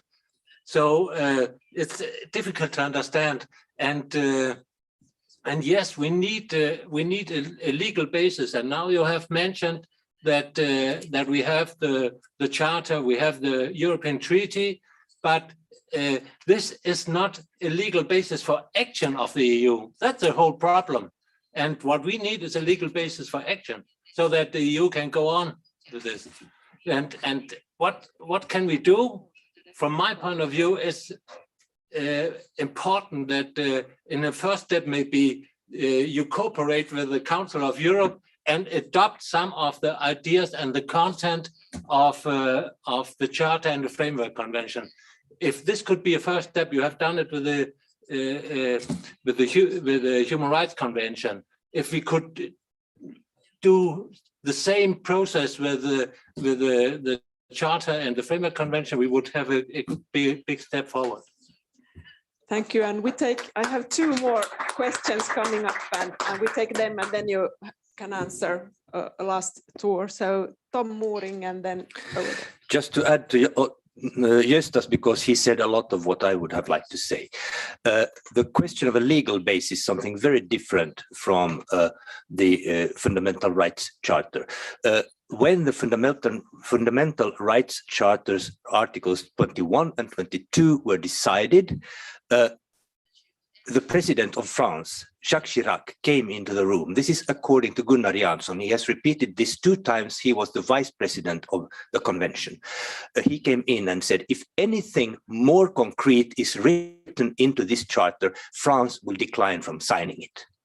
So he definitely blocked any possibility to use this as a legal base. And Gösta is perfectly correct. A legal base would seek for a restitutionary approach to minorities, because the minorities are the underdogs. And that is understood by Council of Europe. That is not understood by EU, who mainstreams the minorities with the nations. And that is not fair. Thank you. Thank you. And then the last question goes to you. Okay. Crochor O'Gilligan, the University of the Highlands and Islands. Can I ask a 2-part question? One in relation to the Charter and another in relation to systems in the European Union. You heard me earlier talking about the critique of language promotion without language protection. And I'm wondering how the Charter fares in relation to that critique, that the Charter might give a false sense of security, that minority cultures or their institutions can tick a lot of the boxes involved in the monitoring processes and still be in awful societal difficulties. To make it concrete, for example, the monitoring of the progress of the Charter in Scotland, the main point they made was the lack of provision to support teacher training. No reference at all to the actual vulnerability of the speaker group in society. So is the emphasis there too much on institutions rather than on social reality? The other point about the European Union and its approach to minorities, and maybe a suggestion that other commentators have made this point, that there is no systematic program to deal with this issue of minority endangerment within Europe. Of course, they can apply for programs like everybody else, but some of you might be familiar with the American political sociologist Emanuel Wallerstein, and he talks about the issue of anti-systemic measures. So in the absence of a systematic approach to these issues, that is all that is left to minorities at the minute, to come up with projects or short-term initiatives, which has been mentioned. I think there is, sorry, this question is a bit long. There is a formula within the European Union that has been used before that could be applicable to these issues. It's the LEADER program. And if you're familiar with that, the LEADER program tried to get in underneath the level of regional planning to give communities that felt they were being set aside by their own states, to give them some access to capital and resource. That is basically the issue. The minorities do not have independent access to capital and resource to develop their own agenda. So I would suggest a LEADER program, rather than dealing with regional and agricultural issues, that it would deal with issues of the vulnerability of the minority groups. Thank you. And now we get the last answers, and we start here with Jarmo, please. Well, I had prepared 41 slides for this presentation, so I will so to say deliver it later on, because some of the things that I have said are there. But in order to answer your question regarding the Charter, the answer to your question is yes, if you remember what you asked. And that is that the social aspects are not taken into account. And we are prisoners of the wording of the convention. And we precisely try to check out what the different countries have done in their ratifications. So you have the part 2, you know this, but I will tell the other ones also. You have the part 2, which is more general and for non-territorial languages. And you have part 3 with 7 articles that are quite precise. And depending on what undertakings under each article on the part 3 the states ratify for, you can follow that up. But if they don't, we cannot do very much. We cannot complain about things they haven't accepted to deal with. So that is one part. And I'll give you one example when ratification shows that everything can go wrong. Poland ratified for 14 languages at level 3, part 3, with the 7-8 articles. And Karaim, for example, and Tatar have no speakers. And they have, so to say, adopted, ratified for providing an educational system from preschool to higher education for these languages, which means that the ratification process is extremely important. And very many countries do not accept what they call the interference of international organizations into the ratification process. So it's a complex convention, a complex answer, but the social aspects cannot in many cases be taken into account. And of course, we understand that when we deal with the monitoring and the different state reports and evaluate them, but then we have to agree upon that we cannot say this because it's not in our mandate. So this is one of the problems of the both conventions, because they were actually created in the 1980s, where many things were different, for example, within media. Thank you. And Andor. Yes, thank you. I didn't receive any specific question, but yeah, I would like to highlight also on the Council of Europe has done a really good job in pioneering youth rights and also minority rights. So I think this is an aspect from where the European Union can learn from, and then also, as Gusta said, maybe at one day to adopt the Framework Convention for the Protection of National Minorities, or at least to cooperate stronger with the Council of Europe on this regard. Because in the end effect, the European Convention on Human Rights, the European Court of Human Rights, the European Union takes the judgments, the rules from them. So why not also in the minority aspect? And yes, I think that's what I wanted to say. But also for the young people, yeah, I think for every minority, it's important to see that young people are the future of their minorities, and for here everybody to understand that it's important to let young people to create their minorities and their future with their own accents and impulses. Thank you. That's true. And Maria, do you want to answer all the multitude of comments and questions? 5, we won't have the time. No. And also now I revert back to what I said in the beginning. Unfortunately, you have to do with the generalists here, with the generalist. I'm to know exactly to educational and teaching and learning programs funded specifically targeted at minority languages. I don't have the knowledge.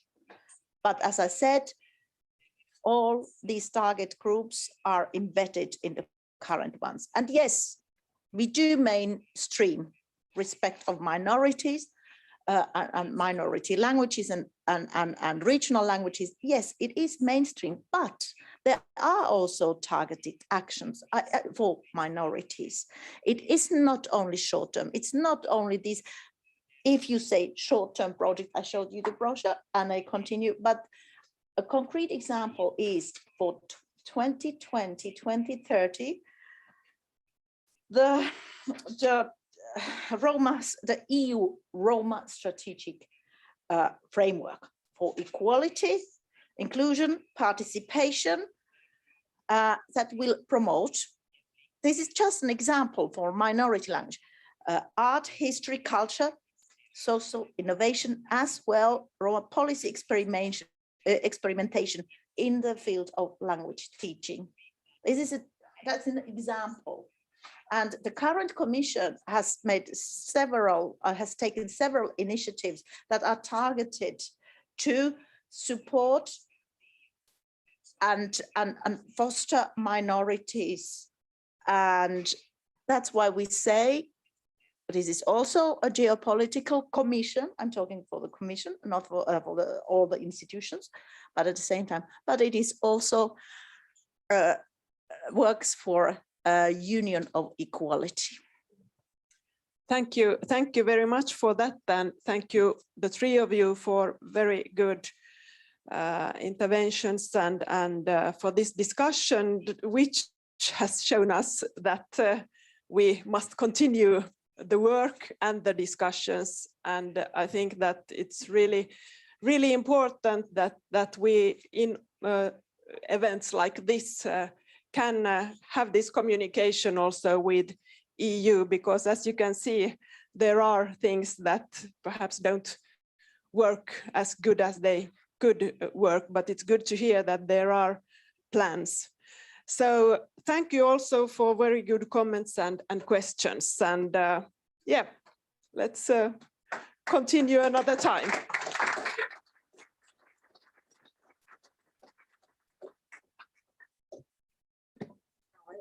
Feel that I missed a lot yesterday and this morning, but I couldn't participate. So I'm sure that you have been having a really good discussion. Thank you, Stina, and thank you all in the panels.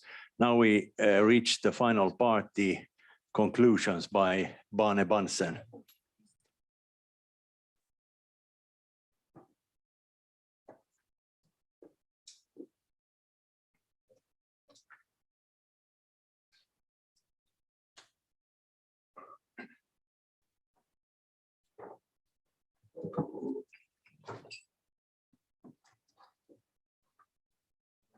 Ja, tak for slutordet. Vielen Dank. Thank you very much. Thank you so much. So I want to thank you. Und Autonomie. Endogene Kulturintegrität. And as for indigenous people and integration and linguistic minorities, they all form a very important role in the European scale. And it's even much more. So there are so many perspectives. And this is something that throughout these 2 days we have been working on. And now as I have a look at the program, I would say that we actually had 1.5 days, not 2 days, but we are still achieving things a lot. And unfortunately now this is the 5th one forum, and we're going to conclude the 5th forum. And unfortunately it's already now that we have the conclusions that we need to end. But with this Congress, the idea was to get better networking, and we have done this in the Nordic countries. And we have also been talking about autonomous status, language politics, the position of minority languages in the Nordic countries. And I'm sure that we fulfilled that objective well. And the idea of the whole forum was to reinforce identity of different regions, and also to make a contribution to the development taking place, and of course exchanging information between certain regions that all form Europe. And this is what we have done.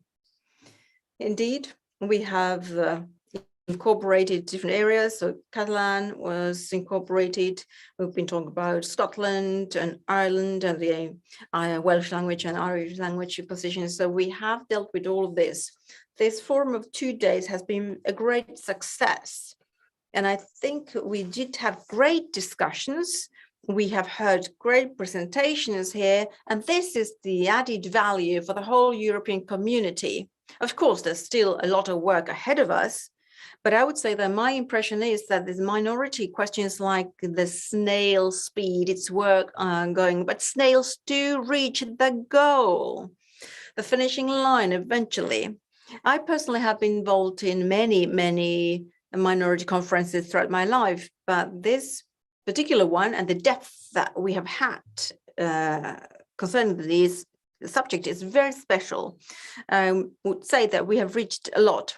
The organization was excellent. It has been very informative at high levels. So I want to warmly thank you all, those who have organized this, and also each and every participant, because you were all part of this. The Scandinavian area and the whole Nordic area is certainly a region that we should all rely on. Scandinavia and Nordic countries set an example for the world. Really a great model. And I personally, in particular, wish that the Nordic countries who have this strength because they have a clear-cut approach. They have an integrated approach. The Nordic countries could take things forward and promote things also towards the European Commission and in the Eastern or Central European countries, because they can promote the values. We have learned that in the Nordic countries, they have the best integrated areas of the world. So therefore, it is excellent that we're able to meet now here in Helsinki to see how things will be taken forward. We also heard greetings from Faroe Islands and Greenland and the Åland Islands. They shared their experiences. And as I was following all this, I would say this is excellent and valuable information for all of us and for Europe as well. It is very important to note that and to see how the Nordic countries support minorities and languages and minority nations or populations. They see and they already have the sense of community here. And it is good to see all this taking place in these welfare states. It is good to note that we obtained a lot of information on how you can set objectives, and we had these great examples of the autonomous regions like Faroe Islands and Greenland, and also Åland Islands set us examples of autonomous approach. And we heard during those speeches that autonomy is a topic where we can really exchange information and knowledge. We heard experience from these islands concerning the autonomy, and they have objectives, and we can all learn from each other. The goals set for autonomy are such that they have been or result of long-term development work. And in Greenland, in 1792, there was a colonization that took place of Greenland, but now we have learned and heard that they have their own parliament today, own administration, own university, and thus the language of Greenland is their main language. So therefore, I want to warmly congratulate our friends in Greenland. And the important point also during this was the part when we talk about indigenous people. We heard of the Sami people. They also have their own parliament, and they're fighting for their conventions to reinforce their self-determination right and their identity. This was a very important part of the conference that some people were able to address us. And I think we should document all this and of course take forward this work. The Sami people demand that they're respected and their rights are respected as indigenous people, and the government should respect that. And of course, they can use some language in all public services, and that there is a position for their language. And I would say that in Europe, we should take into account the Council of Europe and its work, because Council of Europe is a very important body in Europe. And sometimes I would say it is seen as secondary, no, but it is an important organ in our collaboration. So cooperation with minorities and also with Council of Europe is essential for our existing minorities. And the SPI, the initiative that has been now promoted. So this initiative was not being implemented by the Commission. We heard about that. But I would say that from cultural perspective and linguistic perspective, Europe is a diverse place. This is really unique in the world. And at FUEN, all of us, we should continuously demand that the European Union and SPI will give us support. And of course, we need to continue our work. But to conclude with, I would like to say that throughout these 2 days, we managed to cover a very wide perspective of different topics related to the Nordic countries. And we have learned about the minorities here, and we want to continue this work. We want to develop together the will we have to take into account these points, and that together we can do this. As set out by the panelists, we can't actually promote things together without empowerment. So we need empowerment and active members. We need to continue our everyday efforts, but where we can be even more active, it's important to take that step forward. If we now think of the future of FREN, we have to continue on this path. We, of course, need to get to know other regions as well. We need to collaborate, and it is together that we can defend our rights. On behalf of FREN, I want to thank you all for your active participation and also for your commitment and for the great atmosphere we have had throughout these 2 days, because I got this feeling that this has been a very successful meeting. And I wish you all very safe, happy return to your countries. And please take with you all the information, the lessons you have learned, take that with you to your own regions. And when you are in your own village where you live, quite often you can, well, be talking to walls, but as you come back home from further away, you perhaps have a more clear picture of your home region when you go back there. And also, I want to thank you for all the arrangements, I mean, practical arrangements here. And indeed, Johan Hegman, thank you very much for your work, and also Nordheim and others. So you indeed have been the persons who have been doing this huge effort now for like 18 months. You've been navigating and organizing practical things, and we all have been just in the background following what you have done. But the both of you have taken the responsibility of the practical arrangements. I want to thank you, and this is a token of our appreciation to you. Furthermore, I want to also thank you all. Thank you, because we could not have done this without all the contacts, without these great contacts we have had with all of you. So I want to thank you very much. Thank you for the interaction we have had. And of course, we were managing to work with Scandinavian languages. That has been a great value added to us. So on my behalf, once again, thank you very much for this.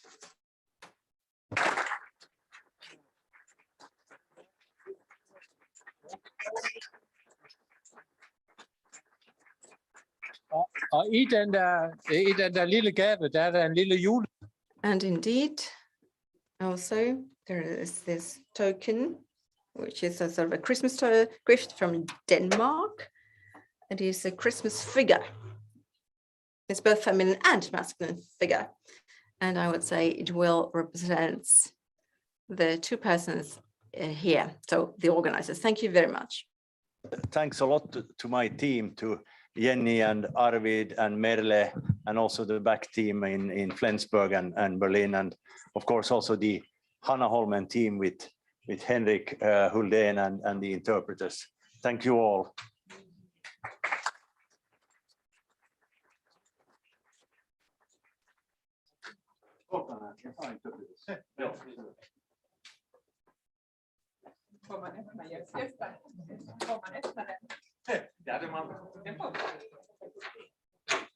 Tusen tack Gösta, det här var otroligt. Tack, ja, det var jättesnällt.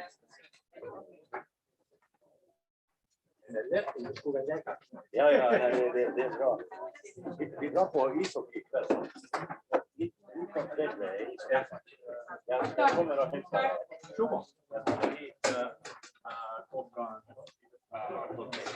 Ja, eller kanske jag kommer redan.